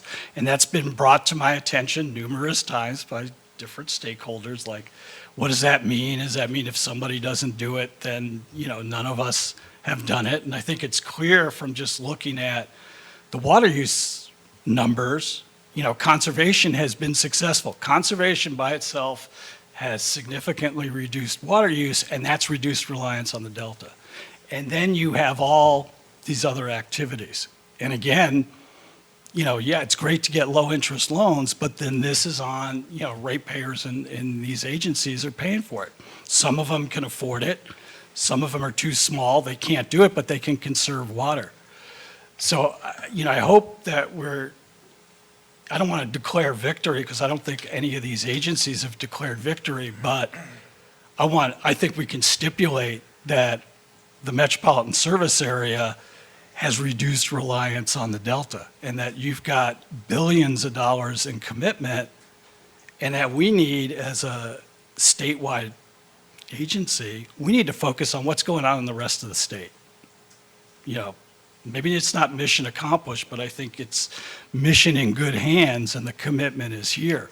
So I'd like to, you know, challenge us to, you know, refocus on water supply reliability, but try and spread, you know, and I think the administration through the resilience portfolio is trying to do that. What can the state do? Can we really get no RO in, no RO out? We might not be able to, but you've done your due diligence to say, hey, can I do this? And you know, but there's things for us to do. And again, you know, urban use, this is probably the most controversial thing I'll say, is urban use is only a portion. Agriculture can't do what they're doing.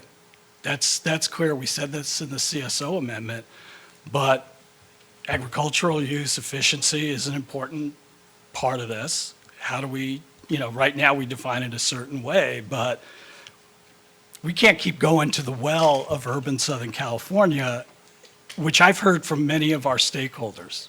And one of the things that I thought was important when we were going through the conveyance, storage, and operations amendment, I was hearing all this talk about you're just wasting water in your swimming pools, and you guys just waste water, and don't take our water. Well, first of all, it's the waters of the state, and secondly, you know, we're not wasting water in swimming pools down here. And, you know, that's an important point. This, you know, we've made tremendous investments and progress, but I think you're hearing there's a policy and political commitment to reducing reliance. And it was ingrained before 2009. And again, it's only gotten stronger. So I hope that, I mean, that came across to me. I hope that came across to everybody else. Thank you. Sorry for the long-winded. I'm not a politician. Well, Ken, I think it did come across. It came across loud and clear, the systems thinking, the innovation, the groundwater recharge, all the components of a water resilience portfolio, and clearly the least cost planning that's going on down here. Do we have any other questions from the council members?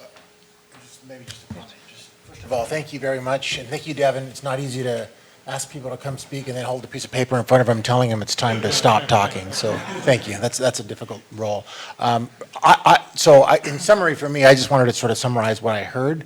And thank you to my colleagues for inviting us south to hear and to learn a little bit and experience kind of what is happening on the ground level in terms of reuse and water efficiency. And there is some pretty amazing stuff. I mean, and it strikes me as amazing in terms of just the breadth of the efficiencies that are occurring, from large-scale reservoirs to neighborhood groups that are getting educated about how to get real-time information from their meters in terms of what they can do, and then everything in between. So a couple things for me that as a takeaway. One, it seems that the conversation is still centered, even just today, largely on us and them, north and south. And I can assure you that, the heartbeat of the estuary and the delta, which we are all required to ensure long-term preservation and the health of the delta as it relates to the planning and the co-equal goals, is in fact truly all of our responsibility, because we all know, whether it's 50, 80, or 100 years from now, if the health of the delta is not there, there's no future planning. There's certainly not for our kids or anybody else if in 50 years the health of the delta is not there. So it's all of our responsibility. So I feel the need to kind of underscore that a little bit, just because of what I'm taking away in terms of just the conversation. And I know everybody knows that, but I just feel the need to say it. I want to push back a little bit with what Ken said in terms of stipulating to anything. I'm not yet ready to stipulate to the notion that we can declare, and I know you didn't say it this way, and I apologize, it's my short-term memory, that we are there yet. We need to continue to be incredibly vigilant and diligent in our pursuit of how we treat this precious resource that is finite. There's no endless supply. We all know that. And I think it's imperative upon all of us to continue to pursue every single day ways in which to continue to do much of what you're already doing and which has been demonstrated here today. But I would echo what was said earlier in terms of the importance of being able to demonstrate it in a real way. The notion that we sit here and say today that there is clear evidence, we're not going to be here in 20, 25 years to say, how was the conclusion ever drawn that there is reduced reliance on the delta? None of us are going to be here 25 years. Well, I don't plan to be here 25 years from now. And so there needs to be a very methodical path that lays out a game plan for how we're going to continue to be good stewards of this long-term responsibility that our kids and our grandkids are requiring us to do. So I want to push back just a little bit on that, because I feel the need to sort of continue to be vigilant about how we pursue the future of reliance on the delta for needs throughout the state of California, not south and not north, but the entire state. So thank you, Madam Chair. Thank you, Oscar. Any public comment on this item? Okay, I think Pierre wants to comment on in general or this panel. Okay, so we'll save it for later. Thank you again to all of you for coming and being here and telling us, sharing about your projects. And thank you, Devin. Thank you, That's Devin. an amazing job. Yeah, it's thank you for pulling us all together.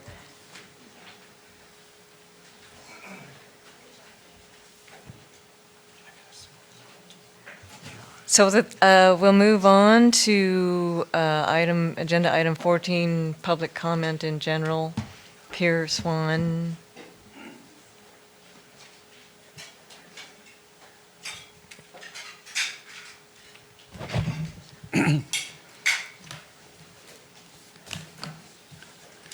Thank you very much, Madam Chair. Again, I'm Pierre Swan, Director at Irvine Ranch Water District. Been in the water industry for 40 years as an elected director, been on the Metropolitan Water District Board, been on the Orange County Sand District Board, helped make the GWR. I was on the original coordinating committee between the Sand District and OCWD to put that project together. Was a member of the California Water Conservation Coalition that Sonny McPeak and the Southern California Water people put together that actually developed the BMPs that were finally adopted back in 1991. I helped write those. I've testified to the various different groups that have looked at how to make it easier to do more recycled water. So I've had quite a commitment into the water industry and bring quite a bit of experience. Been a member of the board of Aqua and the executive board of Aqua for a number of years, better part of a decade. So first thing I want to do is, Randy and others have asked the question, can you quantify what the savings of all these projects are? And the answer has not been absolutely correct. Based on the current rules and the current knowledge, that may be true.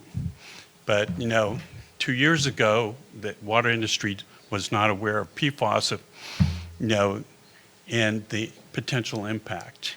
Before that, Santa Monica wasn't aware of the impact of MBE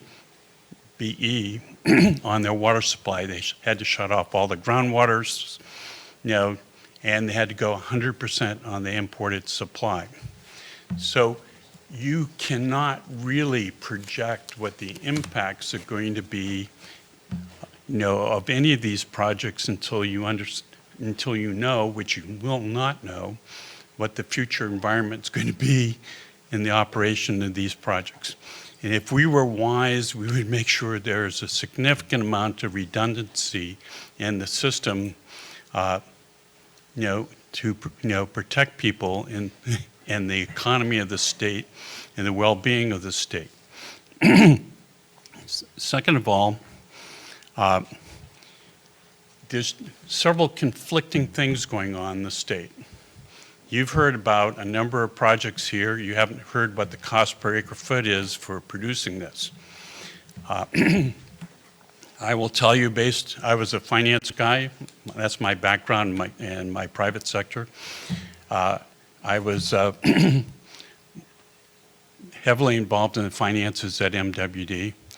The variable cost of bringing water down from Northern California and the Delta and delivering it into the MWD system, whether the East Branch or the West Branch of the system, is about $220 an acre foot. That is the variable cost.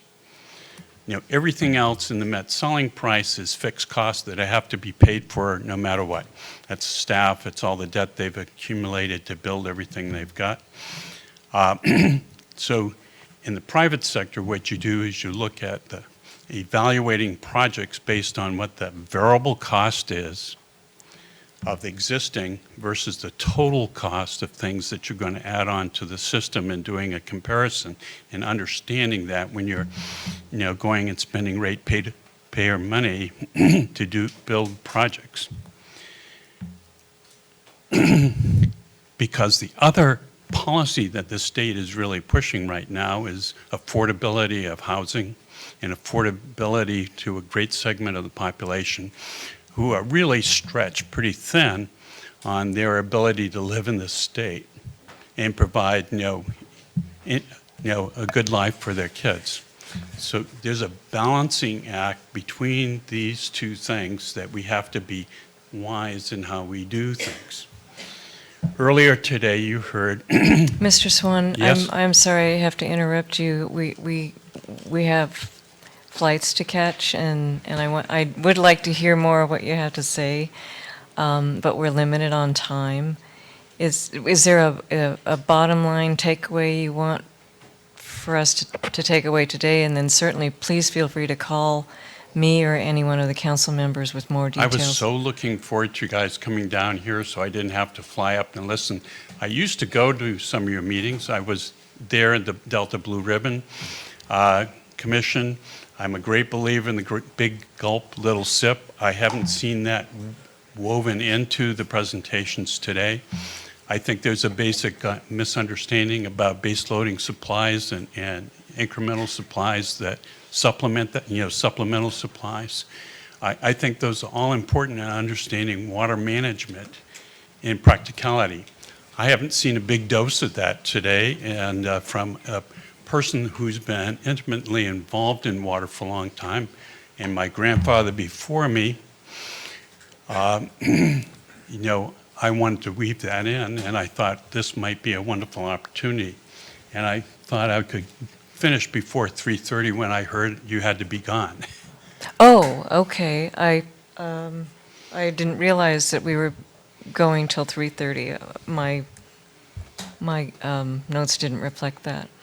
But I serve at your pleasure. If you don't want to hear, you Well, can just I go away. understand that you didn't hear much about the big gulp, little sip. I think we saw just one slide.